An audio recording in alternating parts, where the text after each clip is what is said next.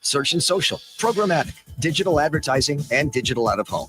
So while you're closing the next deal, Stingray is working for you to deliver more leads, more customers, more sales. It's that easy. Get started now at stingraymediasolutions.com and always be closing. This month in Sports History Moment is brought to you by Discount Diesel Parts. On October 27th, 2004, the Boston Red Sox broke the curse of the Great Bambino, winning their first World Series title since 1918. Sweeping the St. Louis Cardinals in 4 games, the Red Sox would not be stopped after coming back from a 3-0 deficit against the New York Yankees in the ALCS to win the pennant in 7 games. Hi, folks. This is Big Al from Discount Diesel Parts. Interstate McBee is a highly respected manufacturer with over 70 years' experience in the heavy-duty diesel engine parts industry. And as an authorized dealer, we've been serving Western Canada with those high-quality engine parts for highway trucks, farm machinery, heavy equipment, transit, and marine, and at a great price, too. Reach us at discountdiesel.ca and know that Discount Diesel's got the parts to get it done. Sports 1440, Stingray Radio Station. CKJR broadcasts from West Edmonton Mall and Wetaskiwin. Download the free Stingray music app and listen wherever you go. Have your sports curiosity cured. Left field. Of the sports reporting game for over 25 years. Giroux hung. Ultimately, the Sens didn't get a shot on that off the draw. Walman scores! Jake Walman in his season debut blisters home the winner. Final score: Edmonton 3, Ottawa 2 in overtime. Breaking down Edmonton's favorite teams.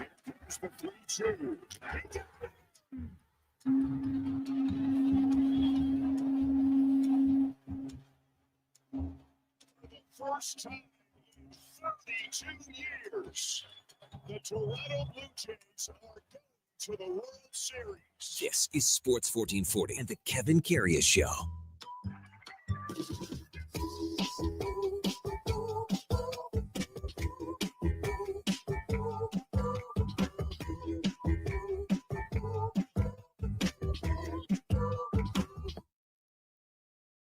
All right, here we go for Sol 525, Wednesday, October the 22nd. Wicked weather here for the rest of the week in the City of Champions. And the Oilers come out with a big win last night in Ottawa, thanks to Jake the Snake in overtime to improve to 3-3-1 and go 2-3 on this road trip. Heading home, and we'll practice today and play the Montreal Canadiens tomorrow night. Hey, good morning. Welcome to the Kevin Karius Show on Sports 1440, presented by Sports Select on your AM radio dial on your morning drive into work or wherever you're heading out on a Wednesday morning. So glad you could join us on a Wednesday. Really appreciate it. You can also watch us on YouTube. It's been going extremely well, exceedingly well so far on Sports 1440 AM. Drop us a like, even a subscription. We would love that. We're also on X, Facebook, even Instagram. As always, streaming wherever the streaming services you partake in on iHeartRadio, Radio Player Canada. Tune in even on sports1440.ca. Our text line is always open at 833-401-1440. Give us a dingle. Let us know what you thought of the Oilers last night in Ottawa to salvage a 2-3 road trip. And now even Steven on the air at 3-3-1. And again, if you miss any part of any show, it turns into the many podcasts that are out there. It's on Apple, Spotify, Google, even Amazon. Just subscribe, select the auto download. It's free. You'll never miss a second of any show. Yeah, Jake Walman with a big howitzer in overtime. And it was sort of a knuckle clapper, and it had some steam on it. If you look at Linus Ullmark on the replay, he ducked and he turned himself into an accordion, because if he was probably in his butterfly position and had his body being tall, standing up, it probably would have hit him right in the melon or grazed the side of his head. It just went over his left shoulder, basically in the middle of the net. And a massive goal for the Oilers. Big return for Jake Walman in the lineup and in front of a lot of people that came to see Adam Henrique's 1,000th NHL game, which was really cool. There was a picture taken after the game. Maybe you saw it on the socials. I'd say, well, what, good 40 people, 40 fans, family, friends of Adam Henrique that made the trip to the Canadian Tire Center in Ottawa. And hey, think about this. How lucky are you to play your 1,000th NHL game? First of all, in front of that many friends and family. But it's in Ottawa where, I mean, you're from Brantford and just outside of Brantford, and with all your friends and family from there, you played your junior hockey in Windsor. So, I mean, think about the chances of your career going 1,000 games, and you end up playing game number 1,000 almost in your backyard. Yeah, I know it's not exactly close. It's a drive. It's it's a little bit of a jaunt, but it's better than something like San Jose or Florida or Dallas, where you might have a couple of people. I thought that, I mean, just when you think about it, to have that happen, man, that's almost like it's meant to be. This was no easy game for the Oilers, was it? Because it looked, when they came out to that 2-0 lead, everything was going right, but they stopped playing. They stopped playing after it was 2-0, and the Ottawa Senators carried the play for 6-7 minutes after it was 2-0. And Stu Skinner came up with the save of the game, 2-on-0 behind the D, and it was Ridley Gregg to David Perron, and Skinner gets the big save on the left to him, where Perron was trying to shovel it home. David Tomasha couldn't get the puck out near side boards, and really Evan Bouchard and Matthias Ekholm flew the zone too quickly. Not the offensive zone, but where their defensive responsibilities were. I mean, they crept up too quickly, and that allowed a 2-on-0 down low. And Stu Skinner came up with a massive, massive save. And then another big one on Dylan Cousins. It was a 2-on-1. Evan Bouchard had a bad pinch. And at that point, right after, the 2-0 goal, Ottawa held the play. They were the better team by far. Darnell Nurse took that penalty late in the second period, which was a bad penalty. And right early, what was it, 13 seconds in, Dylan Cousins scores on the power play. And the Senators are back in it. Shabbat with that point shot. There's 4 guys in front. Emberson, Kulak, 2 guys in front, like Cousins and Gregg right in front. And, I mean, that's like 4 screens. Everyone uses the phrase layered screens. There were layer upon layer upon layer there. That tied the game, and it was game on the rest of the way. I have to give a real big shout out to Stu Skinner, though. 100th NHL win. And Jake Walman with that goal, that was his 4th overtime winner, too. So the freshmen were very noticeable last night. Props, kudos, congratulatory remarks to Ike Howard, scores his first NHL goal. And let's be honest, it quite likely should have been a penalty on Connor McDavid, the way they were calling the game, because the first 2 penalties were really, really ticky-tacky. If you're calling that, you are calling Connor McDavid for hauling down, I think it was Gregg coming around the net, and it sets up basically a 2-on-1. And Leon Draisaitl sets up Ike Howard for his first NHL goal. And even the way that Tim Stützle played that one, it looked really, really awful. The way he played that coming back, could have really got closer to Ike Howard, did not. But kudos to Ike Howard.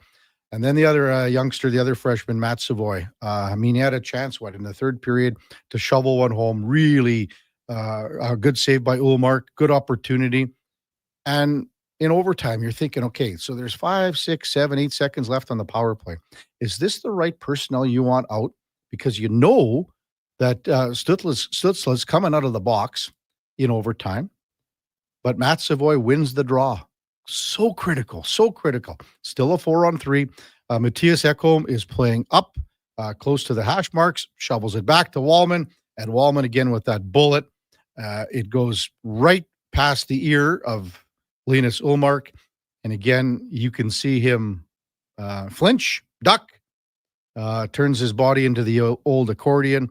That's the game winner. Oilers win 3-2. They take on Montreal tomorrow night. The Canadians are in Calgary tonight. Hey, let's welcome in the Duke of Delburne on a Wednesday morning. Duke, you get some eyeballs on that game, and maybe we'll talk some basketball here too in a bit. Yeah, I watched the game once I got home because I once again got the call to go tend some net for one of Andrew Walker's 100 drop-in skates that he does a week, and he wasn't there. He was here working pre and post, and of course catching the game. So I watched it when I got home. I already knew the final result. I checked it, and when I got on the ice and the Oilers were leading 2-0, my Oilers puck line prediction was looking pretty rosy. But like you said, it kind of once again seemed like, much like rewinding to the season opener against Calgary, where they kind of just let off a little bit and gave their opponent an opportunity to get back in the hockey game. And credit to the Senators because they refused to go away. Too. And they've got something on the line. They have not had a great start to the year. So they battle back and get a point. But when it boiled down to it, I mean, hey, it's a big face-off win for a young player who is not a traditional center in overtime, and Walman's blast home. So I thought it was a good game, entertaining, but I think a little bit of opportunity for the Oilers to step on the throat, to say a little bit maybe earlier in the contest. What did you think of that? The last goal, you see Ullmark kind of he stands up and hits him right in the chest. It's a tough spot for and I don't know, if that goes in on Stuart Skinner, our Oilers fans are losing their bananas, right? So unbelievable. I could see if those on the Senators camp maybe wanting a little bit more, there's no screen. Yeah, Walman can rip it, but it's from a pretty good distance. And I mean, it's almost human instinct. You don't even have to think about it, that when you see someone coming, you kind of cock your shoulder a little bit. And as a goalie, you get in that spot, you're kind of maybe trying to wear it off the collarbone rather than right off the nose. And you can't pick it up because it's knuckling in, but it's 100%. Knuckling in at 100 miles an hour. Yeah, man. It's a tough spot, but at the same time, one that I certainly think you would want stopped. So it's a tough result for the Sens. Good for the Oilers. They, I guess you could say, salvage the first half of this little split up road trip. That was a game they had to win, and they found a way to do so. Also last night, Florida beat Boston 4-3. The weirdest game-winning goal you could see. Brad Marchand was very emotional. They had the video tribute. He's in tears. Had a couple of assists. It was 3-3. The game should have been going to overtime. Carter Verhaeghe, a long wrist shot, goes off the post, and Andrew Peak, he's nowhere near. He is 20 feet away from the goal. It goes off him, so it ricochets off the post, off Peak, and in for the game winner for Florida. Pittsburgh beat Vancouver 5-1. Sid Crosby, now the all-time points leader. Regular season playoffs for the Penguins. Artie Shelovs gets the win for Pittsburgh after leaving Vancouver. So that was a pretty, an emotional game for him. Got to mention, too, because a lot of people have been asking and wondering about the Toronto Blue Jays and how many eyeballs were on that Game 7.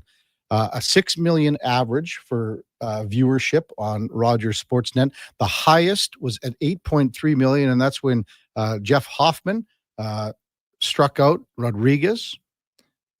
So you think about that and how it's going to work for the World Series. This is going to be the most watched that you can imagine because, back then, 32 years ago, the ratings weren't tabulated like they are now.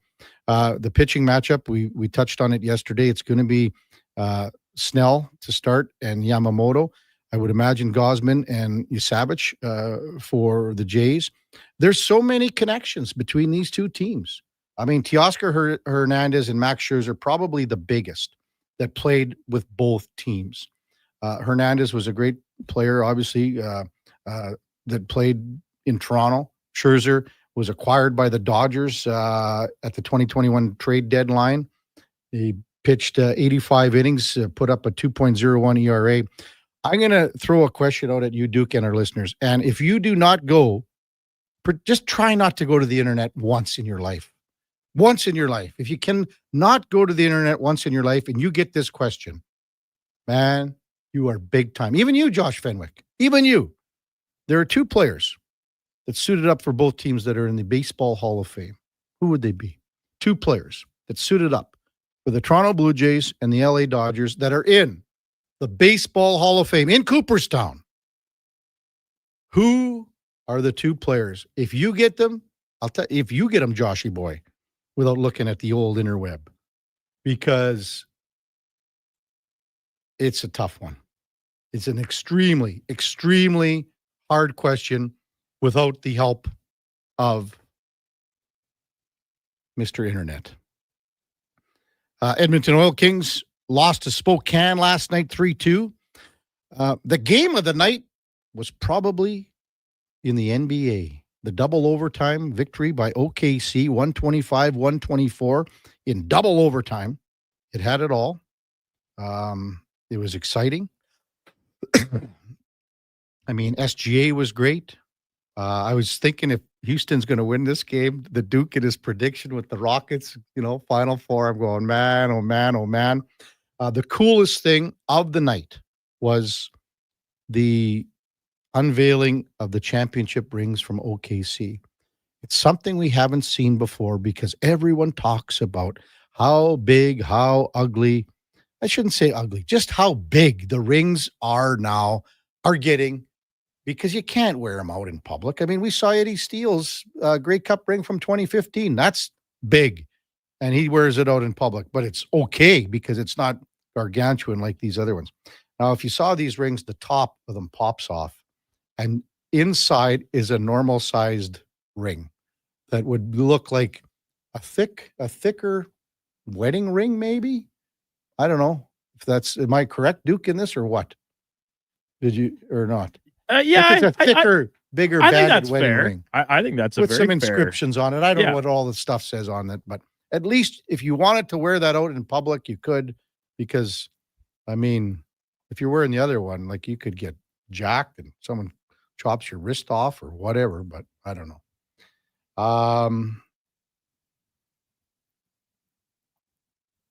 Eric says, one of them must be Kirk Gibson. No. The two players that played for both teams, the Jays and the Dodgers, in baseball's Hall of Fame. Send us a text because it's a tough one. If you don't go to the internet, you're not going to figure it out.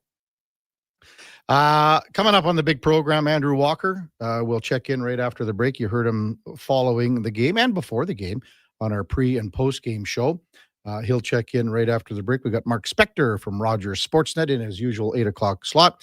Paul Sir will check in at 8:40. Big announcement for Paul. We're going to let him reveal that, announce that. David Schlemko, our co-host for Cougar Paint and Collision, checks in at 9 o'clock. Stephen Ellis from the Daily Face-Off at 9:20. In the 10 o'clock hour, Brett Frood from the National Lacrosse League. They just announced a new deal with the Players Association. Some people thought there was a team coming here, I guess, to Edmonton, but maybe that's down in the works. We'll ask Brett about that because, this is a lacrosse hotbed. When the team moved to Saskatoon, it left the void. It left the void because the games were well attended at Rexall. And I think the facility could obviously house it. I think it would be a good thing if we could get it back, a team in the NLL. When we come back, Andrew Walker checks in from Sports 1440. Our pre- and post-game show host. It's the Kevin Karius Show with the Duke of Delburne on Sports 1440, presented by Sports Select. We're also streaming on YouTube, X, Facebook, and Instagram. You'll see us digging holes. No, we're not looking for buried treasure. You'll see us digging trenches as well. And no, we're not building a fort. We're GS Construction, and you'll see us in neighborhoods throughout the Edmonton area. So what are we doing? GS Construction provides rehabilitation and upgrade services to Edmonton and surrounding communities. Some of our underground utilities have served us for years and are past their useful lives. We replace them, so they're around for years to come.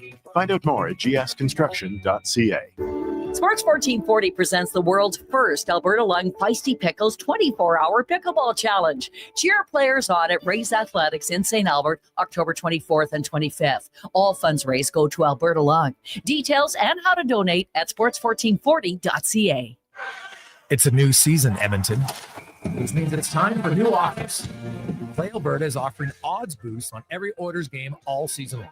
This is your chance to score big. And for a limited time only, our listeners can get an exclusive $50 free bet when they deposit $50 using code Gregor50. That's code Gregor50 for an exclusive $50 free bet. Alberta wins with Play Alberta. Must be 18 plus to play. If you gamble, please use your game sense. PlayAlberta.ca. They're not just a grocery store. They're a butcher, a baker, a cafe, deli, rotisserie pizza, and restaurant, all under one roof. Loca Quality Market does food differently with 2 locations to serve you. Edmonton and Sherwood Park. Visit loca.ca. Heard of Uline? You know, the have-it-all in-stock, ready-to-deliver shipping and industrial supply specialists. The company that does things for you that are unheard of, like keeping 41,000 items in stock in our own warehouses. With customer service reps on the line to get you what you need when you need it 24/7, 365 every time. Maybe you heard it here first. Want to hear more? Visit uline.ca. ULINE, your shipping and industrial supply specialists. Prostate cancer affects 1 in 6 men in Alberta, and this November we're fighting back. Every dollar raised fuels early detection and life-saving support. Donate today for the men in our province. Visit keepitinalberta.ca to start your fundraiser or donate today.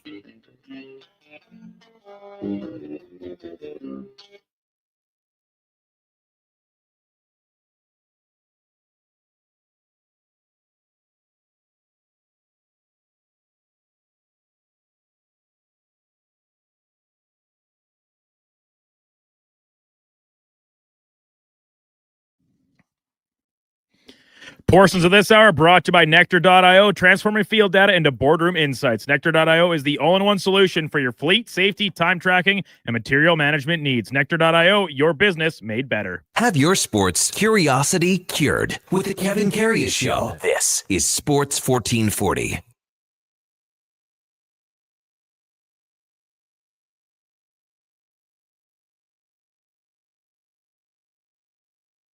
All right, welcome back to the big program. 721 in Edmonton. Kevin Karius, Duke of Delburne with you on Sports 1440. Time now for the Puck Report brought to you by Fountain Tire. Hey, quick heads up. It's tire changeover time. And right now at Fountain Tire, you can save up to 15% on select tires. It's a perfect excuse to get road ready and save a little cash right now. Check them out at fountaintire.com as we welcome in Andrew Walker, pre and post game show host here on Sports 1440. Morning walks. I hear Duke had to play goal for another one of your many teams last night. Yeah, we got some goalie injuries. I wasn't even there. I was doing the Oilers game last night. But yeah, we got lots of skates, and we're giving Brandon some ice time. He's working out. So like I know when we play at times in some skates, you have to dial up goalie 911, right? And you end up like the guys you don't know. Yeah, these are guys out of the blue. So there's some website out there. I'm not even familiar with it, but these guys get paid a couple of bucks to come out and play. Is the Duke getting some cash from you guys here or what? No, goalies skate for free. I would think if he didn't enjoy it, he wouldn't come out. Goalies play for free, and then when he's not being such a wussy because he has to get up in the morning, I usually offer to buy him a couple of cold ones after. But he usually has to, race back to do his, I don't know what he does before bed. Is no one knows what he does? Yeah, his moisturizing, watch the third period of the Ducks game, stuff like that. Yeah, exactly. So on the post-game show, I mean, you bust her down. Let's start with a couple of the kids first. What you thought, your thought process and your thoughts on how Ike Howard and Matt Savoy contributed last night? You know what? Better and better. I think we saw the tantalizing part of Howard, and it's his finishing ability. Now, this isn't a rebuilding team. It's not a developmental team. So I know, for some people, it's like, wow, look at Howard finish. Put him with McDavid and Draisaitl full time. Doesn't quite work like that. But, he finished. Getting off the zero, I think, is important for anyone, whether it's a young guy or a vet. So he gets his first.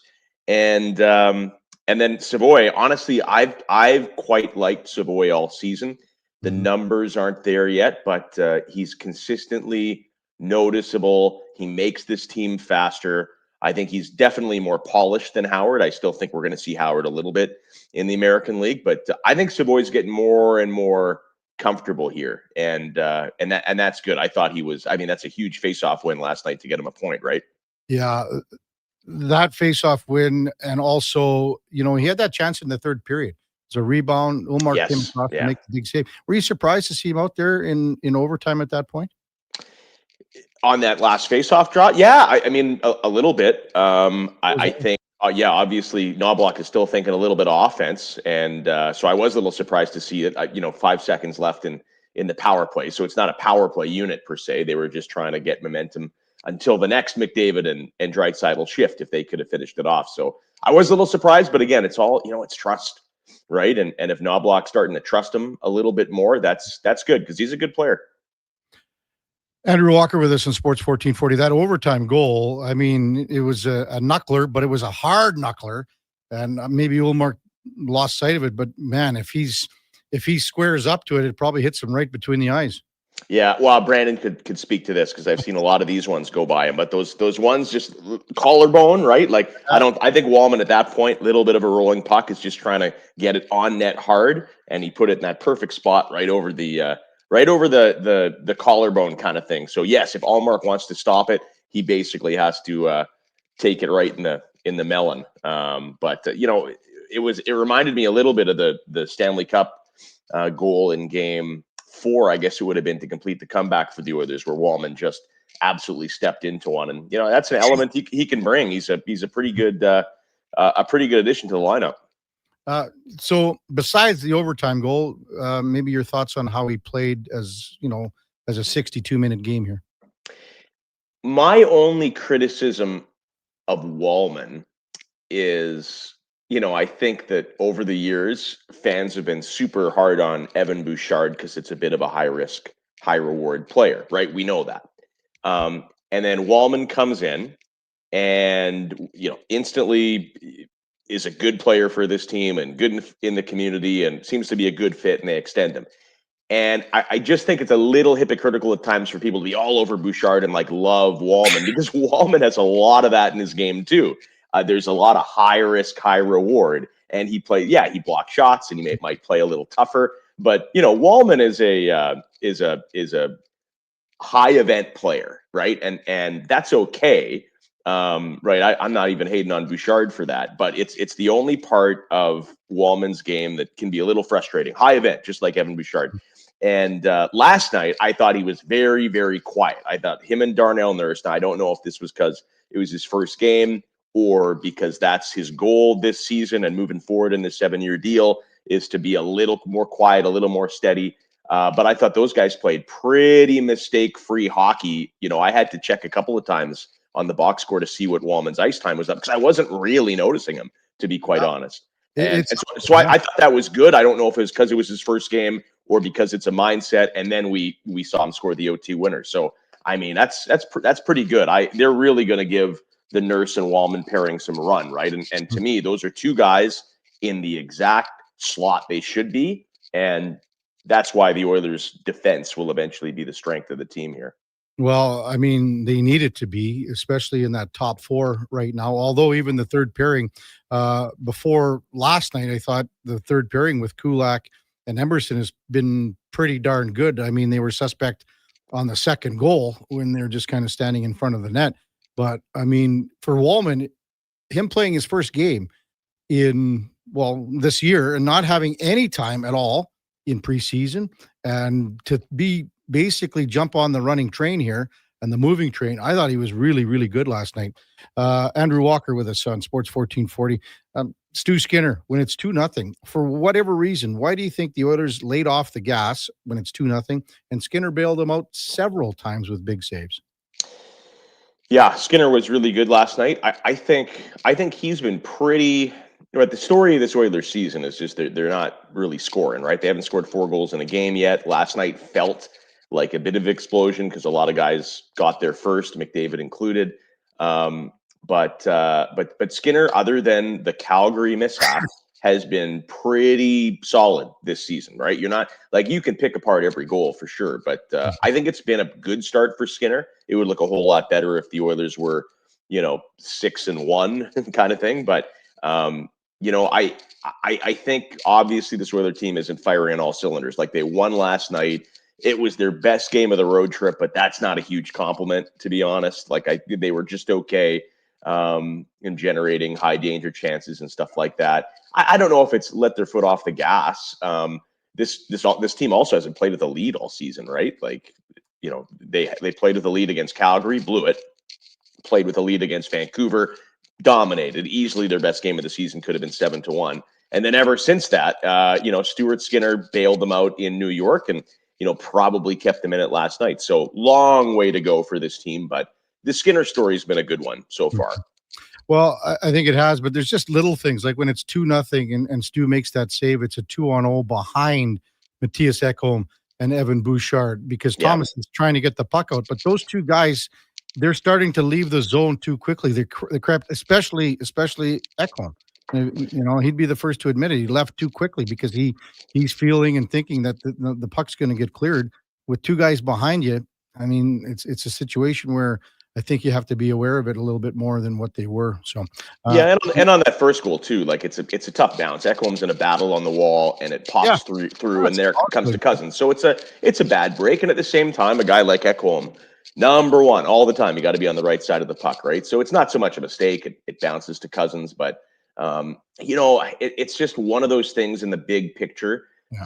I think we learned our lesson last year. Like at no point did I love how the Oilers were playing last year. Maybe from mid-November to about New Year's, I thought they were really on a roll, and then everything else was clunky, and then they really figured it out and made it to the Stanley Cup final. So any criticism I give this group, and Ekholm is one of them, it's just like, are you worried about the player or is he going to be just fine? And it's, to me, most guys, it always comes back to the latter.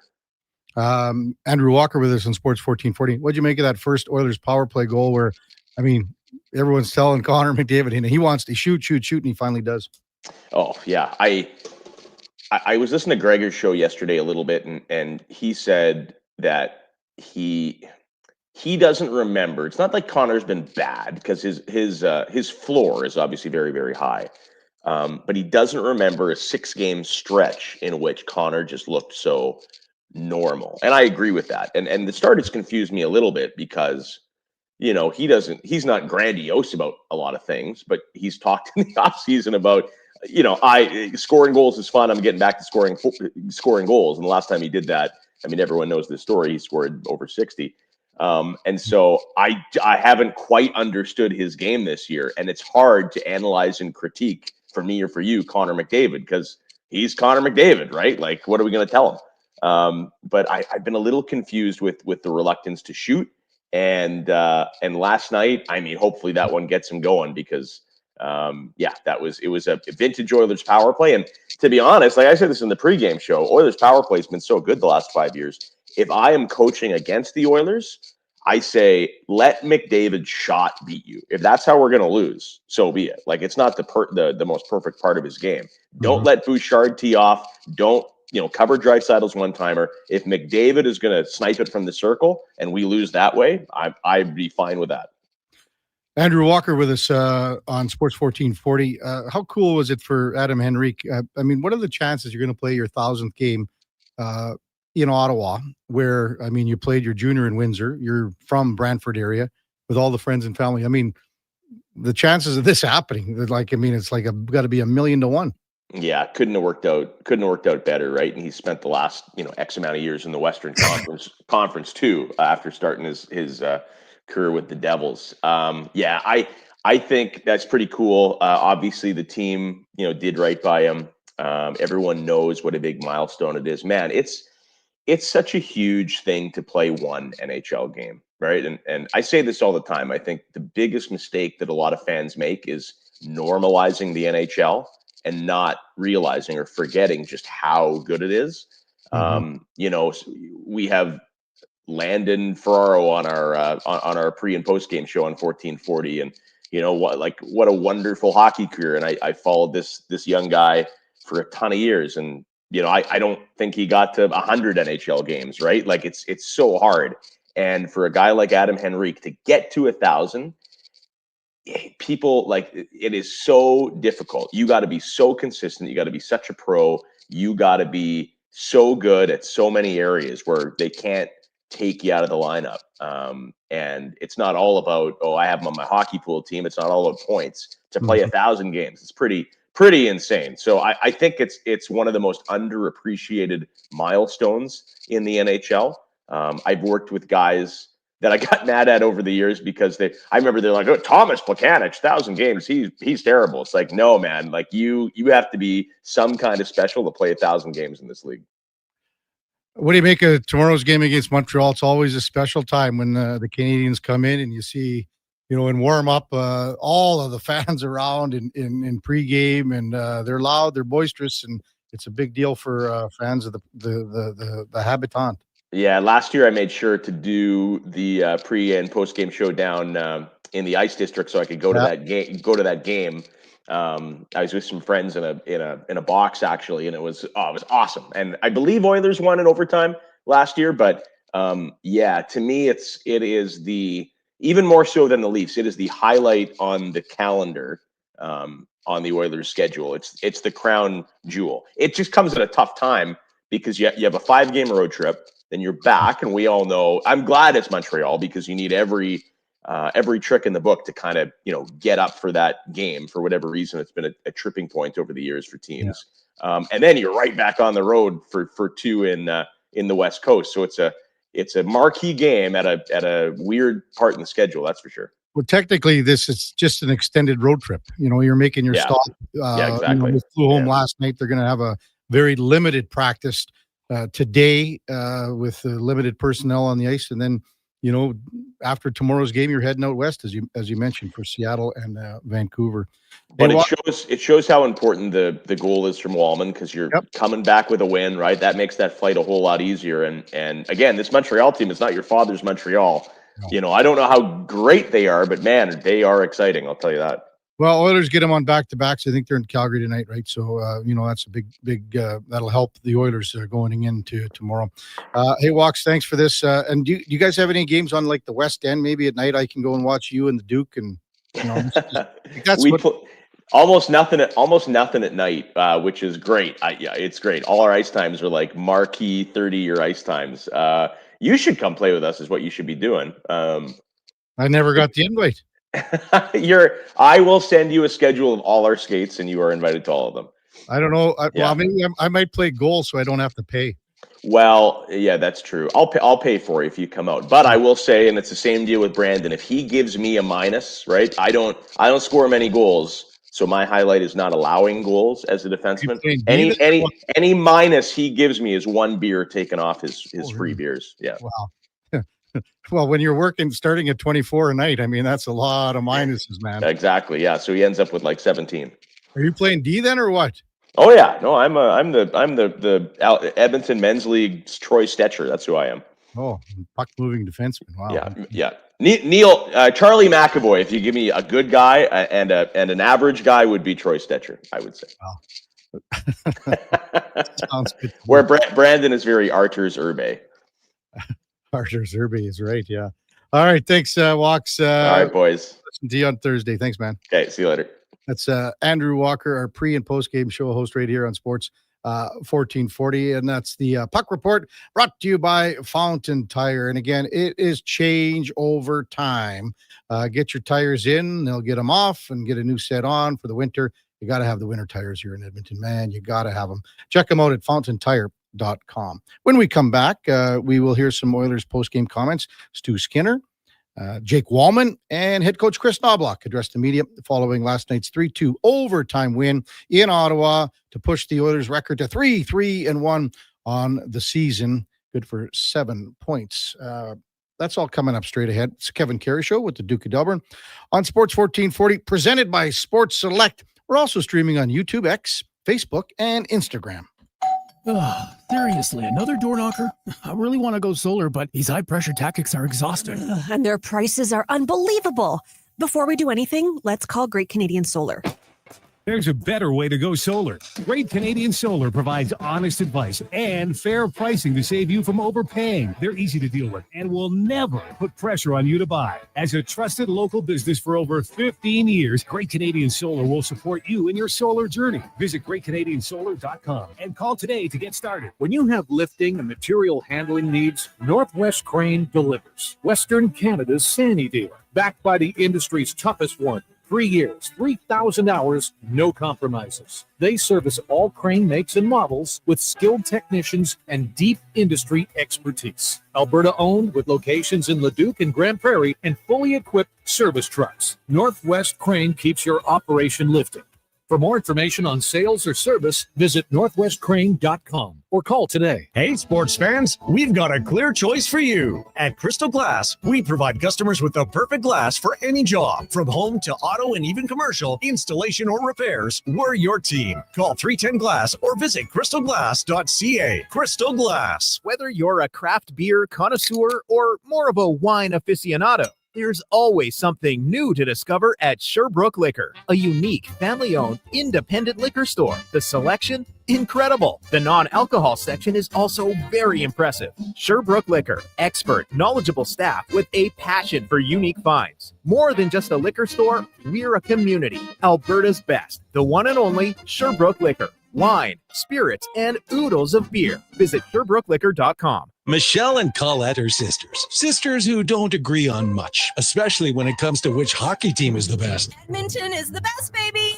Vancouver's number one. Even when it comes to meat snacks from Wilhawks. I love the Harris Schwiener. The ham sausage rules. But they will agree Wilhawk beef jerky is the best. it might just be the only thing Alberta hockey fans can agree on. Others can try to imitate, but no one can duplicate Wilhawk beef jerky. Only available in Leduc. Get yours today because you don't win friends with salad.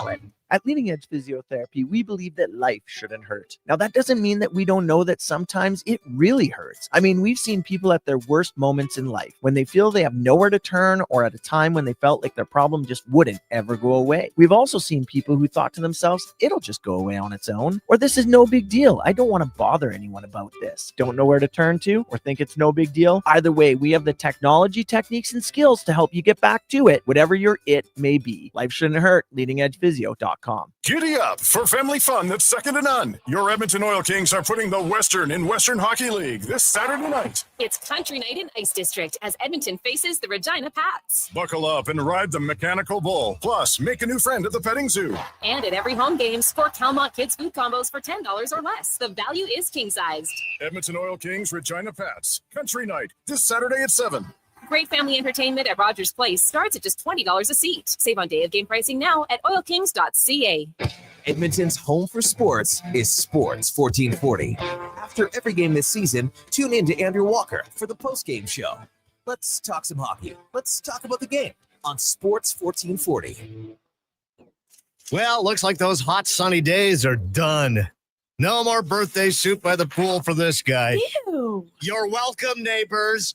Back to faux fur and flannel because it's fall, and it's also the perfect time to tackle those projects we've all been putting off, starting with the trip to Metal Supermarkets, of course. Metal cut to your precise measurements fast. The local convenience stores for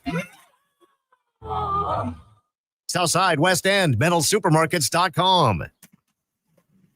When you get into a new Tundra, you might find yourself hauling ATVs into the great outdoors, even if your last outdoor experience was a backyard barbecue. Because with this much towing capability, fun gets a serious upgrade. All that's left to do is drive it home. Get in and go right now at Toyota, where you can lease a 2025 Tundra 4x4 double cab SR5 from $145 weekly for 64 months at 4.39% with $7,999 down. Visit shoptoyota.ca for your local Prairie Toyota dealer today.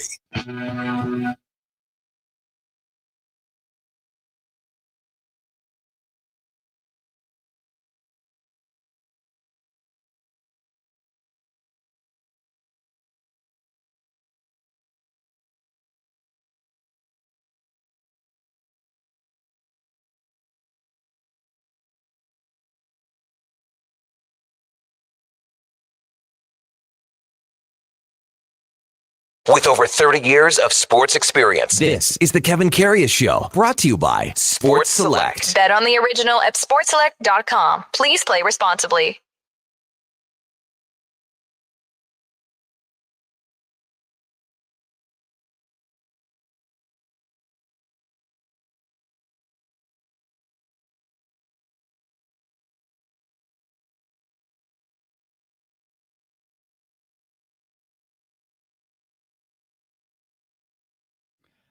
All right, welcome back to the big program. 7:43 in Edmonton. Kevin Karius, Duke of Delburne with you on Sports 1440. We got Josh Fenwick and Sam the Record Man also running the boards here in the Stingray Studios here at West Edmonton Mall.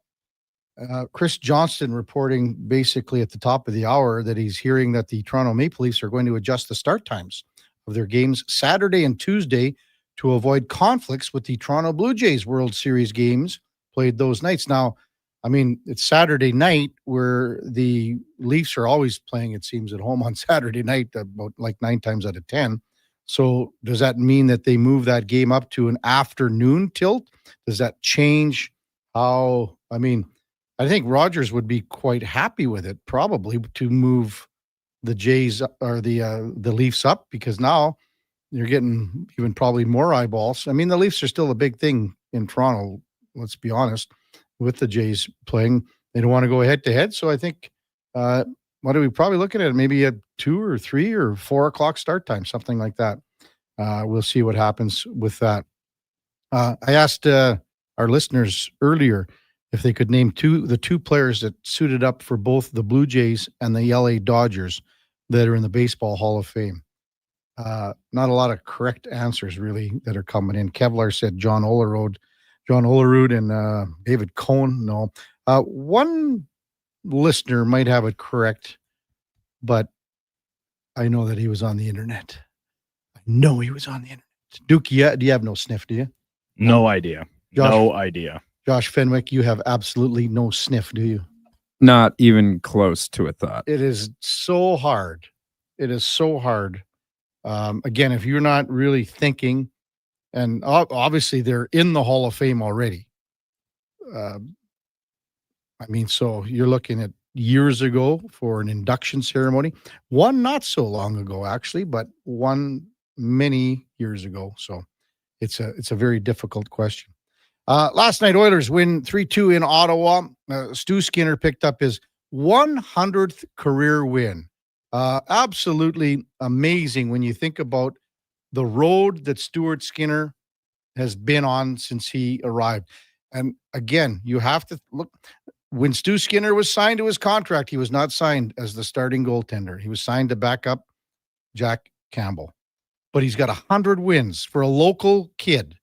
And you think about how hard it is. Think about how hard it would have been even for like a guy like Grant Fuhr in this day and age.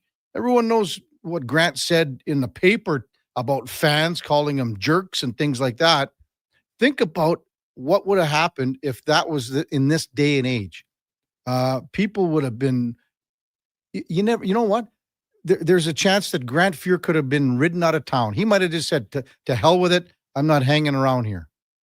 100 wins for a local goaltender. He's the third fastest to win 100 games behind Furzy and Andy Moog. So full marks to Stu Skinner last night. I mean, that's save when it's 2-0 to keep the Oilers up by a pair when it's a 2-0 down low. Ridley Gregg over to David Perron. Absolutely amazing. So following that contest, Skinner had these post-game comments. Stu, that's 100 wins in your NHL career. Maybe just take us through a reflection on that. Yeah, I actually had no idea. Nobber surprised me with that news, and it was pretty cool hearing that. I mean, it's a great accomplishment being able to get to 100 wins. I know there's a lot more to come, and yeah, it's a great point where I'm at right now, and looking forward to keep my play up and keep going. When you compare it to game one, how much do you think that you've grown now? It's actually funny. My first game was against Ottawa. And I'm pretty sure Davo and Leo had 9 points, and I managed to let in 5 still. So it was a pretty tough first game. So, I mean, to say from there to here, I mean, it's been a few years. I think this is my 4th year now in the NHL, and it's been quite the journey. And yeah, I'm definitely miles ahead of that guy when I was 21 years old. Probably attribute that to wearing number 50 instead of 74. yeah, let's go with that. You speak to how young you were. Isaac Howard, young guy coming in here, scores his first NHL goal tonight. What's it like to be able to share in that experience with him? Oh, it's amazing. All of these experiences that we get to share. I mean, Rico's 1,000, Iceman's first. I thought Savvy was going to get one again tonight. Just like a lot of guys contributing and seeing Iceman get his first. I mean, we were talking about it a little bit before the game and we were having some chuckles, and then he was able to score. I was so proud of him, so happy for him. He's a hardworking man. He's got a great shot, skates well. So, I mean, he's going to do just fine. You came up with a lot of big saves tonight in very critical moments. Where do you feel your game is at right now? Yeah, I feel it's great. I feel like this is a really good floor for me, the new floor for me. And I think just continuing my game, stay in the same mind frame here, and just give the guys a chance to win. It's hard to win in this league, so being able to get every win that we can at any point that we can is huge. And yeah, we've been doing a heck of a job all together as a team, just battling and grinding and trying to find ways to win. Do you personally and the team bookend this trip with wins? After 3 straight losses, what does that kind of do, I guess, for you guys? Yeah, it's huge. I mean, it's great momentum going back home. Obviously, we got Montreal, then a big back-to-back on the road again. So the first stretch here, I think it's a pretty tough schedule, and for us to being able to finish this road trip off with a win just really helps out, because I mean, it could have been an ugly road trip, but we were able to manage 2 wins, which is huge. I wonder how you guys are kind of feeling about the situation in terms of, you have a really good start, you have those losses in a row.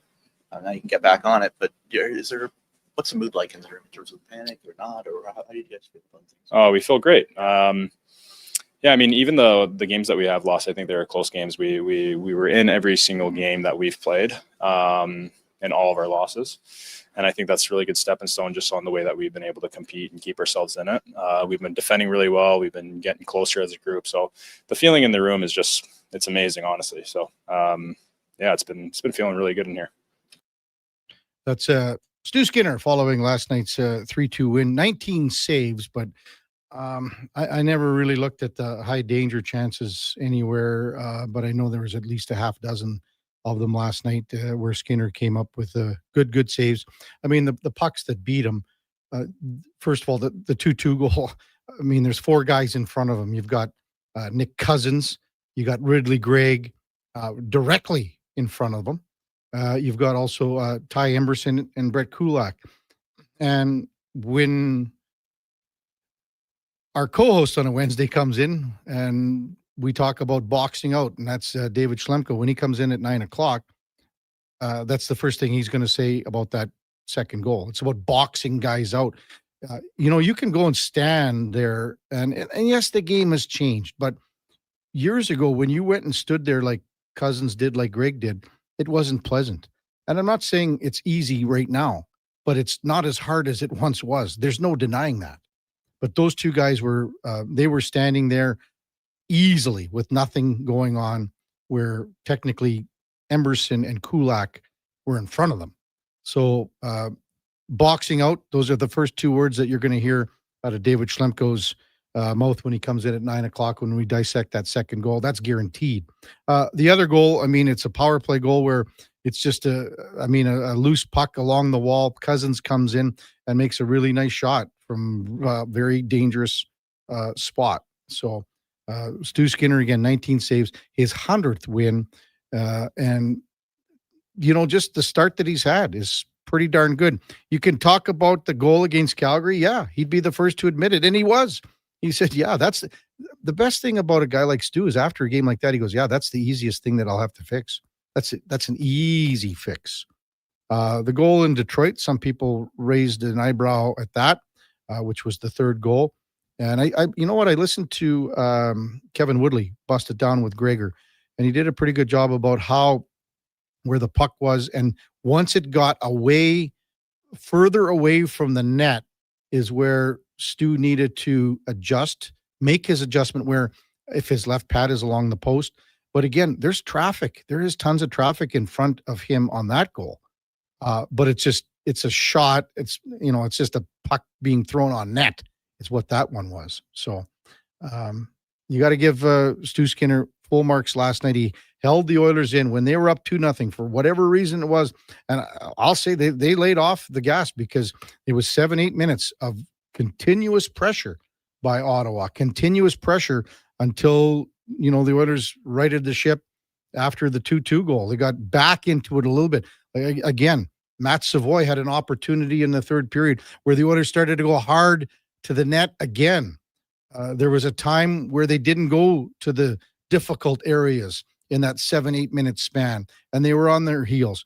And again, the other teams playing too, you got to give them credit. They did play Ottawa. They did play hard for those 7-8 minutes, but they probably, if you were to ask them, they weren't too happy with how, the 2-0 start was for them, because the Oilers had some opportunities, and so did Ottawa. But, Edmonton was the better team early. Ottawa came on the last 7-8 minutes, 9 minutes of the second period. Third, you can talk about how Ottawa came back and tied the game. But in overtime, the Oilers get it done with that goal by Jake Walman, his fourth career overtime winner. That's a lot of overtime winners for a defenseman. Oilers will take on the Montreal Canadiens tomorrow. The Canadiens are in Calgary tonight. Last night in the NHL, we touched on Vancouver having a tough go out on this trip, beating or losing to Pittsburgh by a score of 5-1. Sid Crosby, a monumental night, a big night for Chris Letang too, even Artie Shelovs. And the other game of note last night, Duke will get it to in the update, but Brad Marchand returning to Boston first time. Very emotional on the old Jumbotron. And he chips in with 2 assists. Florida gets back. And that was a game where both teams had lost 3 in a row, Florida and Boston. So I think Florida right now is back to where they like to be, above the sea level mark. And Boston, it's up, down. Who knows what you're getting with the Bruins. Top of the hour, we got Mark Spector. We'll check in with Spec. But before that, we've got a Sports 1440 update brought to you by Nectar.io, transforming field data into boardroom insights. Nectar.io is the all-in-one solution for your fleet, safety, time tracking, and materials management needs. Nectar.io, your business made better. Here is the Duke. The Sports 1440 update.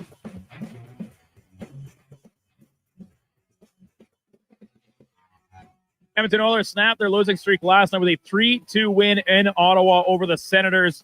Jake Walman into the OT winner in his first game of the campaign. Ike Howard getting his first career NHL goal. Stuart Skinner making 19 saves in the victory. 9 of the games around the NHL, including the Leafs down by the Devils 5-2 on the back of a Jack Hughes hat trick. Canucks falling to the Penguins 5-1.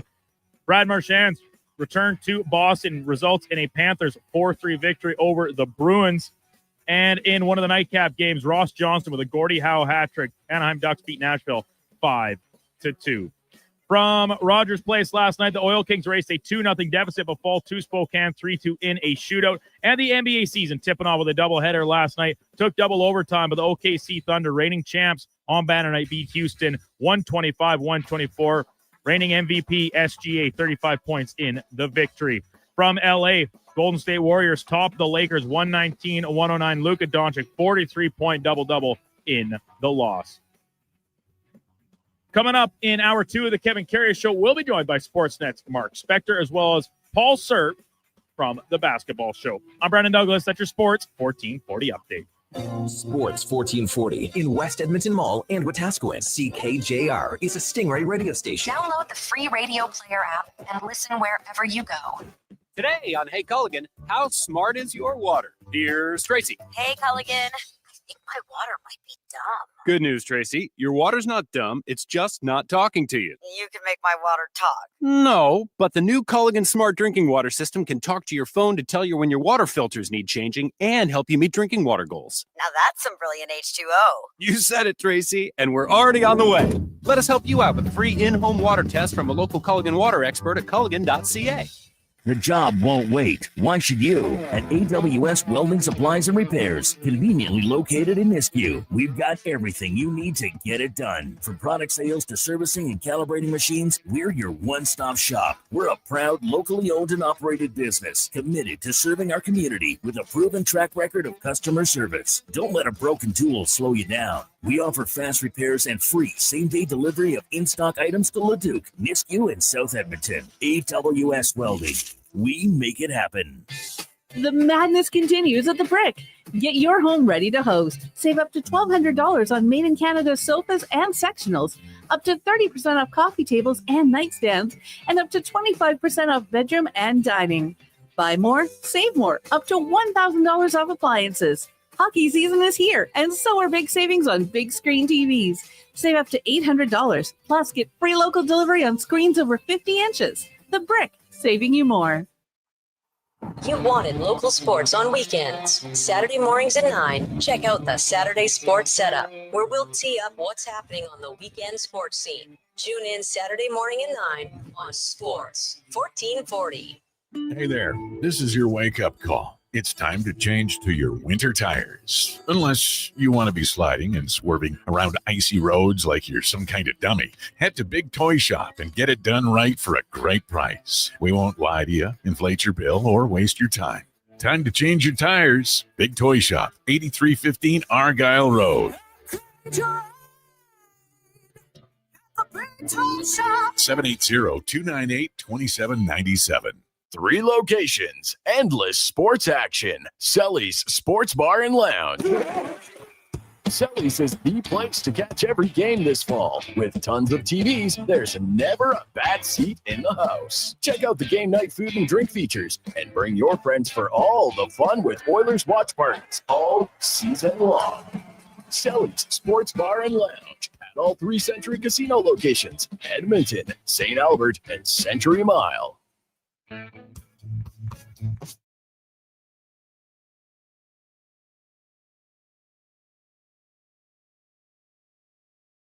Have your sports curiosity cured with the Kevin Karius Show. This is Sports 1440.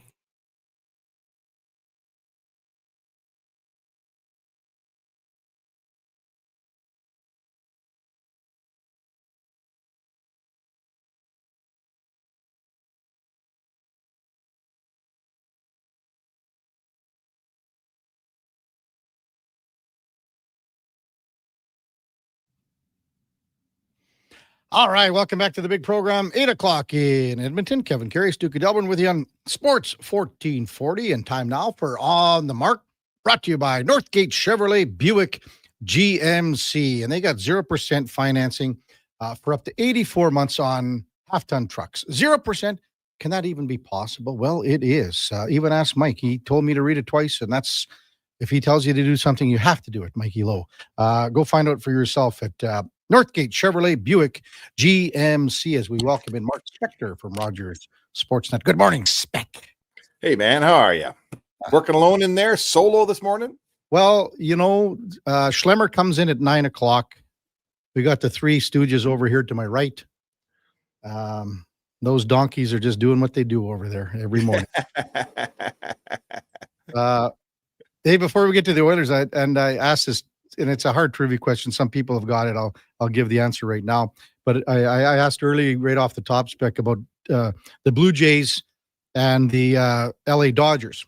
Yep. There's 2 players that have played for both teams that are in the Baseball Hall of Fame. Would you have any clue who they are? In the Baseball Hall of Fame and played one for guy. One guy went in 2023. One guy went in a number of years earlier, and one guy was part of maybe one of the biggest trades in Blue Jays history, if you think about it. But it's very difficult. I'm not going to leave you hanging because it was a hard question, but it's the old crime dog, Freddie McGriff. Yeah, I was going to say that I didn't know that it was McGriff, but I was going to say to you that one of the biggest trades in baseball history involved McGriff, like with the Dodgers, I should say. Right, the Jays. It was McGriff, and who was in that deal? It's a bunch of guys. Huge. I think you're talking. I was thinking about with San Diego, like with Robbie Alomar. Yes, that was the big one that brought Robbie Alomar in. Yes. Yeah. And then the other is Ricky Henderson, who just played at the tail end of his career with the Dodgers. With the Dodgers, I didn't know he was a Dodger. He was still a good player when he was with the Blue Jays. You could run still could run. Oh, yeah, Ricky Henderson was he was a bit of a crazy cat, but he's a legit Hall of Fame guy, man. He was one of the best you ever saw. Well, you know that story with him on the bus where those guys are sitting? Remember that story? I think I've heard it, but you could tell it again. He's sitting he's getting on the bus and some guy says, Ricky, that guy, like that rookie's in your spot. You've got tenure. And he goes, tenure? I got 15 year.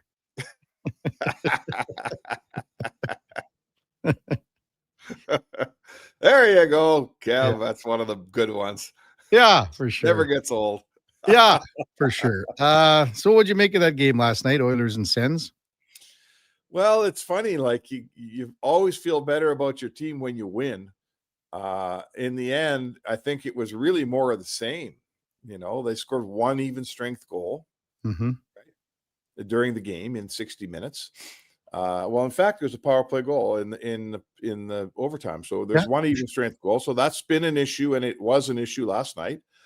And they scored 2 goals in regulation time, which on this road trip, it's a 5-game trip.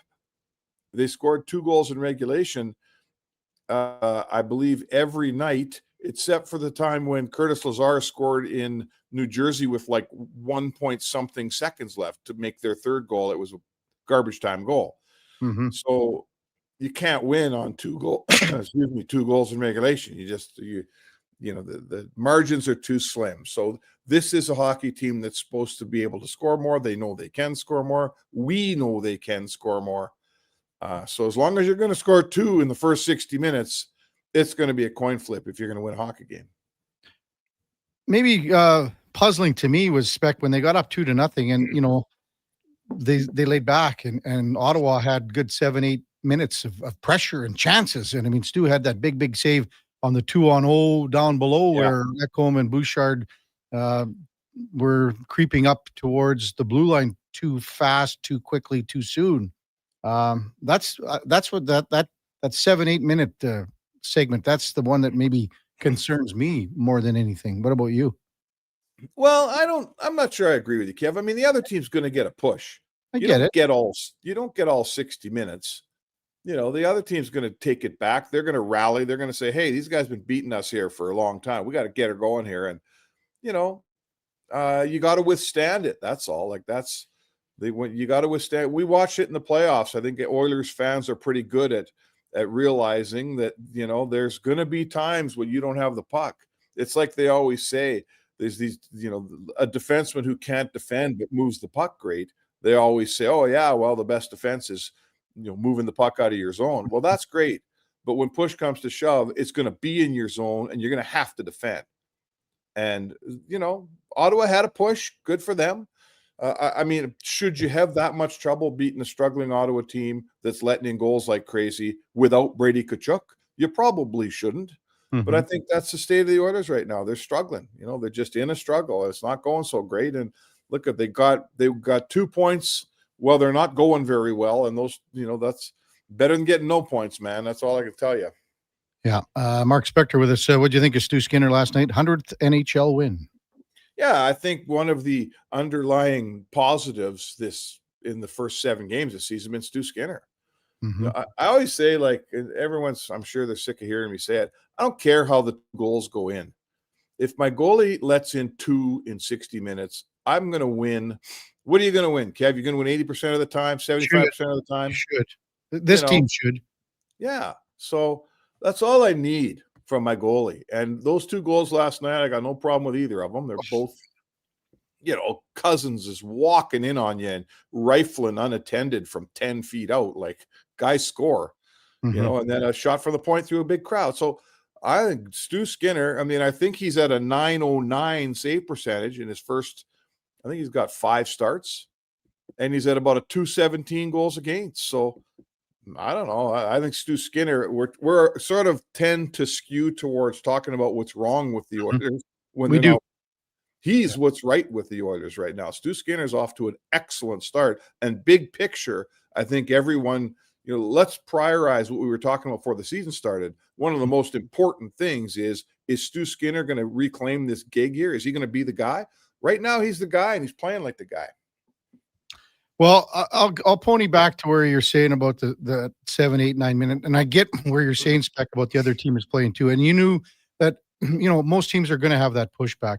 But to me, it's the little things. It's the awareness. And again, I go back to that 2-0 down low below where Bouchard and Ekholm are, and they're both expecting David Tomaszek to get the puck out. But you can't leave before that happens. So to me, it's just those smaller, it's the fundamental things. Those are the tiny little things that the team has to be aware of. And look at the 2-2 goal. I mean, I just said it before you came on, Spec, about a guy like David Schlemko is going to come on and he's going to say the first two words. Well, you got to box out, box out, box out. And I mean, that on that second goal, you can talk about all that traffic in front of Stu Skinner, but the two guys that are behind, they slip behind the two defensemen. Yeah. So those are just small little fundamental things that are, to me, it's just that lack of awareness where the really, really good teams don't let that happen. No, listen, they're working on their game for sure. Like there was two Oiler defensemen next to the two Senators, right in front of Skinner, which makes even a bigger crowd. It makes it harder to see. Yeah. But those two Oilers defensemen weren't doing anything. They're just standing there, allowing the Senators to stand there. So that you can't win games like that. Guys are Thomas Chabot looks up and sees that crowd and sends a shot through. If it hits somebody, you get lucky, but if it gets through, it's probably going in. Stu Skinner's got no prayer on it. I wouldn't mind seeing Skinner take a page out of Hextall's book either and maybe swing a stick at one of those guys. They're all over them. Blasting some guys, yeah. Bust a guy across the back of the ankle once in a while. Sometimes goalie's got to get involved too, no? Sure. Yeah, battle harder. You get involved. Yeah, I mean, that's maybe doesn't come into Stu's makeup, but I get where you're coming from. How about the freshman last night? Let's start with Ike Howard and picking up his first NHL goal. Yeah, good. When you're a goal scorer, that kind of thing makes you the confidence that comes with that, getting your first goal of the year, your first goal of your career. That stuff would weigh on a kid like him who throughout his whole life, Kev, he's used to scoring almost every night. Right.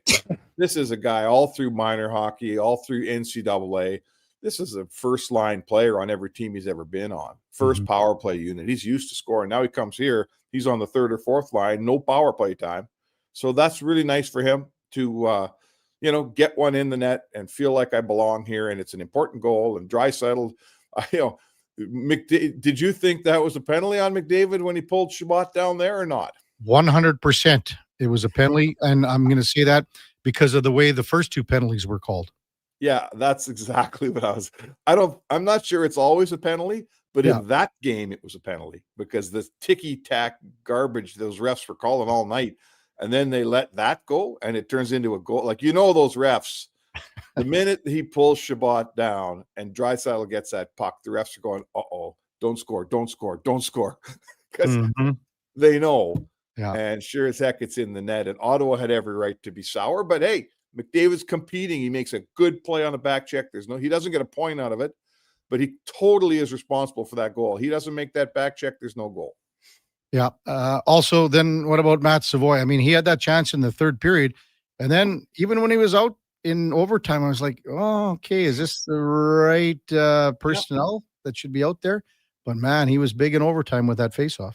Yeah, it's funny, you expect Matt Savoy to and he's going to have to contribute on the score sheet. He's a guy that scores, and that time will come. A couple of great chances, nothing goes in. He's a little frustrated. And how does he end up making a great contribution? I don't even know who got thrown out of the was that Henrique that got thrown out of the circle? Somebody got thrown out of the circle. He ends up in the circle, I think, in overtime. Yeah. And his contribution is he wins the draw to Ekholm, it goes to Walman, it's in the net. So he contributes, right? In the end, he doesn't score, but he contributes, and it's a huge play. They win the game on that faceoff win. So good for Matt Savoy. Yeah, I think I don't think Henrique was on the ice. I think it might have been Mangiapane. Okay, somebody. I just noticed that. I watched the replay. It was a left-handed face-off guy to start, right? So I think it's Mangiapane. So okay, but either way, Savoy wasn't even supposed to take that draw, is what I'm saying. Yeah, he ends up taking it. He ends up winning it. It ends up in the net. So, Jake Walman, like we've seen that he's got a great shot, like a superior shot, more better than most, and he loves to shoot it. I kind of sometimes wish Bouchard had cut loose on more pucks when they're rolling like that. That puck was on end when he hit it, and it was a laser beam, man. Yeah. Well, and Ulmark, if you look at him, I mean, he makes his body, as we call it, into the accordion. And he ducks a little bit because it probably would have hit him square between the eyes. Yeah, I think that he doesn't really know where it's going. Right? No. Every guy doesn't. Every goalie tell you, I'm not a goalie, but I could see it. I know that as a guy that shoots a hockey puck once in a while, if I'm shooting a puck that's on its edge, I don't have a hot clue where it's going. No, so exactly. the goalie doesn't have a hot clue either. and Walman somehow gets it on net at a great pace. Like it was a laser beam, and boom, you win a hockey game on a kind of a goofy play, right? Well, and if you really look at it again, and it's Mangiapane, I just checked spec. It's Okay. Mangiapane for sure.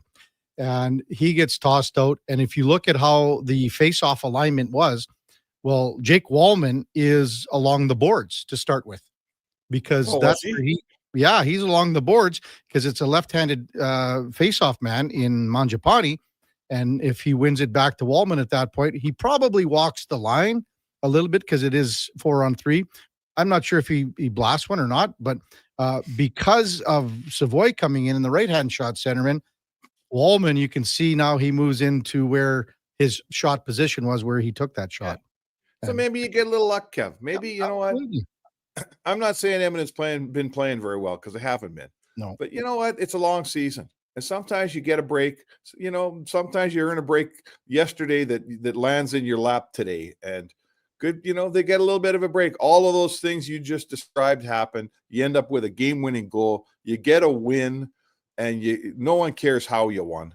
Yeah. And people just care that you won. Right? Exactly. And you come home, you're feeling good, you get a break. Maybe stuff turns. Maybe you get the Habs in the second end of a back-to-back here on Thursday. Maybe you finally get some goals coming home, and you know, who knows how it turns around for you, right? Well, exactly. And I mean, they got Montreal tomorrow. And how cool was it? So Adam Henrique plays his 1,000th game spec, but for him to play in Ottawa, he played junior in Windsor. He's from the Brantford area. I mean, the chances of that happening. Yeah, I know. He's got 40 people there or whatever it was. Yeah, what fun, eh? What fun for his family, like all those, you know, all the people. He's kind of from an Ontario farming family, right? I believe he grew up basically, you know, his dad's a farmer, if I'm not mistaken. So, you know what? He's just a pro. Like, I get it. Like, not many guys play 1,000. It's kind of a cliche, Kev. And it's kind of chicken and egg. If you're not a good guy, if you're not a solid pro, if everybody doesn't respect your game, if you don't respect the game, if you're not, you know, a guy that people could count on and trust, you don't get to 1,000 games, right? Because you kind of get weeded out. So every guy who plays that long, we all say the same things about him, you know? Like, and I think it's a bit of a chicken and egg thing. You probably don't get to play that long if you're not a good guy and a solid pro and all those things that Adam Henrique is. So good for him, man. We've gotten to know him here in Edmonton. And not only is he a real nice player, but he's just a really good person. Yeah, if you're 34, 33, 35 years old, Spec, and you're at 900, 1,000 games, you're not there if you don't fit in. I mean, it's that simple. It's just that simple. So, for sure. What about Montreal tomorrow? It's always cool when the Habs come to town. It is always cool. I mean, this is going to turn into an 8-game road trip for Edmonton. Yes. You know, they always say when you only come home for one game and go back out on the road, it's just like another stop on the trip. So this is probably I haven't looked deep into their schedule, but this might be the toughest stretch of their season here, frankly. So yes, you get to come home and play a game. You've been gone for 10 days. That Oilers team doesn't always come out and give you a great game in this game, Kev. You know that, you know, and I'm here to tell you, folks, it's the same in Vancouver. It's the same in Calgary. Their team does the same thing when they go on a long Eastern trip, come back, play one game. They're usually not that great either. So let's hope the Oilers can buck the trend, give the Habs, you know, come out with the kind of the home game. Edmonton's really good at home. They've been a good home team. They're hard to beat there. So I suppose you should hope that they could find a way to bring that before they get back in the plane for where do they get? Vancouver and Seattle this weekend. Yeah, Seattle and then Vancouver. But you know, you said the toughest. I think it's into November, Spec. They got two away games back to back in St. Louis and Dallas. You know, those are going to be tough. Then they come home and they have Colorado. One more home game, and then that's when they go on that long trip and they hit 7 cities. And they leave on the 11th. They come back on the 22nd or 23rd. I mean, there are 2 back-to-backs in that. I mean, it's just deadly. Once they get out of November, Spec, and here's the other thing. They come back and they play Dallas at home.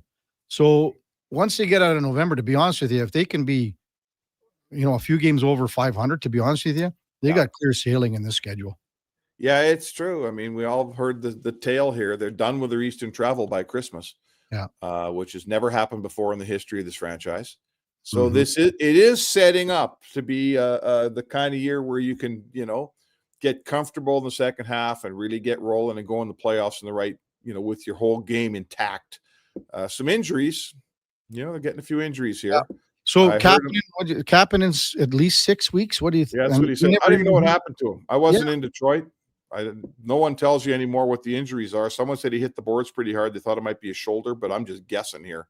Yeah. Has anyone seen any video of that injury? No. And to be honest with you, we never really looked back because it was, how the games were. And then with the day off, it wasn't really dissected until yesterday, really. Right. Someone's got to pour over that game film of the Sunday game in Detroit and find out how Kapanen got hurt. But I've really liked his start, and he's been good. Fortunately for the Oilers, they got lots of guys. Janmark's out too. And the quote last night from Knobloch was, Janmark's not coming back anytime soon. Yeah. So I was a little surprised by that. Sorry? Like, again, that's weird in the sense that, like, no one was – it's almost like Walman. Nobody really knows what it is or what it was. No, listen, don't get me started on teams that don't reveal anything. And then we come on these radio shows and guys say, "What's wrong with Janmark?" And I hate when I have to say I don't have a clue. But I'm not gonna, I'm not gonna tell you I do have a clue. I don't know what's wrong with them because when they get injured, you never see them, right? Yeah. Good stuff, Spec.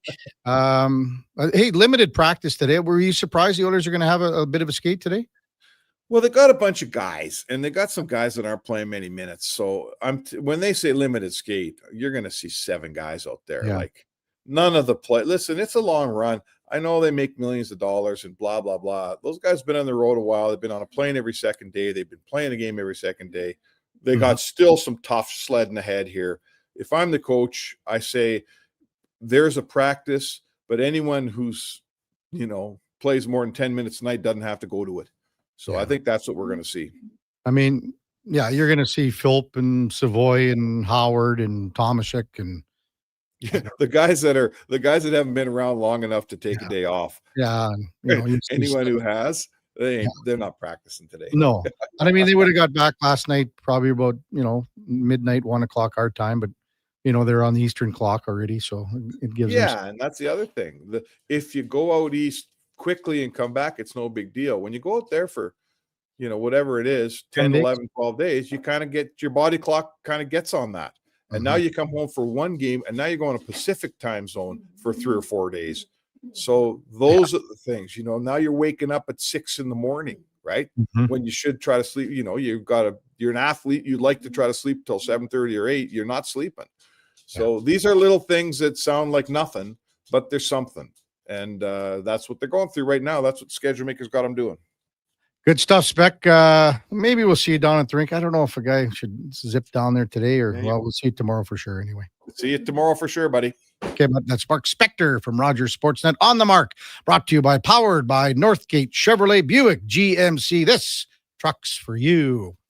8:22 in Edmonton. When we come back, we'll maybe get to Chris Knobloch's post-game comments last night.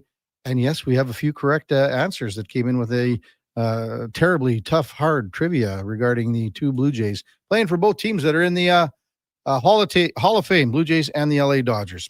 It's the Kevin Karius Show with the Duke of Delburne on Sports 1440, presented by Sports Like. We're also streaming on YouTube, X, Facebook, and Instagram. At Fountain Tire, get up to 15% off select tires, up to $125 off a set of 4 select Goodyear tires, and $50 off $150 service until December 13th. Restrictions apply. Book today. Fountain Tire.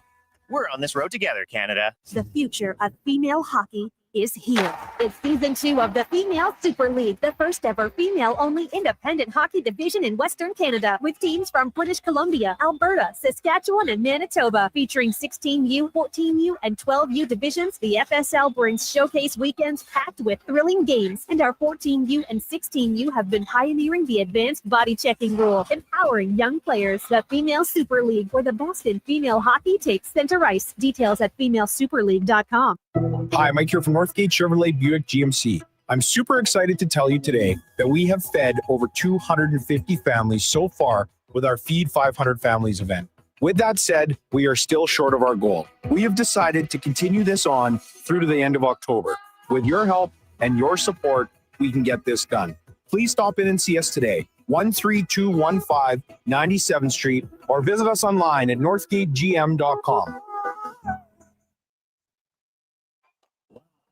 For Selly hockey fans, your partner in power just skated onto the ice. EWEL.ca, the new e-commerce website for electrical wholesalers Edmonton, is ready for the power play 24/7, 365. UL skates to where the puck will be in 5 years. Now that's forward thinking. Killer selection, slamming products from the best brands, and legendary service. Don't sit on the bench. Get your account today at EWEL.ca and win that project. Plug into your partner in power. Get an EWEL.ca account today.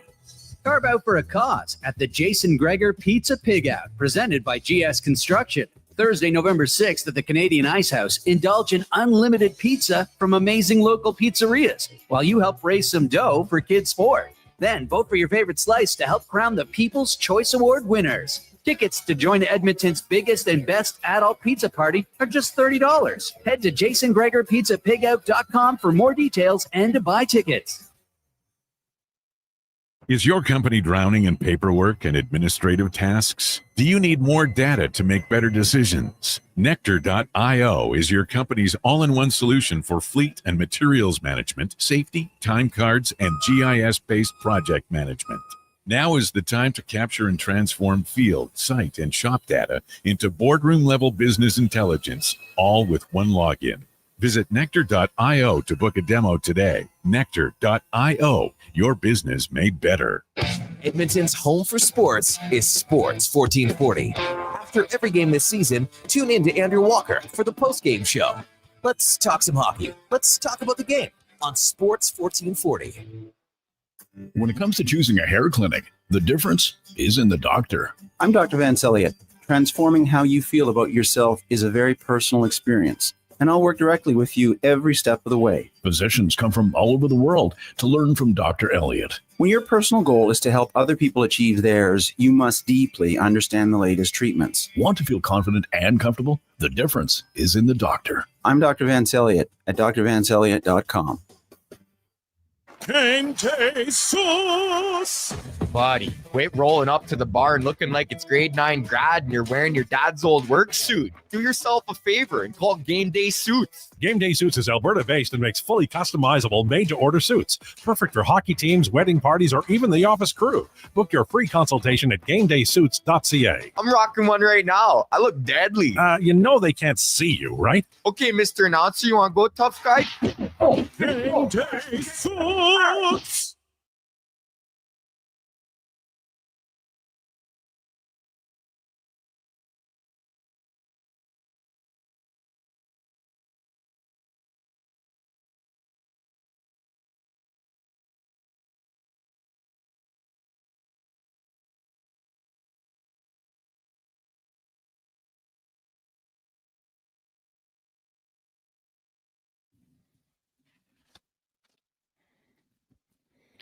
Portions of this hour are brought to you by Sports Select. Get in on the action with basketball. Bet on the original at sportselect.com. 100% legal. Must be 18 plus. Please play responsibly.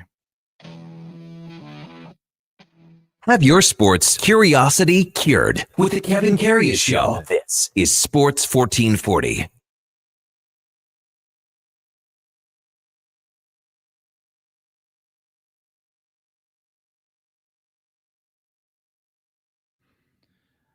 All right, welcome back to the big program. 827 in Edmonton. Kevin Karius, Duke of Delburne with you on Sports 1440. We got Josh Fenwick, Sam the Record Man, also running the boards here in the Stingray Studios at West Edmonton Mall. I can't place the artist there, Duke, on that last song. You can't? It's on the tip of my tongue, but it's Garth. Is that right? It's one of his more recent releases. I think Okay, well, there you go. I think it's 10 years old at this point, but I mean, that is still, when you're considering the pantheon of Garth, that is still considered newer. I guess it is. I don't know. I mean, it sounded familiar to me, but for some reason, I was thinking more of a group for some reason. I don't know. Yeah, there's some good harmonization at parts there, so I could see that. But yeah, that's a little. It's funny you'd call it a deep cut, but it's actually one of his newer songs. It's Hmm. just not as And popular. you say as like 10 years old. Eh? I think so. Yeah, it was like mid 2010s maybe. And I guess the songs that I'm familiar with are a lot older. Oh than yeah, that, like 90s. Like Wow. name a Garth Brooks song that came out after the year 2000. I don't know. I think Good Ride Cowboy. That would probably be. What about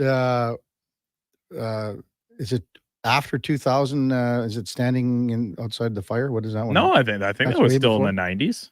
That's when he's playing the on the piano, the white piano. Yep. And there's blood coming out all over it.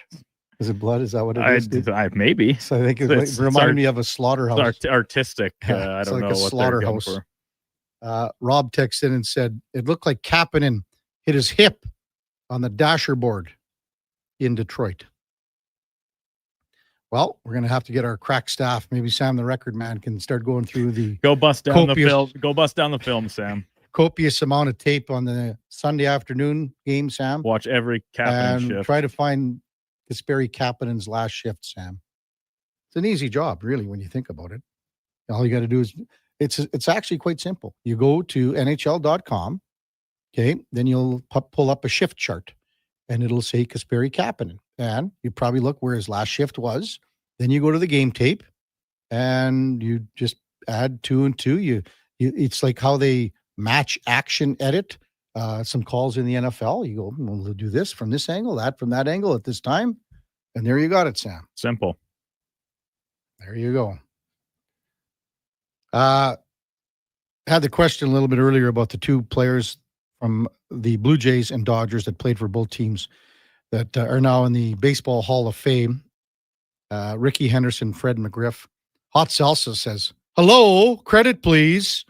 KK, I just turned on my radio. I'm in Swift Current, Saskatchewan. Hey, what you doing there, Hot Salsa? What are you doing there? The answer is Ricky and Fred McGriff. Thanks a lot. And who else? Coach Al had McGriff and Henderson. There were about 2 or 3 other ones. I'm not exactly sure where they are. Oh, Kim says that was called the Red Strokes. The Red Strokes? No, the song we just played is definitely not Red Strokes. No, I think he's talking about what I was saying. Oh, that's that album or that music video with the blood coming fire, out the he's piano. correct, Yeah, okay. Man, that's like when blood was coming out of Jerry's radiator when Kramer put it in there, eh? Hey. Yeah, opens the hood of his car. Yeah. And yes, I know it was paint. Thank you, Jordan, texting in. Not Fred says Buck Martinez would be fun to go to a game with. Again, we talked about it yesterday that Sportsnet crew is going to be doing the World Series. So if you don't want to watch the Fox broadcast, and I think a lot of people, like I turned it to Fox in game 1 because I wanted to see. First of all, they were 30 to 40 seconds behind. If you watch it tonight, Duke, slide it over, or on Friday, pardon me. If you watch it, the Fox broadcast is 30 seconds behind. Really? Yep, at least 30.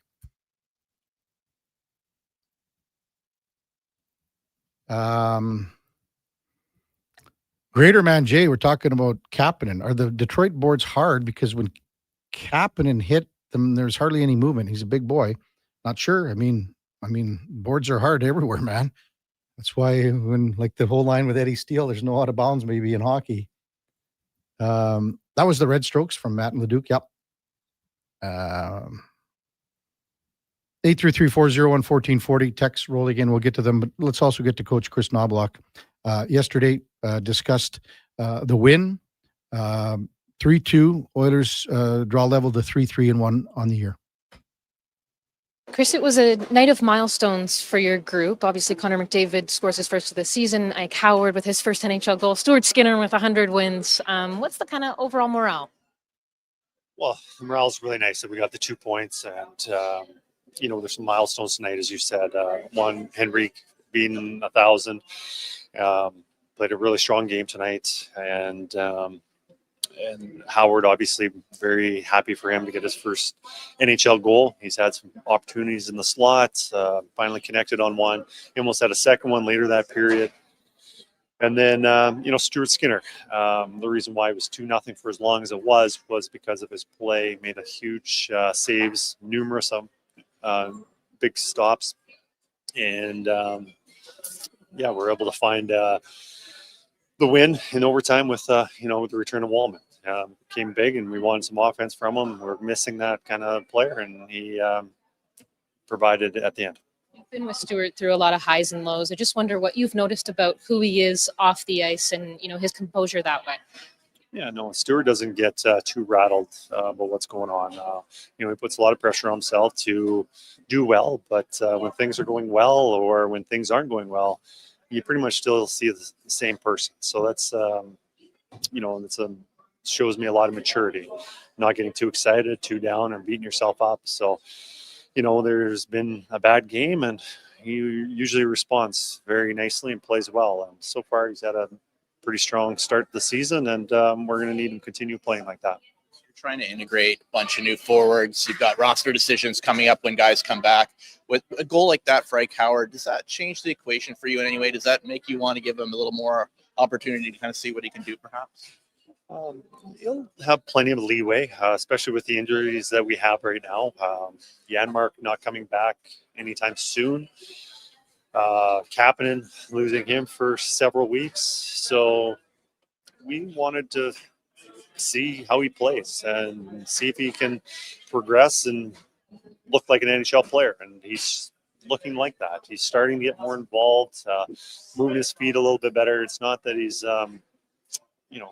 deer in the headlights kind of thing where you're playing in the NHL the first couple of games. It can be a little difficult. He's been contributing. He's making some plays.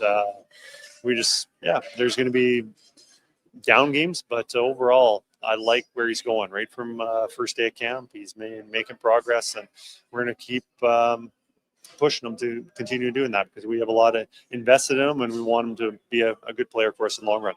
Difficult to kind of find the right opportunity for him, just given that he's new and there's special teams components and all sorts of things. Has it been hard to find the right niche? No, one is power play. Now, doesn't get as that much power play as other guys who are on the first unit. Of course, that's just the way it is. But we feel that he is a power play person, and he's been on that second unit all year, and some 5-on-5 play on that fourth line, but that fourth line's been playing pretty well. Now he probably doesn't get as much ice time as the other guys because Henrique's a power play and penalty kill. Thomas Hicks on that first unit power play, and he's minimal on the second unit power play for ice time. So that's, it'd be nice to get him a little more time there, but I think he's progressing well, and we want to continue pushing him. Like to see him making those steps. Early in the third to kind of lose that lead? Well, it started in the second period, taking the penalty, giving them power play. They capitalized on the power play, and they made a nice play in the second period. I think we sat back in that first shift. After after it was 2-2, I thought we responded and played pretty well after that. I thought we played maybe the last 18 minutes of the game was probably our best, but didn't like that we were starting the second or third period shorthanded. After losing 3 and having that happen, to respond the way you did, to finish this road trip on that note, what does that mean to the team? Well, just what I've seen all the time, that they don't get too rattled about how things are going, and when times are tough, like we could have really unraveled. We could have really fell apart, but they stuck with it. Their composure was good, and we played better after it was 2-2. But we can't escape that all the time, and it's really important that we can put together a better 60 minutes. That's Oilers head coach Chris Knobloch following last night's 3-2 overtime win in Ottawa. Oilers home to Montreal tomorrow night. When we come back, we're going to talk basketball. Big announcement coming up from Paul Cyr. You're going to hear it first right here on Sports 1440. That's coming up right after the break. Kevin Karius, Duke of Delburne on Sports 1440, presented by Sports Select. We're also streaming on YouTube, X, Instagram, and Facebook. Looking for an all-season vehicle with room for the hockey gear, comfort for the daily commute, and rugged capability for your weekend adventures? That's the all-new 2025 Jeep Compass and you'll find it during the biggest sale of the year this month at St. Albert Dodge. Now, what can I say? It's a Jeep, it's a 4x4, and it's loaded with standard features like an 8.4-inch touchscreen, keyless entry, and heated front seats, all starting from just $34,900. Head up the trail and see how easy it is to do business at St. Albert Dodge. Mr. Rooter meets a ghost. One plunge, 2, and 3. A toilet clogged with a ghost? Man, I love plumbing. You're free now. I will never find peace. The clog is fixed, yes, but I have never trusted the sump pump. No problemo. I can fix that. Now go to the light, you little scamp. Thank you, Mr. Rooter. To resolve your unfinished plumbing business, trust one plumber, Mr. Rooter.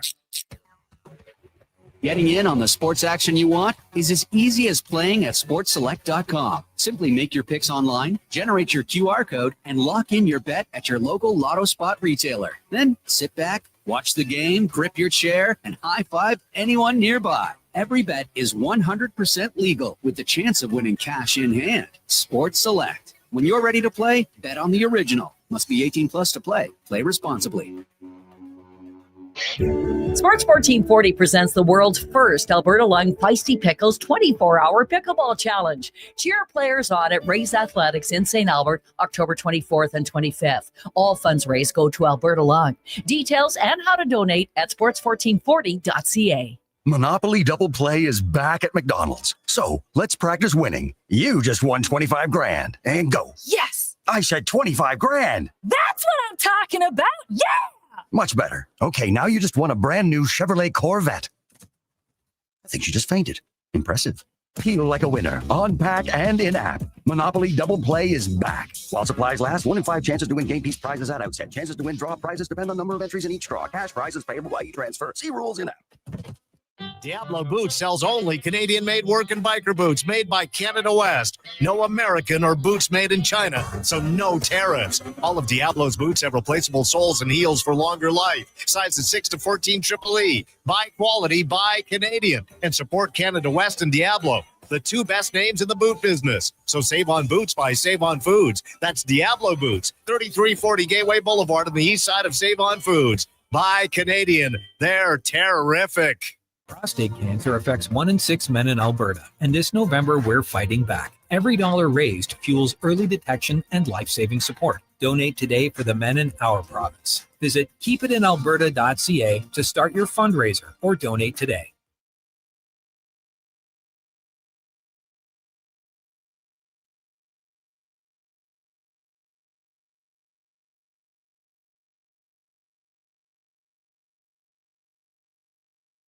A veteran of the Edmonton sports scene for over 3 decades, the Kevin Karius Show, powered by Sports Select. Bet on the original at sportselect.com. Please play responsibly. All right, welcome back to the big program. 841 in Edmonton. Kevin Karius, Duke of Delburne with you on Sports 1440. Time now for the headliner of the day, brought to you by Mr. Rooter Plumbing. Getting snakes deep and giving 110% day in and day out for all your plumbing needs. Go to mrrooter.ca as we welcome back Paul Sir to the big program. Morning, Paul. How you doing, Kevin? Good. Thanks for coming on. You sent me a text. I'm going to throw it right out there. A big announcement that you wanted to make, Paul. Go for it, big guy. Well, we're bringing back our show to Sports Leaders Sports 1440. We're going to begin Saturday morning, November 8th, live 10 a.m. to noon. We're doing a rebrand. It's Kevin. It's been 10 years. I was the oldest rookie back when I started. Back in the day, we started with the basketball hour, evolved to the basketball show, but we're going to rebrand now. And the new show is Hoop City with Paul Sir. Beautiful. And yeah, excited about that. Hoop City 3x3, that was our big event that we held at West Edmonton Mall this past summer. Very, very well received, highly successful. And I just love the sound of Hoop City. A lot of the same, but we're going to do a lot of deep dives this year with some great personalities kind of across the spectrum, from present NBA players and coaches to past NBA players and coaches, WNBA, and of course, lots of local content. So I appreciate being able to. This is the first formal announcement of this, and then an announcement will go out a bit later, and can't wait to get going again. Oh, so great to hear, Paul, because it's such a great show. And unfortunately, you got to work with Josh Fenwick on it, though. Well, that's what makes you tougher in life is when you have obstacles like that. I could not be more excited than to work with Josh. His tremendous behind the board, and B, his knowledge of basketball is fantastic. So I can't wait. Ryan Reed has moved on to greener pastures. He's now out in Penticton working in hockey. But to have the guy coming in his stead in Josh, my gosh, we're not going to miss a beat. Well, I like the 10 o'clock start time because there's a pretty good chance that he's going to make it on time here. Well, he can't do it from his bed, but we'll look for. Well, he will try. You know what? Buy him like for his early Christmas present. Buy him another one of those really loud alarm clocks. Those big dingers. Yes, I will do that. Well, we're looking forward to it, Paul. Again, it's such the diversity of the show. And a lot of times, because I'm out and about on the Saturday morning, and when I turn it on, I just love the local angles and then getting to the NBA and the college and everything like that. But for me, it's all like I just the local stuff is what gets it for me. So that's what I really enjoy. Well, when we started this, the motivation behind it was I've always loved radio. As a medium, I believe the spoken word can paint a picture so differently than the visual. And of course, we love watching sporting events, but commentary, I've always preferred the spoken word to watching people on TV. And the idea behind it, when I was executive director at Alberta Basketball, was to focus on and celebrate the local scene, because as you know, Kevin, traditional media has gone through such changes over the past couple of decades to the point now where it's harder and harder to get much coverage in mainstream media for what people are doing locally. So that is such an important part of this. And we have a great basketball community in Edmonton, in the province of Alberta, and across Canada. And that really deserves to be celebrated, focused on, and the personalities and the people giving their all to it deserve the opportunity to tell their stories. Yeah, exactly. And that's the best part of it all. The stories are the best, Paul. I mean, everyone enjoys, you can talk about X's and O's and this and that. Oh, yeah. But I mean, it's the stories, and it might be something that happened to a player or a coach or whatever. And when they relate those stories, and you get the listener's ear, to me, that's the key. When you can kind of go out and grasp that, and you can feel that someone on the other end is really listening to it, instead of just breaking down this and that, and post up this and that, whatever you want to call it. So to me, that's the key for sure. So I totally agree with you, Kevin. Paul's here with us. So Hoop City, it's starting on November 8th right here on Sports 1440 from 10 to noon. Our own Josh Fenwick will be with Paul Sir. So make sure you check that out for the maiden voyage of Hoop City on November 8th.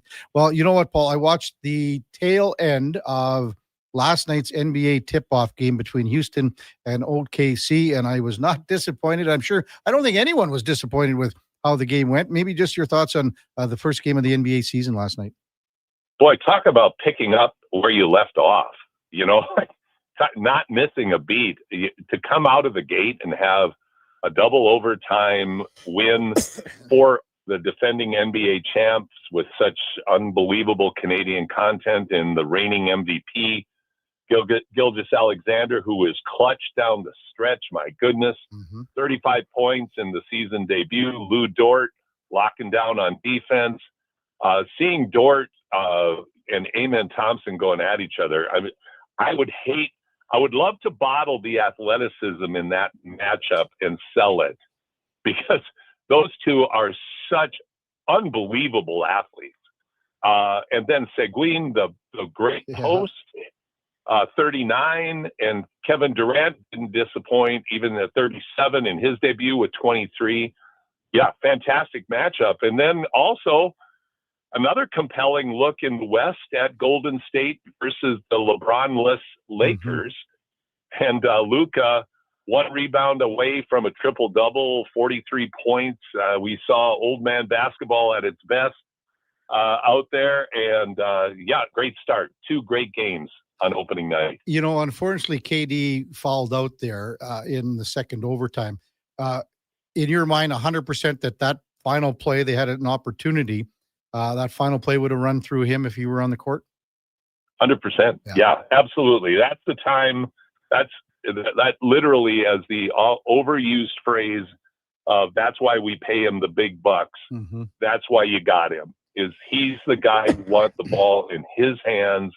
He's been there so many times, and with that length and his skill set, his ability to create a shot in pressure situations is as good as anybody. So you're right. That's a big gap. When you go past KD, they really don't have another creator like him on the team, and it showed up in the end. Paul Sir with us on Sports 1440.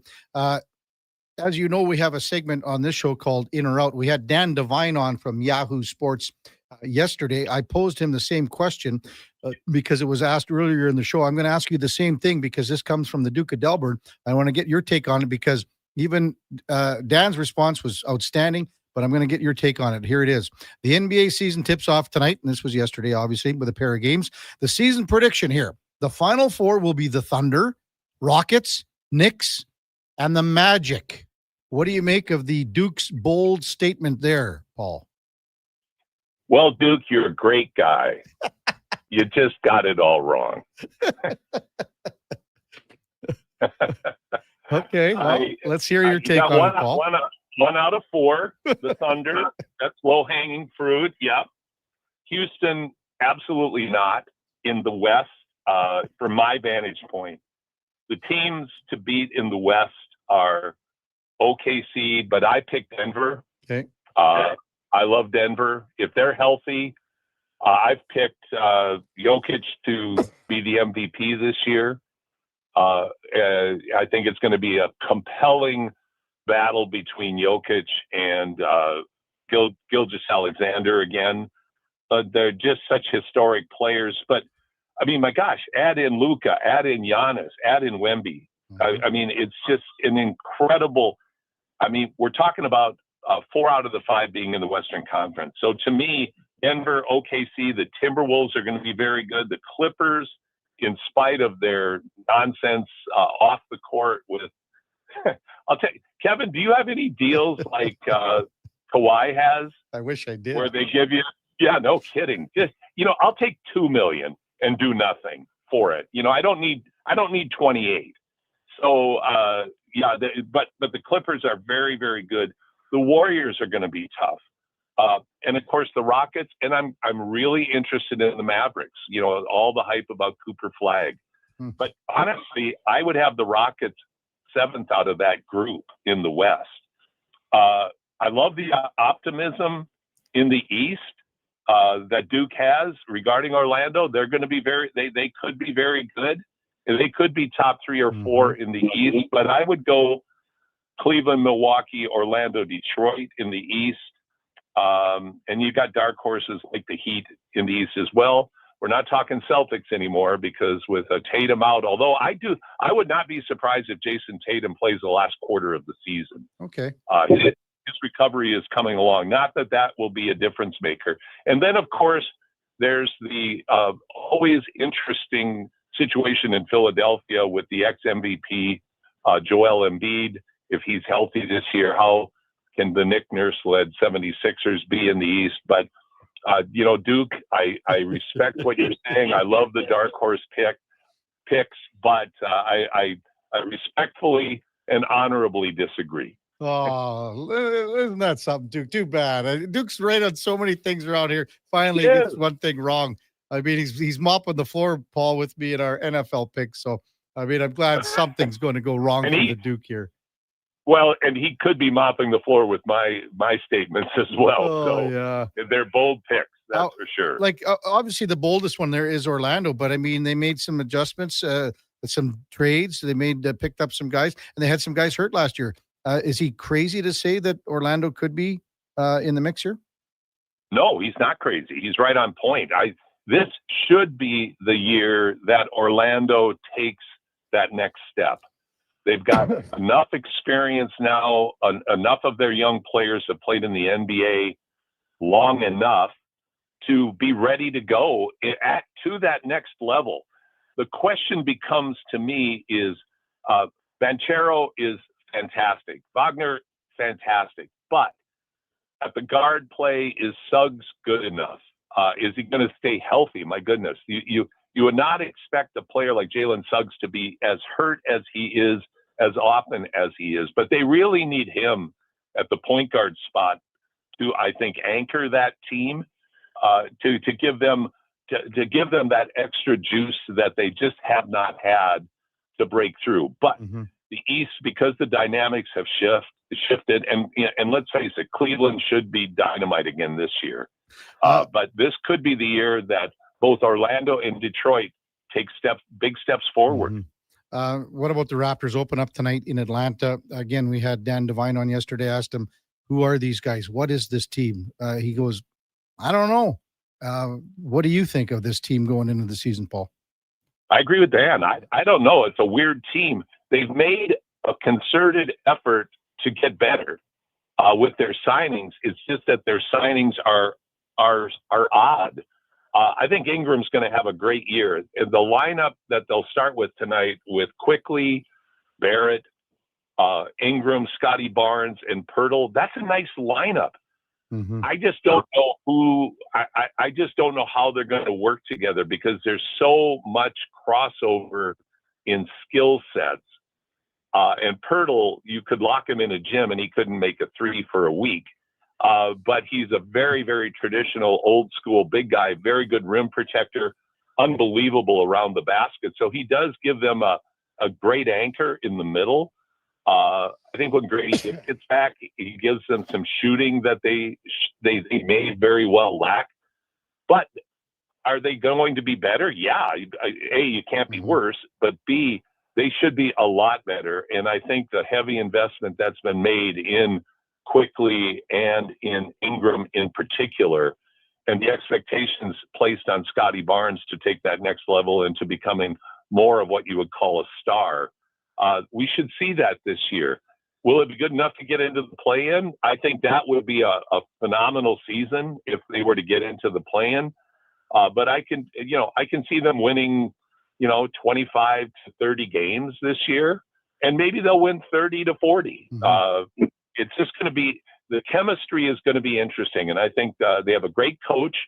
He'll push them hard to find that sweet spot, but their lack of diversity in their talents, even though they're quite talented, it's the diversity of skills within their talent context that concerns me about this team in developing its chemistry. Got to ask you one more local question here, Paul, before we go. But Alberta Golden Bears kick off the season this weekend with Mount Royal. Jeff Pippis, the new head coach after many, many, many years that Barnaby Craddock had the helm here. What do you make of the transition, and what are we looking at from the Bears this season? Well, Jeff's young. He was a great player. He's done a good job in his lead up in his coaching career to coming to the Golden Bears. I think over time, Jeff's going to do a really, really good job. He got going late. I don't think this is what you would call a real strong Golden Bear team. However, we've got tradition and culture behind us. So I think the Jeff Pippis era may take a bit of time to take root, but I think it will be a good era. I think Jeff's going to do a great job. He has the work ethic, he has the character, and he has charisma that I think will echo what Barnaby brought. So I'm excited for the University of Alberta. Now, what I'd love to see at the University of Alberta, here's my shot.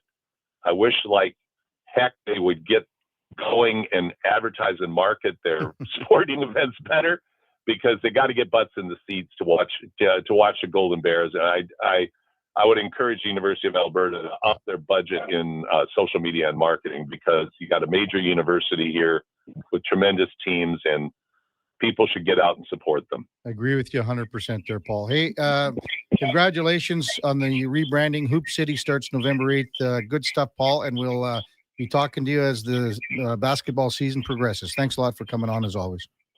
Likewise. Thanks so much, Kevin. You take care. You too. That's Paul Sir. Again, Hoop City starts right here on Sports 1440, November 8th, 10 o'clock till noon with Paul Sir, Josh Fenwick. If he makes it in on time, that will be the start time. If not, they'll probably push her back to 11 o'clock or something like that. We'll see. That's the headliner of the day, brought to you by Mr. Reuter, the true goat of local plumbing. That's mrreuter.ca.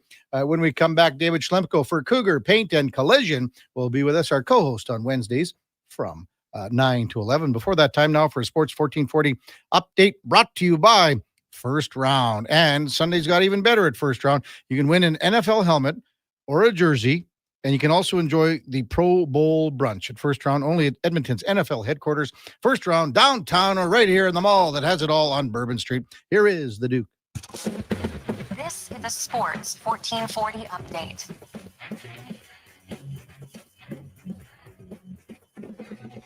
Oilers snapping their losing streak last night in Ottawa with a 3-2 overtime victory. Jake Walman returned to the lineup, scoring the overtime winner. Ike Howard netting his first NHL goal in the victory. Stu Skinner making 19 saves.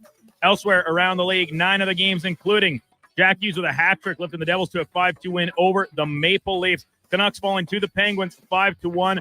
And Brad Marchand's return to Boston. Pair of assists in the victory, 4-3 for Florida over the Bruins. One of the nightcap games, Ross Johnson with a Gordie Howe hat trick. 5-2, the Ducks beat the Predators. From Rogers Place last night, Oil Kings race a 2-0 deficit to eventually fall in the shootout 3-2 at the hands of Spokane. And tip-off night in the NBA. Took double overtime, but the reigning champion Oklahoma City Thunder beat Houston 125-124. MVP Shai Gilgeous-Alexander with 35 points in the victory. Following that, the Lakers lose to the Golden State Warriors 119-109. Luka Doncic, 43-point double-double in a losing effort. And just announced here in the past hour, the National Lacrosse League bringing a game to Edmonton for their Unboxed Series event. Georgia Swarm taking on the Calgary Roughnecks January 16th from Rogers Place. Coming up in hour 3 of the Kevin Karius Show, we'll be joined by Stephen Ellis from Daily Faceoff and our Wednesday co-host, former NHL defenseman David Schlemko. I'm Brandon Douglas at your Sports 1440 update. This is Sports 1440, a Stingray radio station broadcasting on Treaty 6 territory. Download the free iHeartRadio app and listen to CKJR wherever you go. Whoa, who took off all the lights? Experience the new charcoal menu at Booster Juice. Charcoal menu? Introducing the Eclipse Smoothie, Blackout Booster Mixer, and Midnight Booster Ball. Where's that voice coming from? Dark and delicious, made with activated charcoal. Can we please turn the lights back on? Sorry, I'm just excited about the new charcoal menu. Wow, that is good. Right? Available now, only at Booster Juice. You wanted local sports on weekends. Saturday mornings at 9, check out the Saturday Sports Setup, where we'll tee up what's happening on the weekend sports scene. Tune in Saturday morning at 9 on Sports 1440. Come for Canada's largest trade shows, the biggest names in entertainment, exhilarating sporting events, and more. And stay for the experience at the Edmonton Expo Centre. Looking for the perfect place to host your next big event? From trade shows to galas, meetings, and concerts, the Edmonton Expo Centre has the space, event expertise, and service to make your next event unforgettable. With over 522,000 square feet of flexible event space, in-house catering, and operational expertise, they bring your biggest vision to life. Learn more at edmontonexpocentre.com today. Canada, Crave is now the exclusive streaming home of Jeopardy and Wheel of Fortune. Let me hear you if you want to win. 2 of the most iconic game shows in television history. You never know what's going to happen around here. Stream new seasons next day on Crave. I'm excited already. Plus, dive into a massive library of classic episodes, which include Canadian legend Alex Trebek. Answer. Daily Double. Jeopardy and Wheel of Fortune. Stream now, only on Crave. Subscribe at crave.ca. Century Casino presents Kim Mitchell.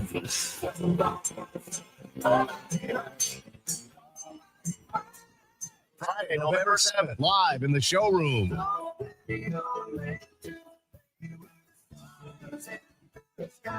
The anthems that lit up Canadian summers, the rock that lit up the charts. And now, Kim Mitchell lights up Edmonton. Kim Mitchell, one night only at Century Casino Edmonton. Tickets available through Ticketmaster. Come for the action, stay for the fun.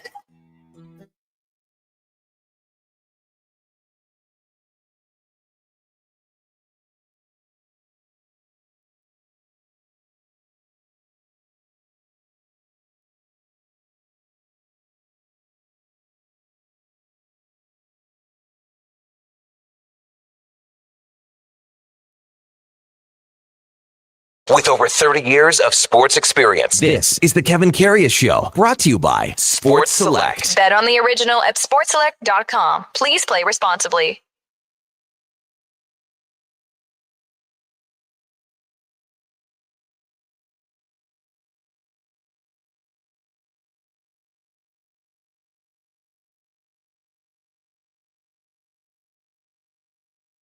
Welcome back to the big program. 9:04 in Edmonton. Kevin Karius, Duke of Delburne with you on Sports 1440. Time to welcome in our Wednesday co-host from 9 to 11, David Schlemko, powered by Cougar Paint and Collision, our family helping your family for over 40 years. Check them out at cougarcollision.com. Good morning, Schlemmer. Morning, Kev. How are we doing today, bud? Good. How was your week? Oh, it's okay. Just sitting around. around. Felt pretty good to wake up today and come into work. Well, that's what the strike does to you, right? Yeah. You're watching the kids and Yeah, it's getting old, man. Week 3. What, week 3? Yeah. So, 2 full weeks, and this is the third day of week 3, right? Who's counting? Yeah. Well, no one is really counting, but I mean, you're busy. You got the simulator going. Trying to be. Yeah, trying to be.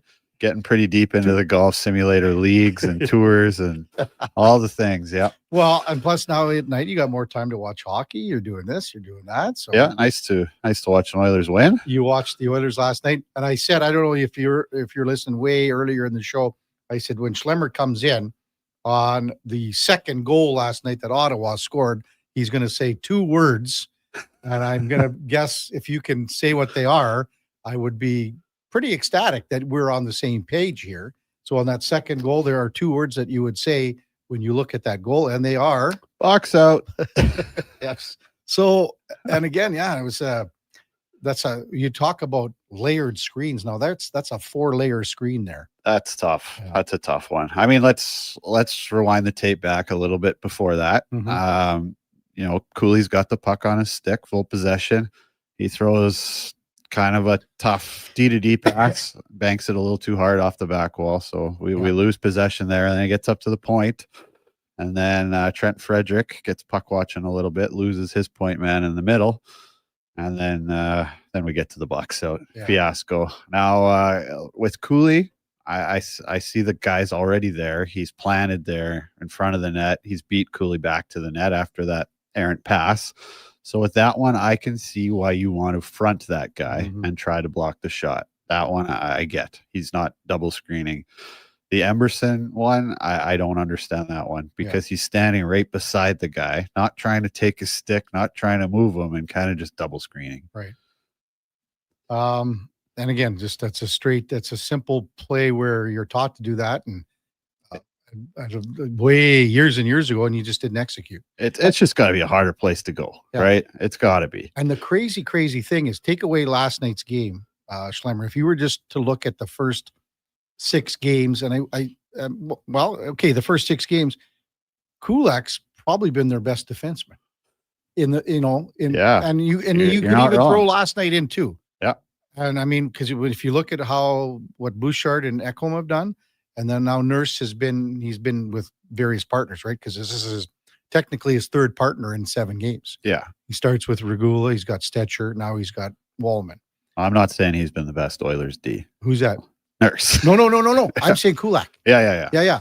So what I'm saying, like I'm just kind of going through the partners, right? Right. So Nurse hasn't been, but Kulak has been. And then to be honest with you, at times Emberson has been right up there too as a pairing. And we got into it with Emberson. Yep. We talk about what he is and what you would like to see and how much more he has to offer. But it's not a stretch to say that Cooley's been the best D-man overall in the first 7 games. His body of work has been Yeah. probably up there with the most consistent guys on the team, I'd say. Yeah. Let's run down how you thought the game started. And I discussed with Andrew Walker. When it's 2-0, I felt the Oilers took the foot off the gas. Yes, there's a press. Yeah. There's a push. All the teams do that.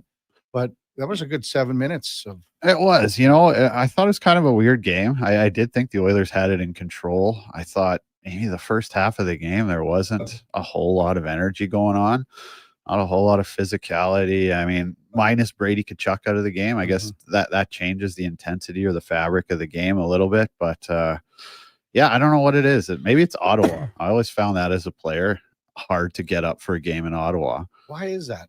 I don't know. It almost feels like you're in the rinks in the middle. Yeah, of it feels like you're in the minors, man. Like I didn't see downtown Ottawa until I played in the outdoor game in like my 9th year in the league.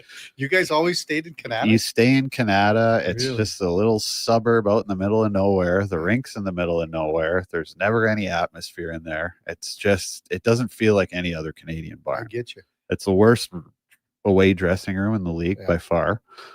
So, I mean, I don't know. I felt like you could just see a little bit of that, just like not a whole lot of intensity, but then they did get it going and they had it under control. And like you said, they kind of just sat back a little bit. I did one game for sure, maybe 2 in Ottawa when I was doing color again.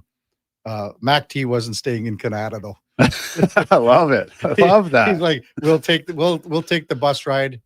And again, if you leave at the wrong time, that's a trek. That road is packed. Yeah. Or it was. Maybe they widened it. I don't know. I never had a coach as big of a beauty as Mac T, obviously. Like the same as like in LA, Mac T was like, I think we'll be staying out in Santa Monica. Unreal. So those were the best. Those were the best ones when the coach said, "Yeah, we're not staying in Canada or."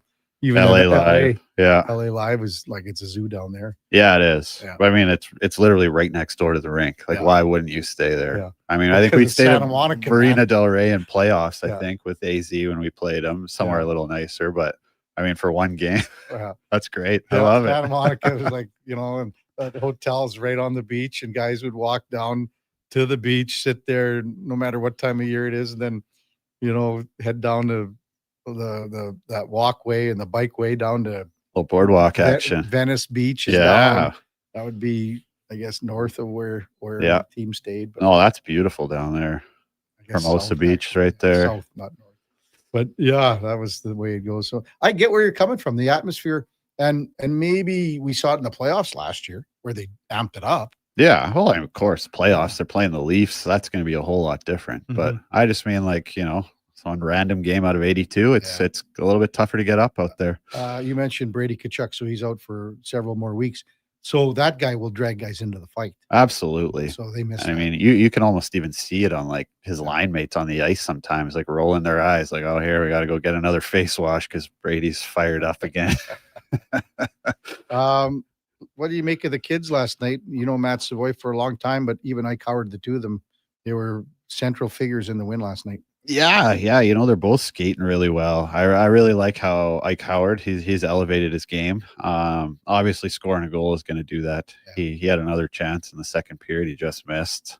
But the Savvy, I like the way he's skating still, and he's kind of settled into a role. But I'd like to see a little bit more out of him, like a little bit more dynamic, just a little bit harder on pucks. Yeah. I like to see him win a few more 50-50 pucks. And I know he's a small guy, but I mean, you look at a guy like Ryan Nugent-Hopkins. He's got one of the hardest sticks pound for pound in the league. There's just some guys that have that heavy stick like a Datsuk or Mario back in the day. If I'm Matt Savoy, I'm watching and asking Ryan Nugent-Hopkins about how he goes into those little puck stick battles and comes out with the puck. The overtime winner, and it's a knuckle puck, but it's got some heat on it. When you were teeing those up, and it's like you don't really know where it's going, sort of thing. So maybe just kind of run through that overtime goal. Well, it's exactly like you said. You don't really know where it's going, but neither does the goalie. Yeah. That's my D coach in San Jose, Bob Bugner. He used to always say it. Always hit a roller. Even when we worked on one-timers at the end of practice or morning skate, like the last one would always be a roller. So you always hit a roller. You don't know where it's going. Neither does a goalie. Yeah.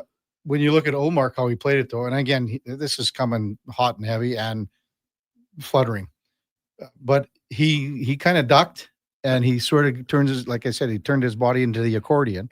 If he's up, it probably hits the top of his shoulder if he makes his body big. Yeah, but maybe that wouldn't be a lot of fun. It's hard to say. I mean, from what I saw, like he got out above his paint and he just tried to hit the butterfly and make himself big and get Like, lucky. if Walman's doing that, like how many times out of 100 is that going bar down like that right by his ear? On the roller, not many. Yeah. But he'll take it. Oh, absolutely. Nice celly too. Oh, like what was that? He did that kind of little back and forth. bobblehead or something. Yeah, I don't know what that was, but all the kids will be doing it. well, he started down. He went down and did the kind of, with the knee on the Yeah, ice. he had and the then he got up. pumpernickel that everyone does there, and then I don't know what the second part It was was. sort of like, not a bobblehead, but sort of a Like whole. sideways. It was like the Kramer. It was like the all over thing, the, do an all over thing.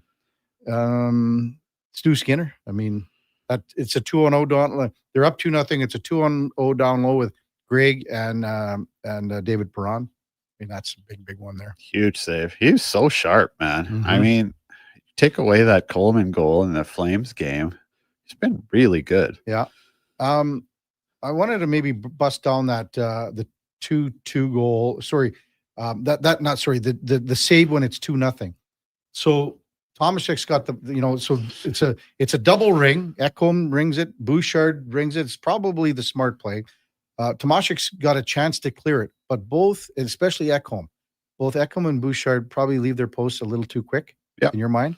Yeah, I think it starts with Tomaszek too on that play. Obviously, wall work is going to be a little bit more important in the North American game, smaller ice than in Europe. That reminded me of a minor league play. That's when you're skating down the boards in your own end towards the puck, and you're giving it the old axe chop as you swing away from the puck. That's just a bit of a hope play, and then he continues to kind of swing out of the zone, and not his fault that 3 or 4 of the Oilers guys also cheated and started flying, and that's what created the 2-0 and great save by Skinner. So would you say Tomaszek's got to probably accept that puck on his backhand with his rear end facing Bouchard and then flip it up? So he's got to make a hard play. He's got to do something better there, right? If you're going to do that chop, you've got to make sure you get it get some air under it and get it out of the zone. And you still got to stop and make sure it gets out, right? You can't be swinging like that. We got a great text from Cody about the power play. We're going to get to that a little bit later, and it's about personnel on the power play, especially after what happened last night in overtime. And we're going to get David Schlemko's thoughts on that coming up after Stephen Ellis, who is with us from the Daily Faceoff right after the break. Kevin Karius, Duke of Delburne, and David Schlemko on Sports 1440, presented by Sports Select. We're streaming on YouTube, X, Instagram, and Facebook. Get ready, Edmonton. Glow Christmas Festival returns to light up the Edmonton Expo Center from December 4th to 31st with dazzling activities for the entire family. Wander the glowing trails, meet Santa in his sleigh, and shop from over 30 local artisans and vendors with handcrafted gifts and holiday treasures, perfect for everyone on your list. Get your tickets and learn more about what's on this season by visiting the calendar of events at edmontonexpocenter.com today.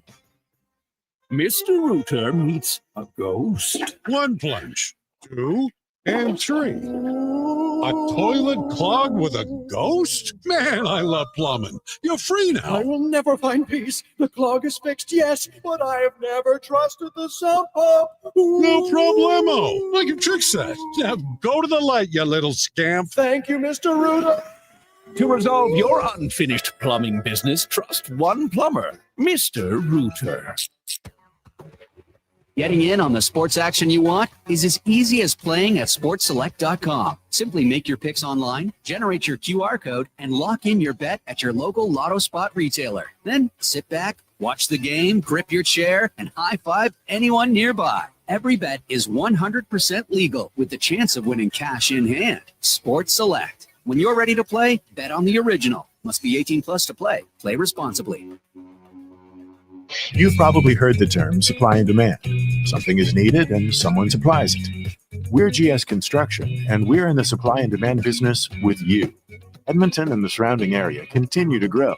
Infrastructure has to be continually replaced and upgraded to keep up with demand. You see it with new buildings and new roads, but what about below ground, where all sorts of pipes bring you water and take wastewater away? That's where we come in. For more on what we do, go to gsconstruction.ca. Fall into savings at Wolf GMC Buick. For a very limited time, get 0% on every 2025 Buick and GMC, including the all-new Buick Envista, the Encore, Envision, and Enclave. For the GMCs, 0% on 2025s like the Sierra Half-Ton, Sierra HD, even the Yukons. Get 0% on all 2025s. Plus, get up to 84 months on the GMC Sierra Half-Ton Crew Cab. But like the Leaves, these deals won't last long. Get into Wolf GMC Buick now. Wolf GMC Buick. We're making it easy. This hockey season, before every game, check out the pregame show with Andrew Walker on Sports 1440. It's brought to you by Titan Supply, your only source for rigging, lifting, and hauling products. Visit titansupply.ca. Ritchie Brothers Auctioneers presents a massive 4-day unreserved heavy equipment auction at their Nisku site, October 29th to November 1st, 8 a.m. Live online bidding on offer. Core construction heavy equipment, trucks, trailers, nearly every industry covered, including over $20 million of ag equipment. Register to bid online. It's free. Priority bids, timed auction, on-site viewing, all start October 24th. Demand for equipment is strong. Contact your local territory manager to consign. More at rbauction.com. At the Nissan All-In Clearout, there's nothing more chill than financing an award-winning Nissan for just 0%. Enjoy the soothing relaxation of zero stress, zero worries, zero indecision. During the Nissan All-In Clearout, get 0% financing plus up to $500 bonus on some of our best-selling models. You have zero reasons to wait. Conditions apply. See your local Nissan dealer today. Visit your local Edmonton and area Nissan dealer for more information.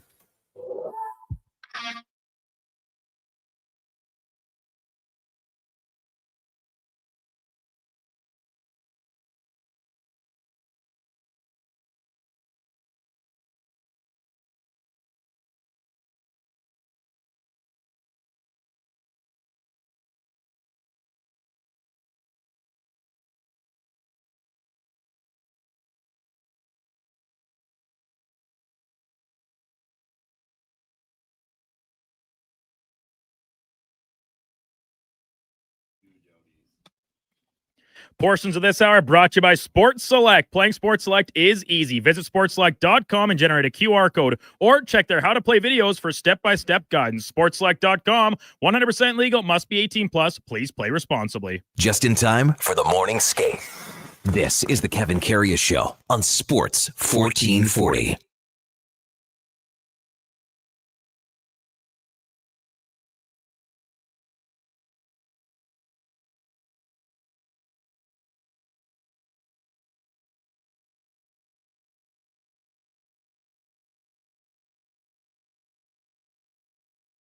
Welcome back to the big program. 921 in Edmonton. Kevin Karius, David Schlemko, Duke of Delburne with you.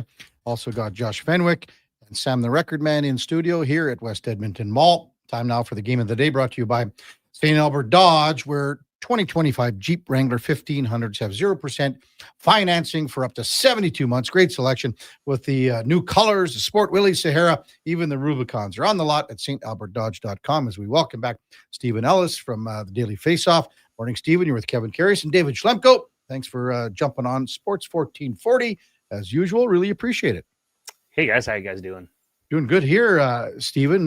Man, just looking, you've had more bylines than when Mark Spector was working at the Journal here lately. What's going on?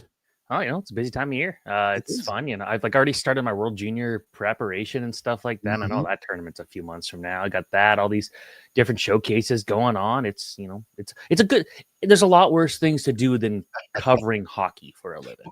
Well, we were just talking about that in the break because we're discussing with Schlemmer the tournament that you were watching, and it was last year, and it was the second division, the Euro Asia. What was that tournament? It was like the Asia Oceanic tournament, and it was like Kuwait and all these other countries. And it was like Kuwait lost 58-0 to Thailand. I was in a I was in the airport in Copenhagen in Denmark on the way to the U18s, and I turned this game on. It was great. And the best part was that Kuwait got credit for a win later in the tournament after they had already left. They like literally quit after losing 17-0 in the first period. They left. Then the team they were supposed to play in the quarterfinals got disqualified for having an illegal player. So they technically won a game after they'd already flown home and it was not even at the tournament anymore. But like the story I love to tell was on my wedding day, nothing for me to do for the first few hours. So I do what anyone does. And I turn on Pakistan versus Colombia and some tournament in Florida and started watching that. And I think it was Pakistan's first win at the time. And, that's what you do on your wedding day, right? Oh, man. What'd your wife say? She was busy for hours. I literally turned that into playing Farming Simulator. I then played I hosted a Mario Kart tournament. I had nothing to do until like 4:00 that day. It was great. Man, oh man. Well, I guess you're here detailed, that's for sure. Stephen Ellis from the Daily Faceoff with us. So one of the articles I was talking about was NHL prospects, and one of them is with the Oilers, a draft pick, and it's David Lewandowski. Maybe just touch on what you've seen so far of him moving forward and what kind of prospect we could be looking at down the road. I mean, we saw him in camp and preseason here, so just your thoughts on Lewandowski. Yeah, he's been one of the better, like, under the radar guys in the CHL this year. And I'm talking guys drafted outside of the top 100, players that were far from, a sure thing to be a top prospect. But for Lewandowski, I really liked his game last year. He started the year in Germany, went over and played in Saskatoon, and that's where he started to feel more comfortable. But it took him a while. Like, going from living in Germany and playing in Germany and then going to North America, it's a big step up. It's definitely difficult for many players. And for him to go out there and play as well as he's had been was impressive. But then this year, it's been a totally different level. He's on pace for just under 100 points. Mm-hmm. Is it sustainable? Probably not. But the fact is that he's been more of this toolsy guy, a guy who'll go block shots, play the penalty kill. Now he's adding that offense to his game. I think there's a lot to like. Given, the Oilers don't have a good pipeline, finding a potential hidden gem there at 117 is not a bad thing. Yeah. Well, Stephen, if you're taking in Pakistan and Colombia, I guessing you know what's going on in Leafland. Hughes, a hat trick last night, another loss. Sounds like Tanev could be out, or Tanev, could be out for an extended period of time. What's going on in Leafland right now?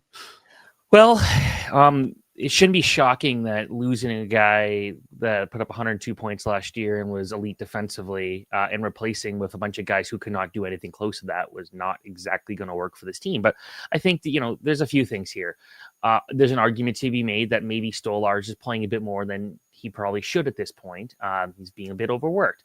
Then, the defense is just not looking good right now. Their offense, as much as I like Easton Cowan should probably not be playing every day in the NHL. But at the same time, I don't know if it's beneficial for him to be sitting watching either. So I think he needs to be playing somewhere. Putting Max Domi and Matthias Michelli in the top 6 was never going to work. Like maybe Domi in your second line, that makes sense. But when he's on your top line, that guy, he's a good passer. He doesn't shoot. Okay, well, you got Austin Matthews to shoot. But the issue is Domi's just not getting the point production that you necessarily need him to do. And he's not going to drive the play. And then they got some bigger guys in that bottom 6. But are they contributing the way they need to? No. Like for me, the Leafs, they've always needed a bit more scoring depth, and they just don't have it this year. And so right now, it's not looking like a great team, but it's still early. At a certain point, though, it's too early becomes it's too late, and you don't want to worry about that. Obviously, you see Edmonton every year; they seem to just take the first month off of the season, and then they start showing up. Toronto hasn't really kind of had that same situation the last couple of years, so it feels a bit different for them. But right now, yeah, it's just a team that just. If Matthews gets hurt, are they just going to fall apart? Like, that's my question for them. Stephen Ellis from the Daily Faceoff, our guest Kevin Karius, David Schlemko with you on Sports 1440. Matthew Schaefer, I mean, number 1 draft pick for a reason, but even his start, has it surprised you a little bit, Stephen? Absolutely. Like Schaefer played, I think if you want, heading into the training camp, he played, I think it was 2 games at Canada's World Junior Selection Camp or Summer Showcase Camp. And that's all he did in 2025 before he joined the Islanders. So that kind of shows you that there hasn't been much hockey for him to go off of, but it seems like we see it a lot of rookies that they'll come in and you don't know what you don't know, right? And you come in there, you're not worried about anything. You're just trying to impress people. You're going to do whatever it takes to make it happen. And Schaefer comes in and looks so good. Like he's kind of like when we see like a goalie show up out of nowhere in the playoffs and just steal the show, like an Artur Silovs a couple years ago type thing. But obviously Schaefer didn't come out of nowhere. He was the top prospect, but I don't think anyone expected him to be this good right away. And part of it is the way he attacks guys. He gives you no room when you're a forward coming down the ice. He's going to give you no room to work with. He's so smart. He's an unbelievable skater. He can run the power play. He could play the penalty kill if you need him. Like he could do everything. And with Schaefer, he's going to be in that Norris conversation for a very long time. And it's going to be a tough group that he's going to have to go out there and overcome. But he's going to be a many, many, many time finalist. And that's because he just, the brains, the way he thinks the game, the way that nothing seems to bother him. Like I know the story has been said so many times, but everything he's had to go through on a personal level, but nothing has seemed to slow him down. And that's the thing. He's like indestructible at this point. And right now, I doubted him going into the season. I didn't think he'd be anywhere this good right away. He's proven me wrong. He's proven a lot of people wrong. And right now, he's the Calder favorite. Yeah, he's been unbelievable. Steven, you mentioned goalies kind of coming out of nowhere. I think kind of an interesting situation in Vegas. If Aiden Hill ends up being out for an extended period of time, what does that mean with Carter Hart kind of waiting in the wings until December 1st? Would they try to plug this hole temporarily or maybe just lean on organizational depth? What would the plan be there? Well, they called up Carl Lindbaum today, and that's a guy I actually really believe in. He's been really impressive at pretty much every level. I almost felt like he would have been the right choice to kind of be the backup to start with. So I'm curious if he can kind of leapfrog Akira Schmid here. We'll see. Yeah, obviously with Carter Hart, like even though he's training right now, training and game situations are totally different. And I think when he comes to the NHL, I'm assuming we'll see him pretty early and get a start early when he returns. I do expect it to be a while before he's kind of back up to speed because it has been so long since he played the NHL game and he wasn't good for a good portion of that beforehand. Obviously, probably his mindset wasn't 100% there, but I think with Vegas, I'm not sure I would go make a trade right now. You'll see if anyone is available on waivers, but I think Vegas is a good enough team where you don't necessarily need to have superstar goaltending. Like Aiden Hill is not Igor Shesterkin. Like he's a goalie that at his best is more of a mid-pack goalie, but he gets the job done. And I think at this point, part of that is a system situation. And I think you got to believe in what you have there. And maybe we get Hill back soon enough and it's not a big deal. Who knows? But at this point right now, I think just believe in what you have.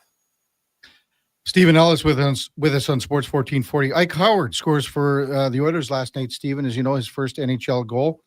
Big night for him. It's almost like he said, I've heard the whispers. I know guys are coming back to the lineup, even though Kapanen's now out. It might offer him a little more time up here. But he's heard the whispers about, maybe spending some time in Bakersfield. But what do you think when a player scores a goal like that? Now he's getting maybe a little more confidence and he wants to show everybody that he belongs up here. Confidence is everything, whether it be, a goalie just needing a good game or a young guy needing to prove himself. And I think with him, it was a bit of a slow start, but to get that first goal, I think that was impressive. And it's not like he's played terrible hockey by any means, but there's been points where you could see he's improving every game. And he was a star in his third year of college. A lot of those guys that go from go for a Hobie Baker in their third or fourth year don't end up becoming NHL stars. But I think with Howard, it's still like I always felt like he was going to spend time in the AHL regardless, just to kind of ease him in here. He had played well enough in camp to start the year in the NHL. I did like how he looked last night. And again, he has gotten a bit better, but bringing in Jack Roslovic, eventually you're going to get Zach Hyman in the lineup. It is going to make a situation where it is Howard going to benefit a lot playing 10 or 12 minutes a night? Probably not. Could he benefit a lot more from being a top line player in the AHL? Absolutely. So he's 21 years old. He's young. It's not like he's one of these guys that 23 years old, college free agent. It's like it's now or never for you type of thing. Like in this case, you got a bit of time with him. If he goes to the AHL, I don't think it's going to be an issue. And I think that would benefit him, but you're happy to see that goal because that's good for confidence. He now can he proved to himself that, okay, I can do it. Let's take that to another level. And you like to see that. Absolutely. Let's go to the West Coast, Vancouver. Guys dropping like flies. I think Cheadle, Lekkermaki, Bluger, Hollander all out. I'm hearing they're looking for help up the middle. Do you know who they might be looking at, or is anyone even available this early in the season that they would want? It feels like it's probably too early. I think also like I want to see what Atu Ratu can do. That's a guy who at one point was a top prospect. He's that second line guy right now. He's got an opportunity to play with someone like Evander Kane that's got that leadership presence there. Kiefer Sherwood's also like just wants to hit everybody. He's a fantasy hockey god at this point. So I think at this point, I don't know who would be selling. You just don't typically see a lot of big trades at this point. So I think that is kind of a tough one there. But you really need Elias Pettersson to really shine, because I think I saw something like he played like 9 minutes at 5-on-5 last night. If he's your number one center on a team that's missing so many guys, how is he only playing 9 minutes at 5-on-5? Like I know Pettersson's stock has fallen a lot in the last year or so, but man, it feels like you really got to rely on him here in a situation like here. And I think you just got to be able to weather the storm. I think what also is worth noting is their AHL team just won the Calder Cup last year, and they've got a couple of those guys trying to prove themselves in Max Sasson, Arshdeep Baines, and guys like that. So I don't think you're going to make a trade right now. I just don't think it's going to happen. But at the same time, like, you need those guys that you're paying a lot of money to step up here. Yep. Stephen Ellis with us on Sports 1440. Chicago off to a 3-2-2 start. I'm not sure if it's sustainable for them to be in a wild card spot as we move forward here. But one of the reasons why is a guy that you wrote the article on, and that's the goaltender Spencer Knight. Maybe speak to our listeners about that article and what you've seen from Knight this year. Stephen, that leads you to believe that he is, an upper echelon goalie in the making. In his draft year, it's kind of when I first started writing about prospects, and I asked a goalie or asked a scout, like, what do you see about Spencer Knight? Like, what stands out? And they're like, he's got everything that makes you think he's going to be a future Vezina Trophy winner. Here we are. He's 24, 25 years old. He's finally a starter in the NHL for the first time. Now, some of that was out of his control. Like, gets drafted, and a few days later, they signed Sergei Bobrovsky to a max term contract. It's like, okay, well, that makes that hard to start playing. But I feel like getting that experience, learning behind someone like Bobrovsky would have a long-term positive effect. But it was just not going to work. Like, if he had to wait another year or two to be a starter in Florida, I just think that development was going to be lost. Going to Chicago, where if you lose games, it doesn't matter, but you have an opportunity to steal games. That's where Knight, the pressure's off. Just go out there and do what you do. And right now he's playing so good. And what stands out from me is you look at the way he plays now compared to the way he played in college, just from a style perspective, not much has changed, but it feels like he's got his confidence back. And that was what made him so good in college, so good at the World Juniors, so good at all those other events. And that was, you could tell nothing bothered him. He'd allow a bad goal, he'd bounce back immediately, and he was totally fine, ready to go. Right now, we're seeing that again, and he's had to steal a couple games already. Played really good against Florida in particular, shutout there. But I think with Knight, he's got that size, he's got that athleticism, he's got all the tools. Now he's starting to show it. I think he's going to prove that he could be a top goalie in the NHL. Like right now, 5 games is a small sample size, but he's been basically the best goalie in the NHL, not named Igor Shesterkin. And I don't think anyone expected that, but you really love to see it. He's had some issues that he had to take care of off ice. Right now, though, he's playing the best hockey of his career. You love to see that. Yeah. Stephen, thanks for this. As always, we'll talk to you in the next little bit about your World Junior prep and scouting for that, because that's it's coming up pretty quick here. Thanks for coming on as always. Appreciate it. Go Blue Jays. Yeah, go Blue Jays is right. Game number 1 on Friday night, Blue Jays and Dodgers at Rogers. That's the game of the day, brought to you by St. Albert Dodge. Again, the 2025 Jeep Wranglers are on sale right now with 72 months of 0% financing. Check them out at stalbertdodge.com. When we come back, we've got to get to in or out. We'll have some open time. We'll also have Brett Frood, NLL, National Lacrosse League Commissioner, coming up in the 10 o'clock hour. Announcement that came out this morning that Edmonton will be hosting. It's called the Unboxed Series. It's going to be Calgary taking on Georgia at Rogers Place. So it's called the NLL Unboxed Series event. They do this with neutral site games. Basically, it's a fancy term for a neutral site game. But I mean, the question is, will the NLL ever return to Edmonton? And that's something we will discuss with Brett Frood coming up a little later. Also, the Edmonton Elks announced their nominees for awards. No surprise. I mean, the number one is for Player of the Year, and I mean, Rankin has been outstanding all season long, and Justin Rankin is the Player of the Year nominee for the most outstanding player. We'll get to the other ones later in the show, but maybe he'll get some votes. You never know. If you don't make the playoffs, it's always tougher for a player to be the final, person that gets nominated out of the West that goes against the East. I mean, Rourke and Harris, all these guys have had pretty good years in the West Division. So we'll address that as well. When we come back, we're going to go in or out with David Schlemko, Kevin Karius, Duke of Delburne on Sports 1440, presented by Sports Select, and streaming on YouTube, X, Facebook, and Instagram.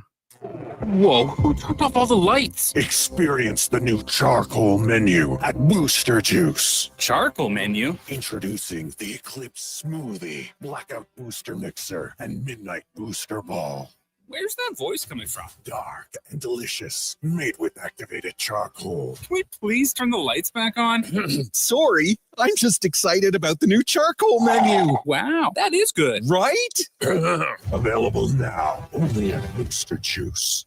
Hey everybody, it's Jason Strudling. How would you like to join me and the superstars of hockey on an exotic holiday? Join us on a 7-night cruise through the Mexican Riviera, leaving from Los Angeles and including Cabo, Mazatlan, Puerto Vallarta, and more. While we relax and cruise the tropical waters, you can attend an intimate meet and greet with legends like Bill Ranford, Fernando Pisani, Kelly Buckberger, Ron Lowe, Gene Principe, Jack Michaels, Louis DeBrusque, and more. There's still time to get in on every hockey fan's dream cruise. Book now and save $500 per couple. The Edmonton Hockey Legends Cruise. Price start at just $23.99. Part of the proceeds support the Ben Stelter Foundation and Kids with Cancer. Visit cast.tours/Edmonton. Call 1-833-347-7678. Call now to book and save $500 per cabin when you mention promo code Stingray Radio. That's cast.tours, 1-833-347-7678. Sleep is for the off-season. What off-season? Sports 1440 is live, loud, and locked 24/7. Oilers, Elks, Riverhawks, Stingers, Oil Kings. We've got your picks. Edmonton's home for sports is Sports 1440. Want some good news? St. Albert Dodge is holding the biggest sale of the year on their in-stock Ram 1500 Sports. Every single one on the lot is discounted by a whopping $14,000. Yeah, 14 grand. And St. Albert Dodge has the best selection in Alberta. Over 90 Ram 1500 Sports to choose from, with great packages, including the Night Edition and GT models, all $14,000 off the ticket price. Get down there and see how easy it is to do business at St. Albert Dodge. Edmonton Elks Spectacular is back, presented by Goodwill. October 24th versus the Calgary Stampeders, featuring pumpkin carving contest and more. Plus, we're collecting donations supporting Edmonton Women's Shelter Win House. Tickets at goelks.com. Monopoly Double Play is back at McDonald's. So let's practice winning. You just won 25 grand and go. Yes! I said 25 grand. That's what I'm talking about. Yeah! Much better. Okay, now you just won a brand new Chevrolet Corvette. I think she just fainted. Impressive. Feel like a winner on pack and in-app. Monopoly Double Play is back. While supplies last, 1 in 5 chances to win game piece prizes at outset. Chances to win draw prizes depend on number of entries in each draw. Cash prizes payable by e-transfer. See rules in-app. Diablo Boots sells only Canadian-made work and biker boots made by Canada West. No American or boots made in China, so no tariffs. All of Diablo's boots have replaceable soles and heels for longer life. Sizes 6 to 14 EEE. Buy quality, buy Canadian. And support Canada West and Diablo, the two best names in the boot business. So save on boots by Save On Foods. That's Diablo Boots, 3340 Gateway Boulevard on the east side of Save On Foods. Buy Canadian. They're terrific. Looking at the Alberta weather forecast, wild, unpredictable, brutally tough. When the weather turns tough, Titan Supply doesn't back down. Titan Supply's been protecting workers from conditions like this for 50 years. We stand tall with you against the elements with the industry's best rigging, hauling, and lifting products to get you home safe. Tire chains, wire rope, round slings, chain slings, and a whole lot more. Titan Supply in Edmonton, Grand Prairie, Red Deer, and Calgary. Online at titansupply.ca. Lift, dig, haul.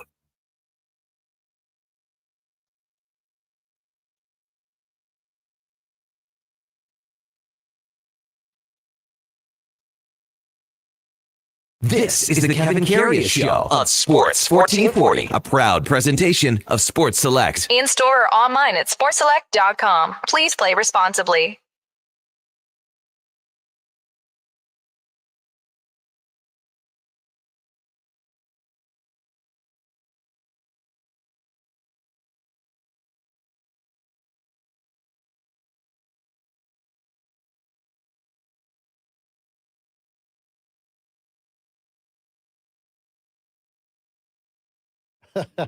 Yeah. All right. Welcome back to the big program. Kevin Karius, Duke of Delburne, David Schlemko with you on Sports 1440. The Kevin Karius Show is presented by Sports Select, and playing Sports Select is so easy. Just visit sportselect.com. All you have to do is generate a QR code. There's how to play videos. It's step-by-step instruction. Check them out, sportselect.com. It's 100% legal. You got to be 18 years plus. Please play responsibly. Time now for Are You In or Out? Okay, you know what? Moving too fast. Bottom up. Are you in or you out? In or out of what? No time for questions, just action. In or out? Well, then I'm out. I'm sorry, Jet. Actually, you're already in. Are you in or are you out? On Sports 1440. I thought you would go, I'm in, Bob. We would have had a really cool moment, but you kind of ruined the whole thing. All right, Duke. Letterbuck. Edmonton Oilers winners last night in our nation's capital, beating the Senators 3-2 in overtime to finish off their Eastern road trip. Back at home tomorrow night against Montreal through 7 games of the season. Another strong performance last night, stopping 19 of 21. Stuart Skinner has been the team's most consistent player. Just trying to get the people going. Are you ever? Hey, Duke. I have another skater that is kind of right there for me. But yeah, maybe Stuart Skinner's is a little bit more of a polarizing choice. I'm going to be out because he's only played 5 of 7. That's the number one thing for me. The team's most consistent player, maybe Nuge. I don't know. I'd probably go with Nuge. And then we talked about it on the back end. Their best defenseman through 7 games is, you could put that on Brett Kulak, but I'm going to be out that Skinner's the most consistent because he's only played 5 of 7. If I'm leaning towards one or the other, maybe I'll go Nuge, I guess, over Hooley. Oh, I guess I shouldn't have let you answer first. I was going to say pretty much the same thing. Skinner hasn't played them all, so I don't want to give that to him through 7 games. Honorable mention to Brett Kulak. Brett Kulak and Tomaszek. Ironically, I kind of called them both out for some sloppy play last night, but I do think body of work through 7 games, they've both been really good. But for me, it's definitely Nuge, man. Mm-hmm. He's the most underappreciated guy maybe in the league, especially in Edmonton. Does so many little things, touches so many areas of the game that people don't really recognize. I think he had a slow start last year, so nice to see him. I think he's got 4 goals, point per game. Love it. Darn, because listen, you're hard pressed to find somebody that loves Ryan Nugent-Hopkins and the way he contributes his value to this team more than I do. Like you said, Schlemmer, just constantly underappreciated and undervalued for his role and how he touches the game at so many different facets. But I guess I just got a little greedy trying to get people too fired up with saying Stuart Skinner. Listen, He's been good. I do think Stuart Skinner has been good. And if you look at like the game log and his actual statistics, yeah, it's not flattering. Couple 3 of his 5 games with a sub 900 save percentage, 875, 875, 864 in that opening game against Calgary. But I really don't think that that's reflective of his overall play. And with the exception of that goal, the miscommunication with Bouchard leads to the tying goal against Calgary. And then if we're getting extra nitpicky, and we touched on it earlier, Kevin Woodley broke it down on Monday. The goal against Detroit, the kind of fling shot from the boards, not tracking it well. You lost his post a little bit. Sure, those are 2 bad goals over the course of 5 games. He also single-handedly won them the game at Rangers. Madison Square Garden. He did. And if you look at these other games against the Islanders, against Detroit, and even for good chunks of last night's game, predominantly the 2-on-0 from in tight when the team's leading 2-0, he has kept them in hockey games to point. And Cal Pickard's one start with the win against Vancouver, like he had 0 high danger chances against in that entire hockey game. Yeah. So I think Skinner has been excellent so far in the early going, doing a lot to quiet some critics, even though they still find a way to poke holes in him regardless. Jake Walman making his return to the lineup last night, scored the game-winning goal on the rocket knuckle puck from the point. Comes on the power play in overtime as well. Jake Walman does touch the game in a lot of different areas, and I'm with you, Schlemmer. He is a little bit of a volatile player and a risk taker at times, but I do think his actual best attribute, best quality to this Oilers team is the way he quiet downs and stabilizes Darnell Nurse on the team's second pairing. Go ahead, D-man. Okay, I'm gonna actually be out on this one. Okay. I don't know if anyone can really stabilize Darnell Nurse. He has been better the last game with him, but I don't know if that's his best quality in an Oilers uni. For me, I like the swagger he brings. You don't see a lot of that on the Oilers D. I mean, obviously you see with Bouchard and what he's not afraid to try, but the rest of the D, they're very like safe, sure play, moving the puck. They accept the rush. I like that Walman's not afraid to take some chances, step up, try and instill some fear into some guys skating through the neutral zone. He brings just another dimension for me. Yeah, a couple hits on Rantanen. Remember last year? Yeah. Also the bomb from the point. Yeah, obviously. You know what? I wish I had a list of all the defensemen that Darnell Nurse has played with, not since he arrived here, but let's just go back 3 or 4 years. Since the team has been in this contention. Let's go 3 or 4 years, right? Yeah. Like we can go to 2022. Sure. Let's go to 2022. Every defenseman that Darnell has played with. And every time you're going, man, I wish that there'd be something between Darnell and whomever it is. Right. Like you just go, maybe there's something there. Could this be, because when he played with Bouchard, it didn't work out. When he played with, you can go down the list here. Yep. Maybe this is the guy. So I'm going to maybe go in on this one. Okay. Because if it fair. happens, it's something that we've been waiting for a long, long time. True. And I'll just go on it on that premise, Duke. So I like the question too. Yeah, I'm kind of there with you, Kevin. Like, I do my best to defend Darnell Nurse against, once again, a lot of the fan base, because since signing his contract, he has largely been the team's whipping boy.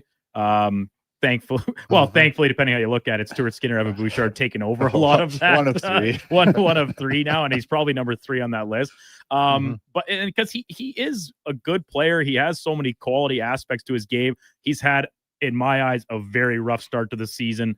And last night, yes, it's one sample size, and some of the advanced analytics still are not super flattering on him and Walman on the ice. But just like to the eye test and how different he plays, I guess, when you have someone like Walman he skates well, he can defend well, like you said, Schlemmer, he's not afraid to be physical at times, which people want more of Darnell Nurse because of his size. I just think it's such a good combination, and compared to, like you said, Kevin, other options we've seen, this seems like the best one that we've had to date. We got to make up that list. Sam, the record man, that's your next job for the next 24 hours. Every D-man. 24-hour task. Every D-man that he's played with in the last 4 years. I think you got to look at like the way they move the puck too, right? Like look at Bouchard and the Ekholm pairing.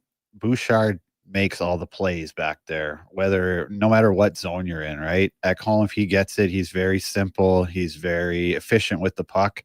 And I think that's when Darnell is at his best. Yeah. He's at his best when he's just moving it quick and playing hard. Like almost not thinking about it too much. Exactly. So just let Walman move it out. He's such a physical specimen and like skates so well, and he is big and tough. Like just playing hockey for Darnell Nurse seems like is when he is playing at his best, not thinking and trying to be more than he is. Yeah.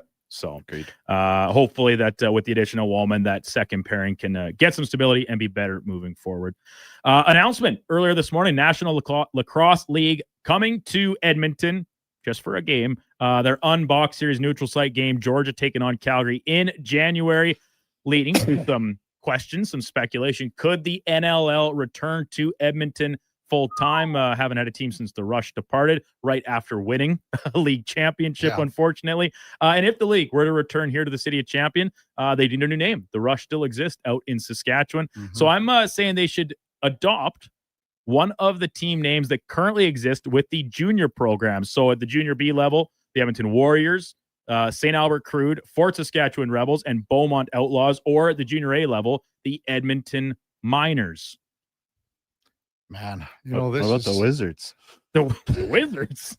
Well, that's like minor lacrosse. Oh, is it? That's what I played for, Duke. Nice. You played for them? Oh yeah, for a year. 1 year. And did you like it? Yeah, it was fun. Yeah. A lot of people say it's the best thing for hockey players to play. That's awesome. Yeah. It's a little vicious, but that was good for me. I wasn't that big of a kid. You can check a lot more with your stick in lacrosse. Oh, that's funny. I didn't know that. So I think I'm going to be, you're going to probably go with the Warriors then. Or sorry, the Wizards. They're not on here. Yeah, they're not on. So I guess Schlemmer would be out then if he wants the Wizards. I don't actually want the Wizards. It's not a great name. Yeah, sure. And I mean, I think it would be great. And there's a really good tradition with a lot of these junior teams. That's like a lot of them. Like we talk about the Warriors and the Miners in particular, like they've been around a long time.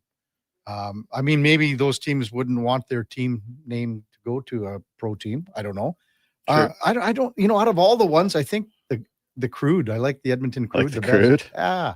And so I thought about that too. And I was like thinking of like some other potential names outside of these ones about like what fits Edmonton, right? And I really criticize the baseball team out in Spruce Grove, the Energy City Cactus Rats. I'm like, that's a terrible name, right? Riverhawks, sure, that's fine, but the team probably going to be owned by OEG if it were to ever come back, right? Yeah. So yeah, almost. But like Calgary's lacrosse team has that oil field associated. They're the Roughnecks. They nickname of, I think they have a nickname, like they sometimes call them the Drillers, like in offhand. So I thought maybe to go away from the oil theme one because it's too similar to Calgary. You like Outlaws then the best, or what? Well, naturally, I mean, hey, that's the Delburne Minor Hockey and Senior Teams denomination. So, but I actually do think the Crude is the best name, but I think probably the Warriors would be the fit. Why is that? I don't know. Like it's the Edmonton junior team's name, and obviously tons of association with the heritage of lacrosse to the First Nations people, and then around Edmonton, lots of contributions there as well. So I think maybe something like that could fit in.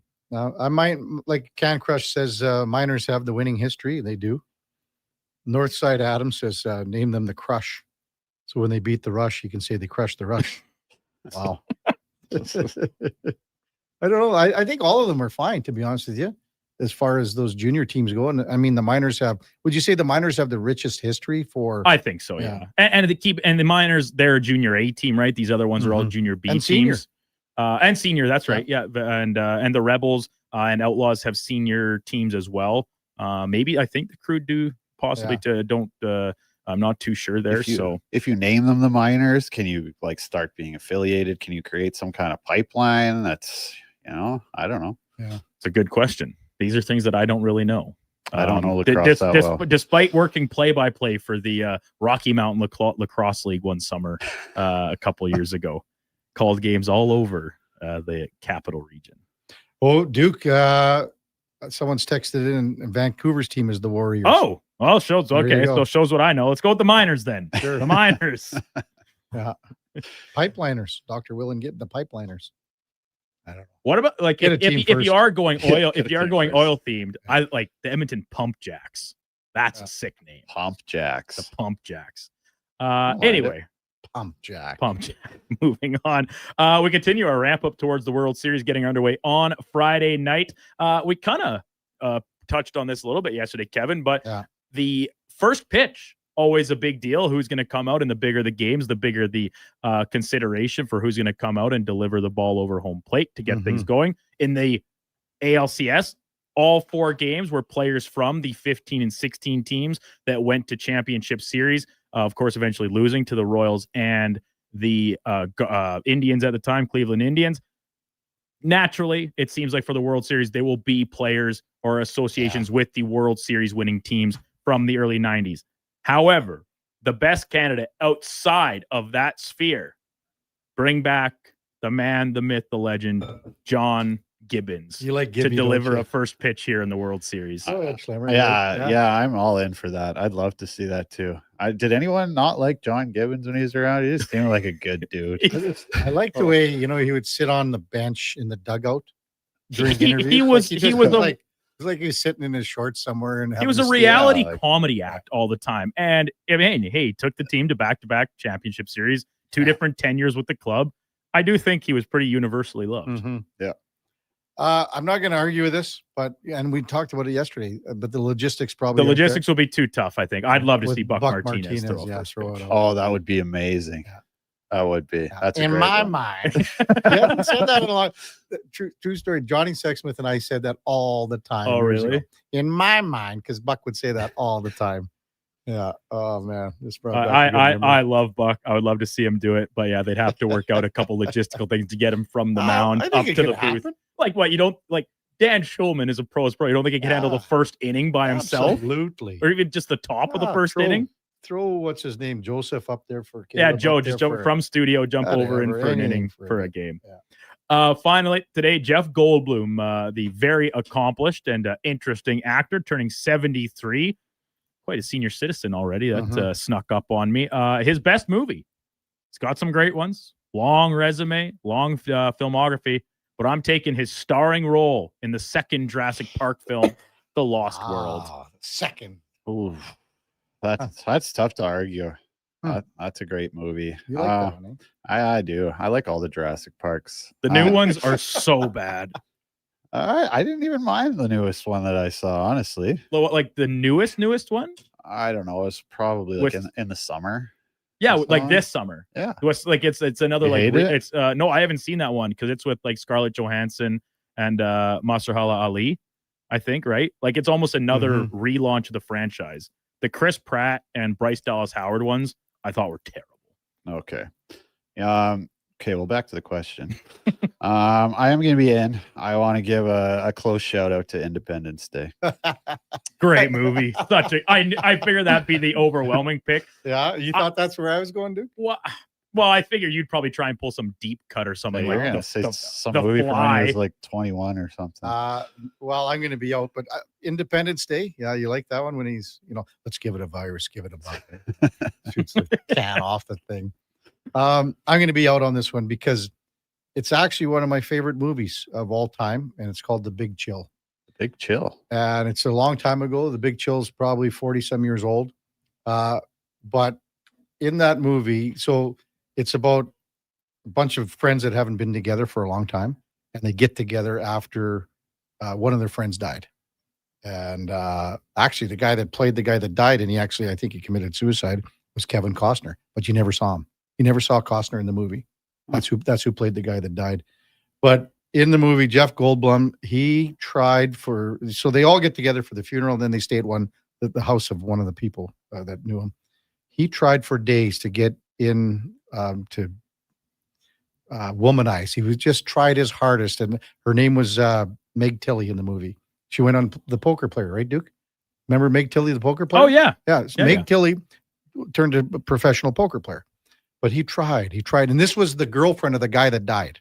Okay. And he tried for like days to work her. Good friend. And then, exactly. That's like, and it was just said, like, what are you doing? And then at the end, she actually ended up going with one of the other guys, actually. And who was it's quite the cast here. I've never seen this, but William Hurt, Glenn Close, Kevin Kline, Tom Berenger. Wow. You always got a classic we never heard of. And I mean, here the other thing with The Big Chill, might have one of the best soundtracks that's ever been for a movie. Really? I mean, for older songs as well. I mean, obviously they're all from the 70s and whatever, but cool. It's a great movie. I highly recommend it, Duke, for you to watch it. Okay. Schlemmer, I mean, you and your wife would love this. Chill. The Big Chill. All right. It's probably, what did it come out, Duke? You got it punched up? Is it 40-some years 86, I think I just saw. Okay. Yeah, it's... sorry, 83. 83. Yeah. Honorable mention to The Prince of Egypt, the DreamWorks animated film telling the story of Exodus. I haven't seen that one. Really? Oh, that's like was a staple of, and because like it's technically a religious movie, but it's like for kids. It's a kids movie. And Jeff Goldblum is the voice of Moses' brother, Aaron. All right. So there's quite the cast in that movie actually. Val Kilmer, Sandra Bullock, Michelle Pfeiffer, lots of big names. Anyway, so but I Jurassic Park. They were like my favorite movies when I was a kid. All of them, the original trilogy. So I have to go that one. And he was really good in the first one, but he's like the lead in the second one. So go with that one instead. A lot of text coming in saying The Fly, Duke. Yeah, that seems to be number one on most lists. I've never seen it. I've never seen it either. It is weird, man. Like it's about teleportation. Oh, okay. So he goes into a pod, and first he did I think it was a monkey from pod to pod, and he was a mad scientist. But what happened was he wanted to do it himself, so he went into the pod, and he opened the door, and a fly technically came in to that pod, and all the genetics and all the scientific makeup of a human crossed with a fly. Okay. And he started to turn into a fly. And that was a remake of a movie from years and years and years ago. Like a little fly? Or a big fly? Well, all kinds of flies. To our other question, a lot of text coming in about Cito Gaston, Duke, too, who was manager back. Well, he managed the winning teams. Yeah. So that's another one for. You said players. I did. If I specified players, then I think Gaston is absolutely a good candidate. Yeah. Good stuff, Duke. Good stuff. We'll get to some of those texts for sure when we come back. I just saw a couple texts coming in. I'll have to get to those in a second, but one of them made me laugh for sure. I've got to compose myself here. We'll get to Brett Frude from the new NLL commission. He's not new, but the commissioner of the NLL. And before that, time now for a Sports 1440 update brought to you by Loca Quality Market. And your next dinner's ready with Loca Quality Market's gourmet meals. Choose from over 200 chef-prepared meals. Shop local at loca.ca. Here is the Duke. This is the Sports 1440 update.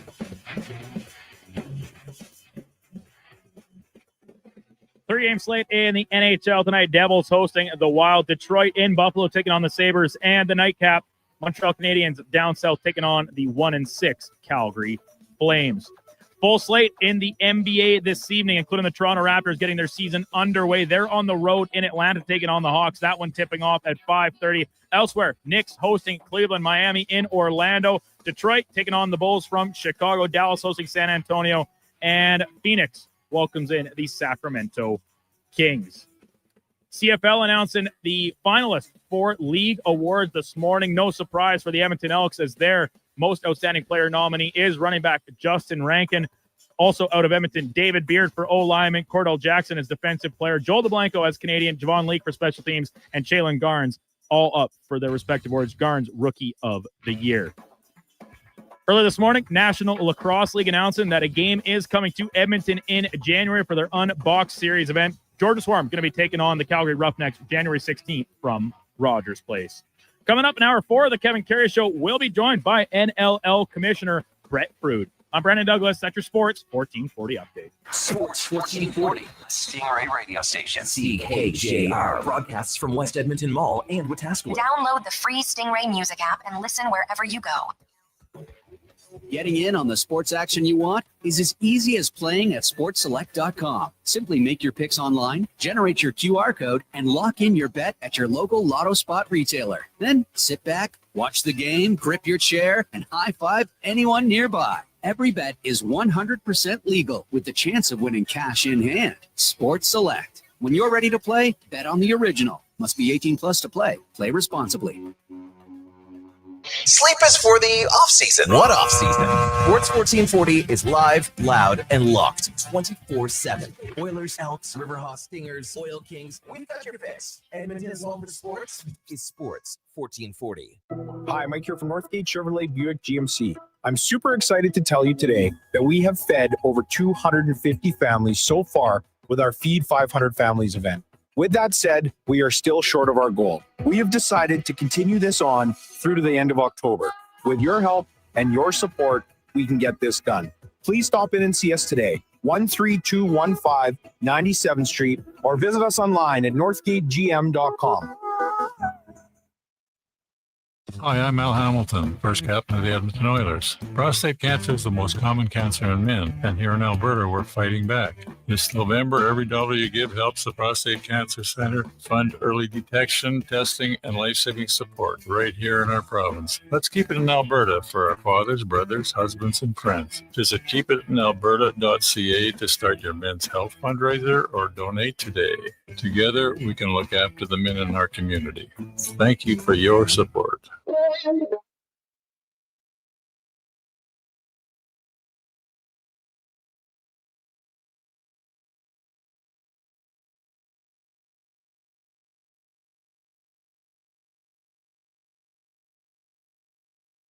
A veteran of the Edmonton sports scene for over 3 decades, the Kevin Karius Show, powered by Sports Select. Bet on the original at sportselect.com. Please play responsibly.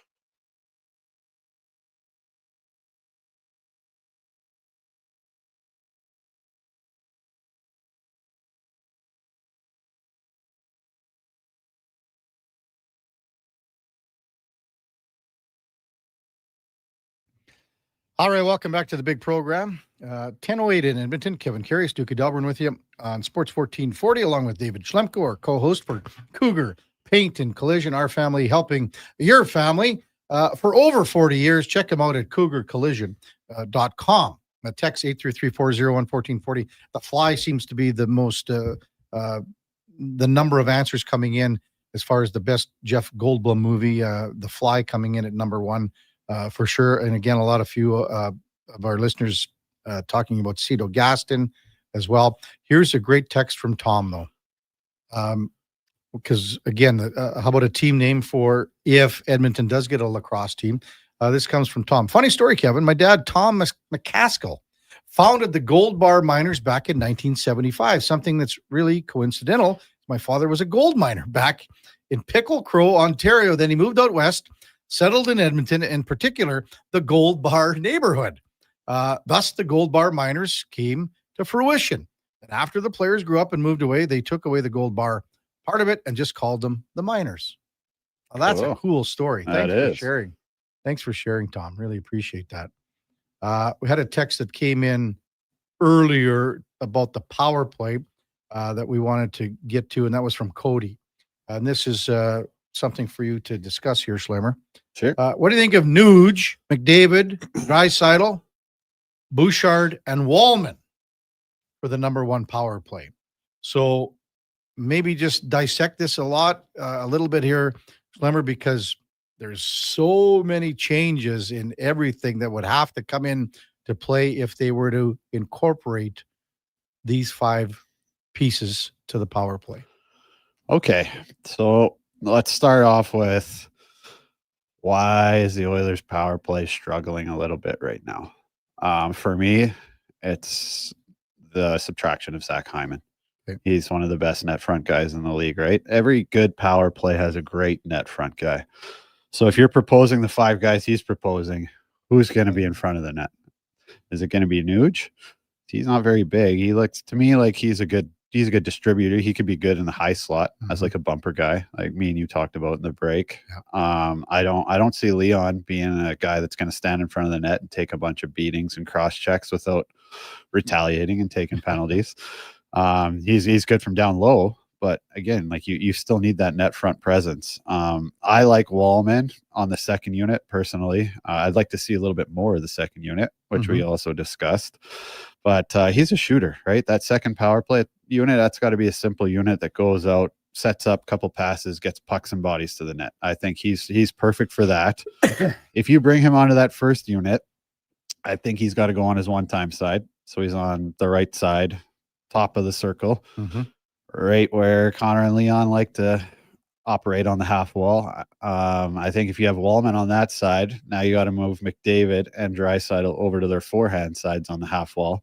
And then every time it's coming to the right side, there's no plays being made. That's just a shot. That's just a bomb. That's, I don't know, that to me, it takes away some of their options and some of their creativity. They've been the best power play in the world or a lot of years, around that for a lot of years now. And I think as good as Tomaszek's been, like, he is very crafty and he makes good reads in front, but he doesn't get the same kind of screens, tips, create second chances for other guys around the net. And Tomaszek has had some He's had some opportunities. chances. He has, just hasn't finished. Yeah. So, I mean, a couple of those go in, like a quick little rebound. If he can bang something in here, maybe we're talking differently too. Yeah. But you hit the nail on the head here, Slimmer, because the personnel dictates how you put your power play together. Right.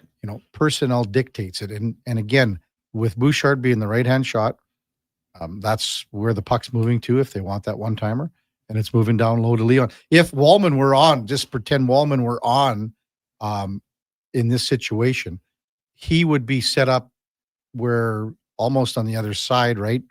To where for the one-timer, because you're getting the one-timer coming from the other side. Yeah, and he's way higher too, right? If he's over there, then that takes away that play where Leon is in the low the low seam, and then you have Bouchard walking downhill into that one-timer, and you don't have that anymore. And the one thing that you said, and we talked about in the break, if the first unit power play isn't doing anything in the first minute, well, change them. Try it for like 1 or 2 times. Try it. Just throw the second unit out. And again, it's always shot first mentality. I mean, it is. I think like the biggest thing is just give this light a fire under these guys a little bit. Like make them accountable a couple times and watch the urgency go up when they're out there. Yeah. And I mean, we've discussed obviously, when Connor and Leon, it's a perimeter power play. And when you don't have Zach Hyman there, look how many times Zach Hyman would post up right on the far post and say, go ahead, bank it in me. Yeah, just rip it off me. Go ahead.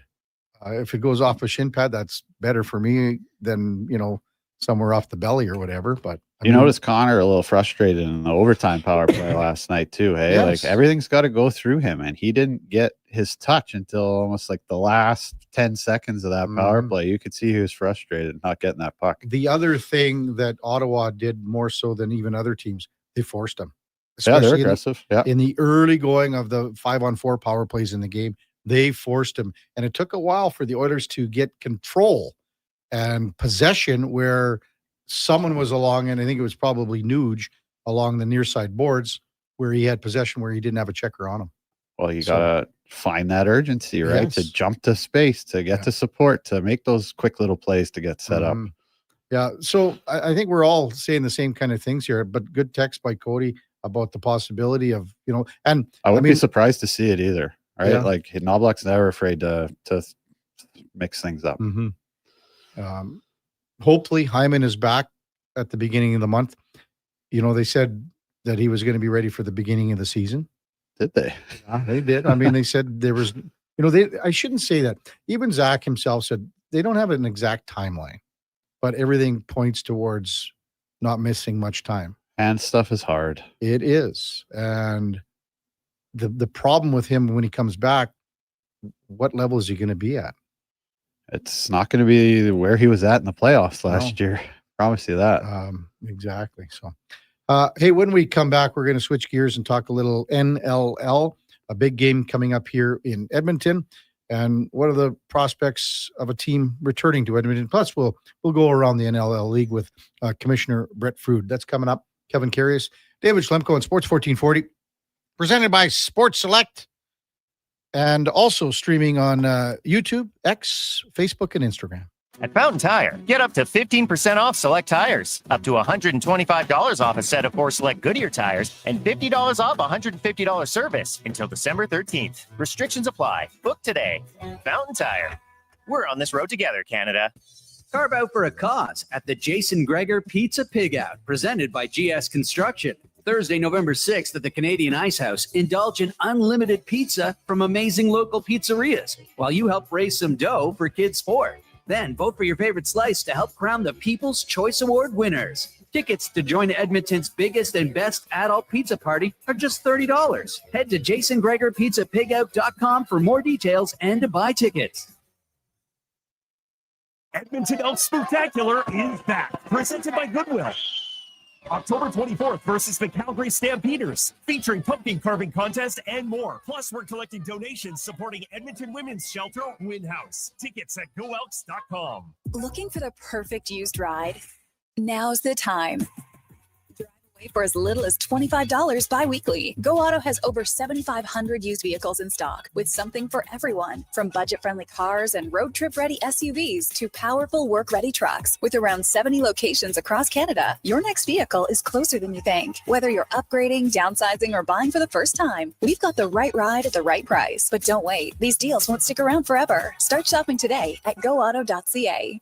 At Cougar Paint and Collision, it's not just about getting the job done. It's about comfort and connection. We really are a huge family brought together by crappy situations. Lots of times people had a really bad day and end up sitting and talking with my dad for 30 minutes. My mom brings out her dog. I would say 99% of the people that walk into the shop say, wow, this doesn't look like a body shop. It's a really cool and relaxing place to be when you've had kind of a crappy situation happen to you. Cougar Paint and Collision, our family helping your family.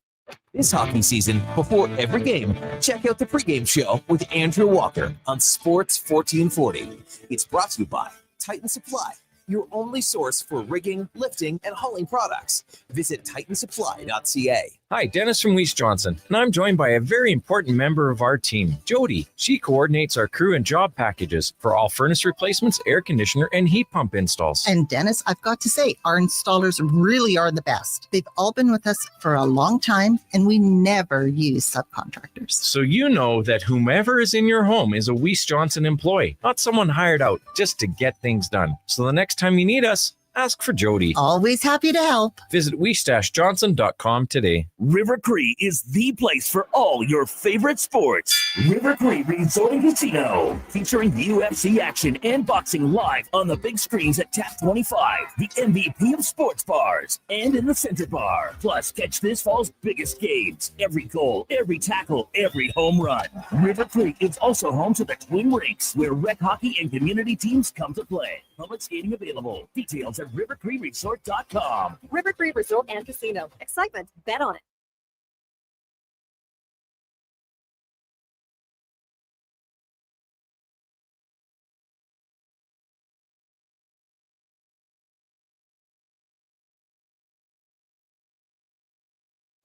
Stories, guests, and insights. This is Sports 1440 and the Kevin Karius Show.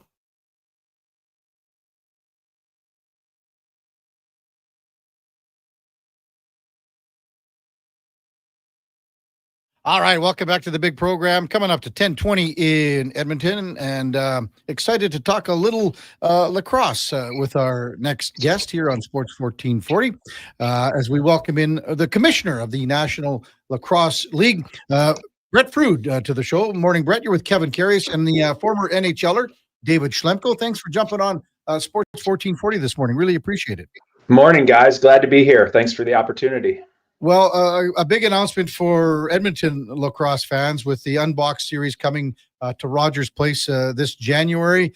Maybe just speak to how this all came about, Brett, to get this game going with OEG and everyone at NLL, and what we can expect coming up here in January. Yeah, thanks, guys. Well, certainly fortunate to have OEG organization affording us casual conversations going way back to 2024, and I think a mutual desire to bring our league back to Edmonton, and certainly have some fun and collaborate and put on a world-class event. So that momentum has picked up in the off season, and here we are today, excited to be bringing two playoff teams, at least from last year's perspective, back to town, and one that I'm sure your Edmonton fans will enjoy rooting against, so strategically placed there. But yeah, we're excited. Certainly for us, feel like we've got a product that lends itself to what your fans expect in that town, which is just physicality and pace, intensity, and at the end of the day, a world-class live event for your fans that are used to it. Mm-hmm. Yeah, I love that. You're right. I'm sure there will be some Georgia fans in the building that night. I believe that's who they're playing. I was just been reading up on the NLL and saw you guys have a new CBA. One thing that kind of just jumped out to me, I didn't really understand, was the provisions allowing for mutual opt-outs under special circumstances was, one of the big points on there. Wondering if you could just maybe explain what that means a little bit. So do we leave it to an ex-player to jump right into the CBA? I love it. You're doing your fiduciary duty here. Boy, Brad, way to call him out on that. Yeah, no. Listen, we just did finish the CBA, and as I'm sure you're aware, right? Like that process takes a while, and you're digging in and trying to figure out what's mutually going to be best, and you're going to be able to grow together. So specific to those opt-outs, it honestly it's just relating around our ability to grow. And just like you guys have seen in the hockey world with hockey related revenue, et cetera, those players are able to share in those growth mechanisms. We as a league, we're in that growth mode, but not quite there yet, so to speak, where we can kind of be in that place where we could probably have systems that are exactly parallel to some of our peers. So when we talk about opt-outs, it's really giving ourselves the ability to grow. And if we're able to accelerate it and get that trajectory in a good place, then we can sit back at the table and have even more productive conversations with our players that are obviously so vital to our ecosystem. Mm-hmm. Were you happy with the term of the deal, Brett? And are the players happy with the term? Yeah, hard work, and I think at the end of the day, we ratify it, we shake hands, and at that point, you put all the months of hard work and difficult conversations aside and say, how do we continue to grow this league together? And that's where we're at. I think everyone, after the grueling days, nights, and everything in between, you wish you had like a 30-year CBA in place, but. We'll certainly both look at these 5 years and attack it together. And how do we continue to grow? And this Edmonton game is an example, right? It's how do we've got 14 markets right now. You look at all of our other major leagues, and whether it's NFL, NHL, Major League Baseball, NBA, you look at just the scope and the volume of teams, it's a lot easier to grow. And for us, 14 markets isn't enough, which is why we need to continue to grow at the grassroots level, put on special events, and figure out how to garner fanship in cities that we might not have a domiciled team right now. So, and the players will be a large part in that promotion. So excited for that. That's awesome. So, like, speaking of that growth, like how has that gone the past, 5-10 years from like a revenue and salary standpoint? I know I'm not going to pretend to know a bunch about the NLL. I just remember hearing when I was a kid, there was, good players in the league that still had to work another job and stuff like that. So, when you speak of this growth, is that, possible that every player on this team could, support their families playing lacrosse? Yeah, we're still, we'll call it in that hybrid phase. So there's definitely full-time lacrosse players that are making a good living. And then we've got, obviously we've got 14 teams, 300 plus players. So I'd say there's different scopes there, and the younger rookies coming in definitely have multiple jobs. We're still a part-time league, but I'd say one of the more, if not the most professionalized part-time leagues in the world. And these guys are, professional athletes taking this as seriously as any other athlete in the world at this level. So a hybrid, and ultimately our goal is to be full-time, and we're all 4 guys, 25 guys on a team are in market. And this is what they're doing, and eating and breathing and sleeping it every minute and all year long. And we've been evolving over those years to get to that stage where we can get to that full time, and that's next on the docket for sure. Got to give some credit to those guys too, right? That's not easy to do when you're working a full-time job and trying to be a professional athlete. No, these guys, they grind, and it just shows their commitment, not only to kind of their athletic pursuits, but the league itself. So certainly not naive to the amount of work, effort, and grind that these guys put in to make it all possible. National Lacrosse League Commissioner Brett Fruit, our guest on the Kevin Carey Show with David Schlemko. Well, let's get to the big question here, Brett, and I know you know it's coming from Edmonton lacrosse fans because of a game that's going to be played here in January. It's been 10 years since the Edmonton Rush moved to Saskatoon, and the Edmonton Rush were very successful here, especially attendance-wise in the early going. They were very successful with championships and performances as the years progressed. Ended up moving to Saskatoon, as you know. Have there been talks? Is there a chance? What are we looking at for a team? And is the NLL interested in coming back to Edmonton? I'll unpack a few of those questions there, but I'd say first and foremost, I'd be disingenuous to not tell you I wasn't interested in coming back to Edmonton. Great city, one that when I look at kind of all the check marks of what we would look for in marketplaces for our next evolution of teams, it checks all the boxes, and it starts with the fans and just the consumption of sports and kind of the rabidness and passion. And I know it existed before. We've certainly, when you look at TV markets, you look at a world-class building that we're going to be in January. And then certainly you just look at where box lacrosse is in Canada. And certainly when we look at the epicenter of this sport, it's within Canada, and certainly we're trying to continue to grow it even more in the United States. But yeah, it does check the boxes. That being said, for this event, it's important. We put on a world-class event where everyone's having fun. The game day experience is meaningful and rememberable for everybody, and we put on a hell of a show. And I think, for us, we see it as a litmus test.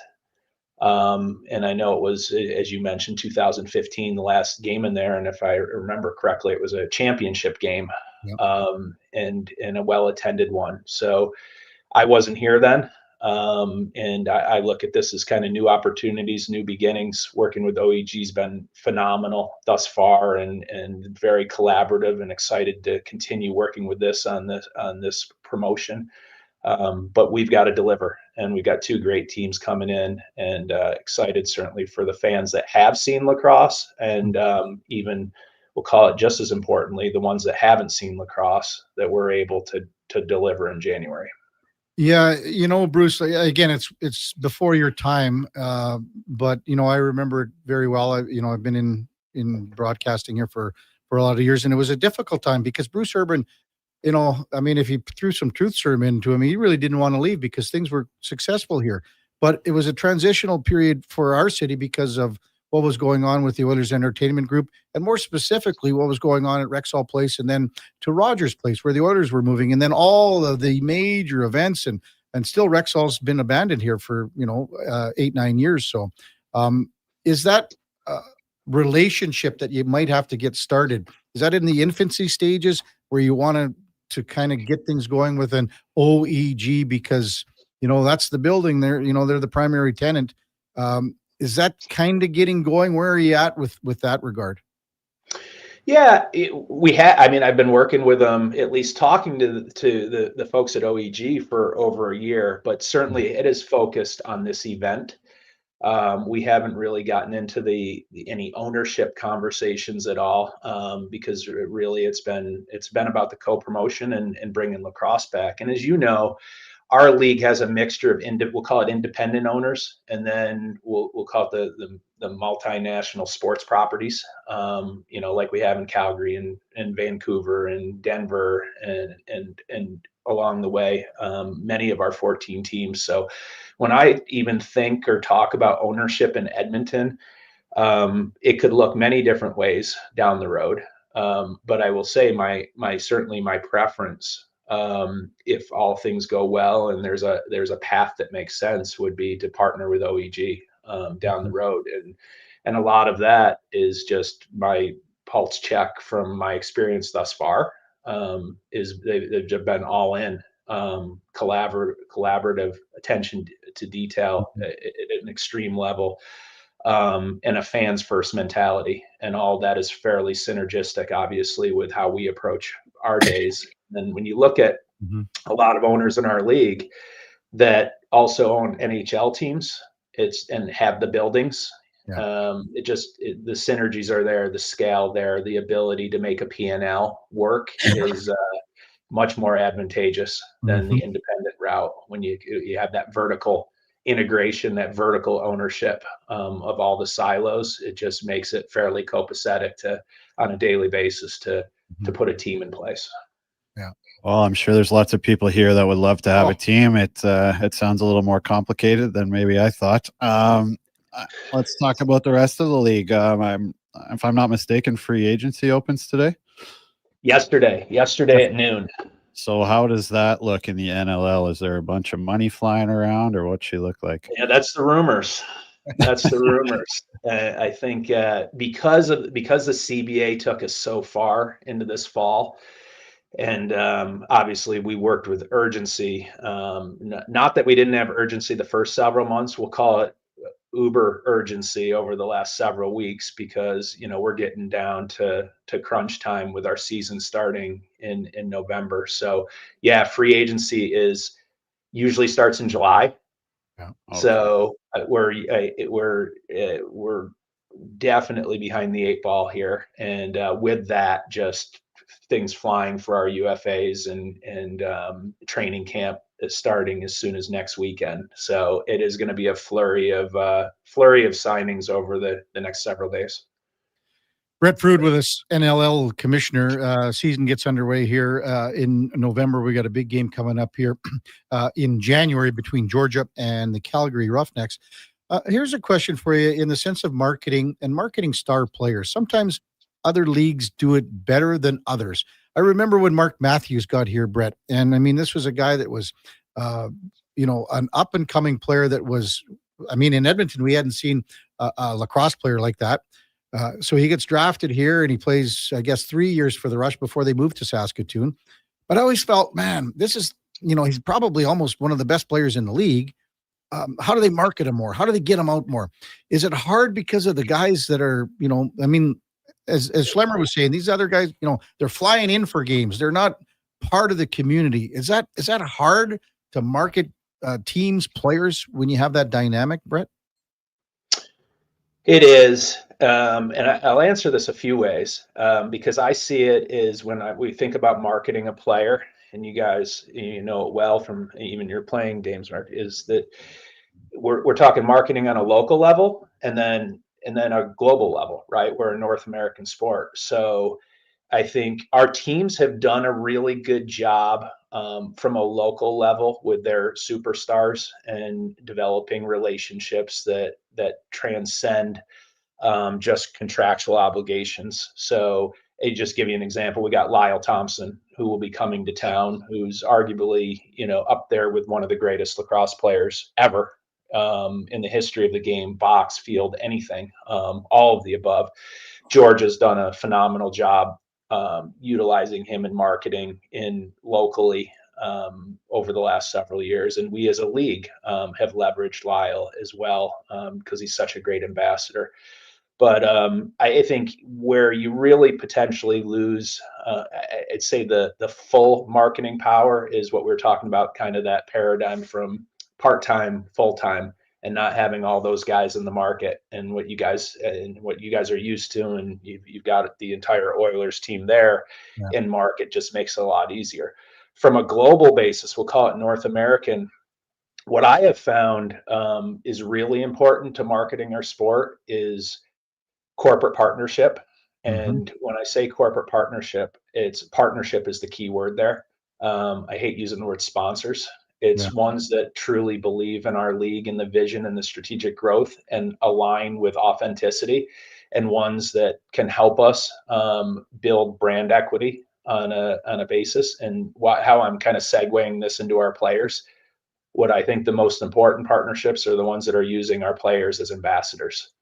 Ambassadors are able to monetize it in a unique way that might be even different than their relationships with the teams. And I think that's really been a goal of mine the last couple of years, is figure out how we get partners on a global basis. I'll just give you an example. We signed a entity called Kilo last year, who's getting heavy into the water business, and they immediately signed a couple players as ambassadors, right? That they're going to use in their marketing. So now it's not just the NLL brand; it's the NLL brand married with some of our biggest and best names in the sport. So we could probably have a 15-hour conversation on how to do this, and it is really difficult, right? Unless you have just this big bucket of treasure money on the side. That's really when marketing becomes easy. Where it becomes difficult is where you have to find those unique and grassroots ways to make the most of your dollars and leverage our athletes, which are the ones that are putting on the product on the floor each weekend. I just got one last one for you on a personal level for you, Brett. How has this been like being NLL commissioner for 3 years after coming over from a pretty prominent and high profile job at Stewart Haas Racing? Yeah, very different. I'll say it's very rare in life you get to marry personal and professional pursuits. So I've grown up as a lacrosse player, as a coach, as a parent of players, of my kids playing. So it's been in our DNA and blood since I've been a kid. So I'd say that part of it has been obviously gratifying and satisfying that I'm working 18 hours a day on something that I've been around since I've been 5 years old. Yeah. But definitely a big change. I operated and ran a team, and with a lot of, we had 400 employees and, a massive operation from the team side. I'd say the biggest difference for me is I have to be agnostic. Just by nature, I'm a competitor. I love competing, whether I'm on a field or being part of kind of building something. And that piece of it has been challenging, right? I don't have a team. We're overseeing and with a lot of good people, the league and trying to grow the league. But I'm still trying to figure out that piece of it, that transition from being part of that, locker room, so to speak, and the buildup of trying to win championships to now building an ecosystem that grows and hopefully becomes massive from an enterprise value standpoint, and one that we've got millions and millions of fans across North America. So a work in progress.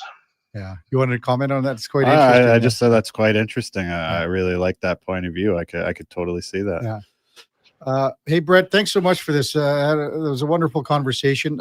We'll probably have you on again as this game gets a little closer on the calendar in January 16th, and hope to see you down at Rogers when the game is here. So thanks for coming on. Yeah, thank you guys. I'd love that. And hopefully both of you are able to make the game. I appreciate your time today. You betcha. No, thank you. That's Brett Frude, National Lacrosse League Commissioner. And again, it's called Unboxed Series. They've done this in the past. Call it a neutral site game. It's going to be Georgia, the Swarm, facing off against the Calgary Roughnecks. Again, it's January 16th at Rogers Place. Tickets available for sure. I think there's a really good opportunity here for the OEG to be back in the game. There was, when Bruce Urban moved the team, and it's 10 years ago, it doesn't seem like that long ago. It doesn't. But it was a big, for lack of a better term, it was a big pissing contest between Bruce Urban, the city, Daryl Cates, OEG. It's too bad. Because the changeover with Rexall, Rogers is under construction. The mess. Rogers is 2 years away, opened in 2 years later. And Urban has to go like, what am I doing here? Because, Rexall, it's still been abandoned. They haven't even demoed the place for Pete's sake in 7 years. And it's costing another $10 million or whatever to demo it. So back in that period of time, 10 years ago, it was, Bruce Urban wanted this, he wanted that. And Cates is saying, well, no, that's not how it works. This is going to be a little different. And he had to make and it was a tough decision. And they went on to success. Saskatoon, winning championships. Yeah, it's a tough look. And that was the hard part because in the early going, they were building a team here. Derek Keenan came in, and he was one of the main reasons that the Rush ended up to be what they ended up to be. Yeah. And guys like Matthews coming in. And I mean, man, we've had Jimmy Quinlan on, he still does lots of lacrosse in the city. So many guys, so many names that, you still bump into, like Jamie Bowen, all these guys. But at the time they had, there was so much uncertainty, they had to make the move. So, but I there's a fit there. There is a fit right now with OEG and the NLL because of the building availability. And once you have everything under that umbrella, right? So now you have so-and-so working for the Oilers. Well, now that person's going to be making similar calls, similar things with lacrosse. So money's not as much of a problem. No. Did you go to any Rush games back in the day? I did, actually. Yeah. I feel like one of my first dates I ever went on in junior high was to a Rush game. I remember we got put on the Jumbotron. I was super embarrassed. Was the Kiss Cam? I don't know if it was the Kiss Cam. It's a good question. One time my brother came into town with his sons, and I think he just took one of them, but he was so hungover from the night before. It was an afternoon game. I had a few pops too. And he says, well, what about this Rush game this afternoon? I'm like, yeah, go. Why don't you go? Take it in. I said, I'll pass. I'll pass on this one. I've been before. So he goes, and he had such a bad, because they blast the tunes. It was so loud in there that his headache got worse. And he was all he did was man, what was I thinking? Because it was so loud in there. I had to get back on the horse. Yeah, exactly. When we come back, we'll wrap up the show. Kevin Karius, Duke of Delburne, David Schlemko on Sports 1440, presented by Sports Select. And once again, if you don't like the QR codes with Sports Select, they still have the paper selection slips. You just go to any local lotto spot retailer, give them your picks, and they'll put them in the machine. They spit them out. It's 100% legal. You got to be 18 years plus. Please play responsibly. We're back right after the break. We're also streaming on YouTube, X, Facebook, and Instagram. Edmonton Elks Spectacular is back, presented by Goodwill. October 24th versus the Calgary Stampeders, featuring pumpkin carving contest and more. Plus, we're collecting donations supporting Edmonton Women's Shelter Win House. Tickets at goelks.com. Getting in on the sports action you want is as easy as playing at sportselect.com. Simply make your picks online, generate your QR code, and lock in your bet at your local lotto spot retailer. Then sit back, watch the game, grip your chair, and high-five anyone nearby. Every bet is 100% legal with the chance of winning cash in hand. Sports Select. When you're ready to play, bet on the original. Must be 18 plus to play. Play responsibly. I'm Gene Principe for Legacy Heating and Cooling. If you need a furnace this Halloween, it'd be a grave mistake not to call Legacy. Call Legacy. Need repair? Revampire your furnace. Just call Legacy. Call Legacy. Legacy has a skeleton of furnaces in stock. Call Legacy. Call Legacy. Plus, no interest and no prints of payments for 1 year when you buy with Legacy Heating and Cooling. Sleep is for the off-season. What off-season? Sports 1440 is live, loud, and locked 24/7. Oilers, Elks, Riverhawks, Stingers, Oil Kings. We've got your picks. Edmonton's home for sports is Sports 1440. Wing Wednesday at First Round. Whether you're coming for the first round, the last round, or a few rounds in between, they've got you covered with half-price wings every Wednesday night. Half-price wings. Over 35 delicious flavors like Cajun salt and pepper, maple bacon, and Inferno wings. Now half price every Wednesday night. Wash them down with a cold pint of Canadian or Coors Light for only $5.75. Half price Wing Wednesdays at First Round in West Ed and now downtown. First Round, burgers, beer, sports. Groceries, mortgage payments, family holidays, a new car. That's what profit shares look like for Vision Credit Union members. Each year, we return about 75% of our profits, $35 million last year, to the people who bank with us. Because at Vision Credit Union, when you're an owner, you get your share. Why not get yours? Learn how at whatsyourshare.ca. That's whatsyourshare.ca. When you get into a new Tacoma, You might suddenly find yourself expertly tackling bumps and boulders on backwood trails with a confidence you just didn't have during pothole season.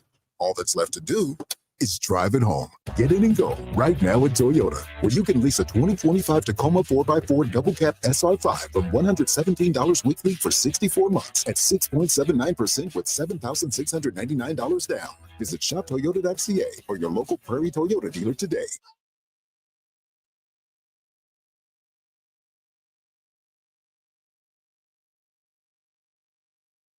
A veteran of the Edmonton sports scene for over 3 decades, the Kevin Karius Show, powered by Sports Select. Bet on the original at sportselect.com. Please play responsibly.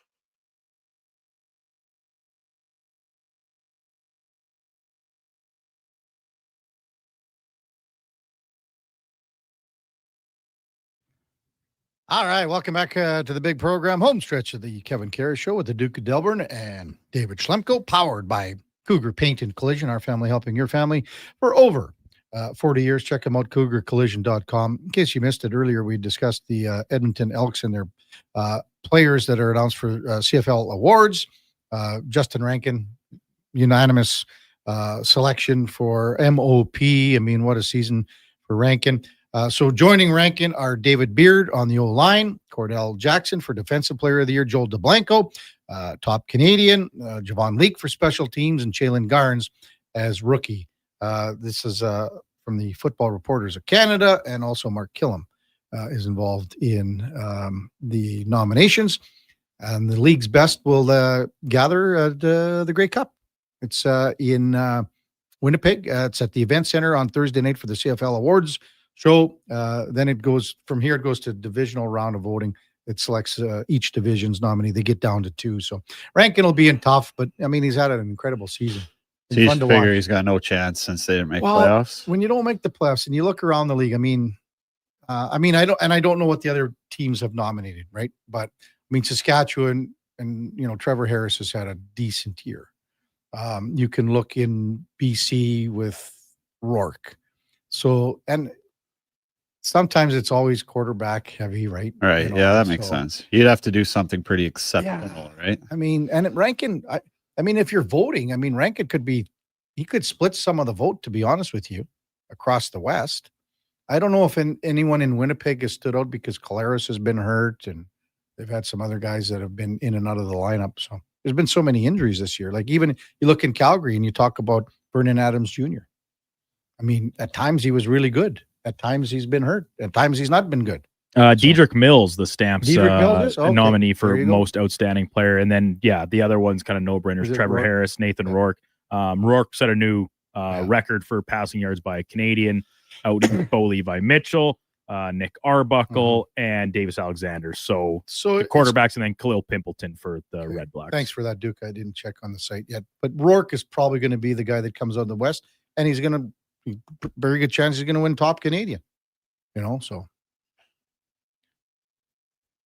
So, I mean, I don't know if this is popular opinion, but like, it seems to me kind of dusty to have to like award a top Canadian for everything. Like, do you see that in any other league? It's just been that way for so long, right? And I'll be honest, like, if you're my age or maybe a bit younger, you remember they were called the Shenleys. Oh, yeah? Yeah, because it was named after the whiskey, Shenley whiskey. That's a true story. They were named after the Shenleys. In fact, Danny Kepley gave me a Texas Mickey once he Lucky you. Yeah, and then it got stolen. Really? Stolen out of our shed. Can you believe it? Kept her in the shed. Yeah. Well, I mean, it was in the back. We moved, we stored some stuff in there, locked it up, and people. You made somebody's day when they saw that thing in the shed. I'm mad. It was in a case and everything. What a find. Yeah. Jeremy Fowler reporting that Jaden Daniels is out this week. Washington quarterback, low-grade hamstring strain. Uh-oh. Not a long-term injury, but the Commanders do not want to risk it. That means, what would that mean? Marcus Mariota would be Washington's quarterback, and they play Monday night, I believe, in Kansas City. That could be a long night for that Washington offense. Kansas City's coming on. Yeah, we never even talked about the Blue Jays with you, Schlemmer. Here. Oh my God, man! What were you? That was so awesome. Wasn't it great?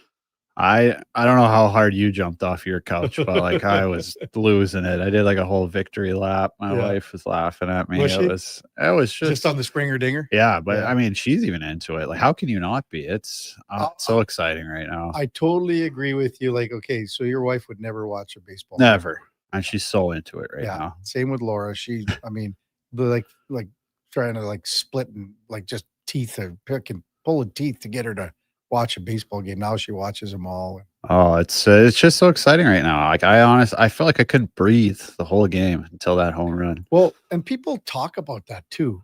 The difference between, and we addressed this earlier, the difference between watching baseball when you're invested in it, like this, you got time to think about everything between pitches, between innings, between outs. I like to get it like an hour ahead so I can fast forward through the commercials. Okay. Well, that's fine too. Yeah. But even between pitches. Yeah, I know what you're saying. Because when you watch hockey, when you watch football, it's too fast. It's too quick. Right. I think that's the reason my wife likes it too. She's like, it's so easy to follow. Like I know what's going on all the time. Well, it used to, like, the best date ever. If Duke should have been there for the tall queens and the short kings at Riverhawks games, or if you go to any baseball game, you have the time to discuss things, to talk. You don't even have to talk about baseball, but you have that opportunity to talk to the person you're with. It's just a different game. Like if you go to a movie, what do? You take a girl to a movie. Well, for an hour and a half, you're watching the movie. Yeah. Take her to dinner. What are you doing now? You're staring at her for an hour and a half. And like, it's just, like, I mean, there's too much crap that can happen. Baseball's perfect because every 10 seconds or 20 seconds, something's going to interrupt you on that date, whether it be a hit, strikeout, pitch, whatever. You got me convinced. Yeah. First date. Ball game. Could you imagine if the Duke would have gone to the tall queens and the short kings? Tiger just texted in Schlemmer, and he goes, "This is the first time that I've seen your co-host Schlemmer on a Wednesday. I thought he'd be taller."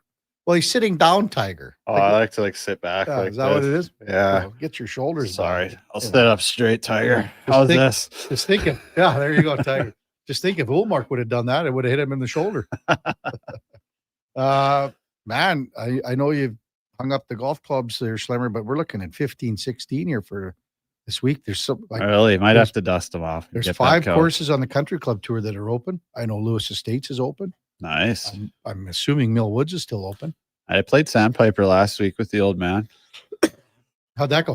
That was good. Yeah. It's getting a little bit hard to find your ball under the leaf when you miss the fairway, but that's the Eddie Steele leaf rule. Oh yeah. The problem with Eddie Steele, he doesn't take a stroke. Oh no, he doesn't. He never. But the leaf rule is supposed to be if you can't find it, if it's say off in the rough, not 3 fairways over. Eddie. Like if you're 3 fairways over, you can't go leaf rule. Yeah. I played with Eddie once this summer. He can get around all right. He was getting around? Yeah, he gets around all right.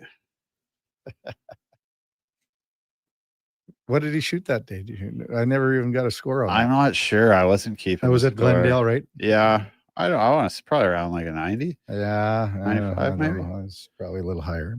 Maybe a little higher. I don't know. Here comes Cam Tate. Whatever. Yeah. Well, have a good week, Schlemmer. You too, my friend. We'll see you back next Wednesday. Sounds good, buddy. All right, that's our co-host Wednesdays, 9 to 11, David Schlemko. Coming up at the top of the hour, it is Fantasy Frenzy with the former Ross Shep T-Bird, Connor Halley and the Duke of Delburne at 12 o'clock till 2. It's the Lowdown with Alan Mitchell. Jason Greger drives us home with the Jason Greger Show from 2 to 6. We got Fox Sports all night long till we're back with you tomorrow morning, 7 o'clock. Ladislav Schmid will be in as our co-host on Thursday. Before all that, time now for a Sports 1440 update brought to you by AWS Welding Supplies in Nisku. Product sales, servicing, calibrating, and free same-day delivery of in-stock items to Leduc, Nisku, and South Edmonton. Your one-stop shop for all things welding, awswelding.ca. Hey, thanks everyone for listening this morning and watching on YouTube and X and wherever else. Really appreciate you being a part of the show. Thanks for all the great texts that were sent in. We'll do it again tomorrow morning at 7 bells. Have a wonderful rest of your Wednesday. Until tomorrow morning, here is the Duke. This is a Sports 1440 update.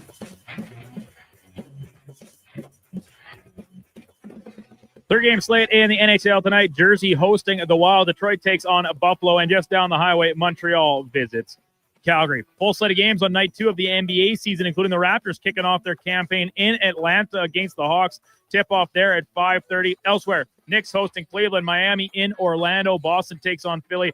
And Victor Wembanyama and the Spurs face the Mavericks in this summer's #1 pick, Cooper Flagg. CFL has announced its nominees for their 2025 awards. For the Elks, Justin Rankin unanimously put forth as the most outstanding player. Cordell Jackson for Defensive Player of the Year. David Beard on the O-line. Joel DeBlanco for top Canadian. Javon Leake on special teams. And Jalen Garnes for most outstanding rookie round out the Double E's nominees. The National Lacrosse League announcing this morning that a game is coming to Edmonton, part of their Unboxed series. January 16th at Rogers Place, the Georgia Swarm will face off against the Calgary Roughnecks. Coming up on Sports 1440, it is Fantasy Frenzy with Hallie and Douglas. I'm Brendan Douglas. That's your Sports 1440 update. Sports 1440 in West Edmonton Mall and Wetaskiwin.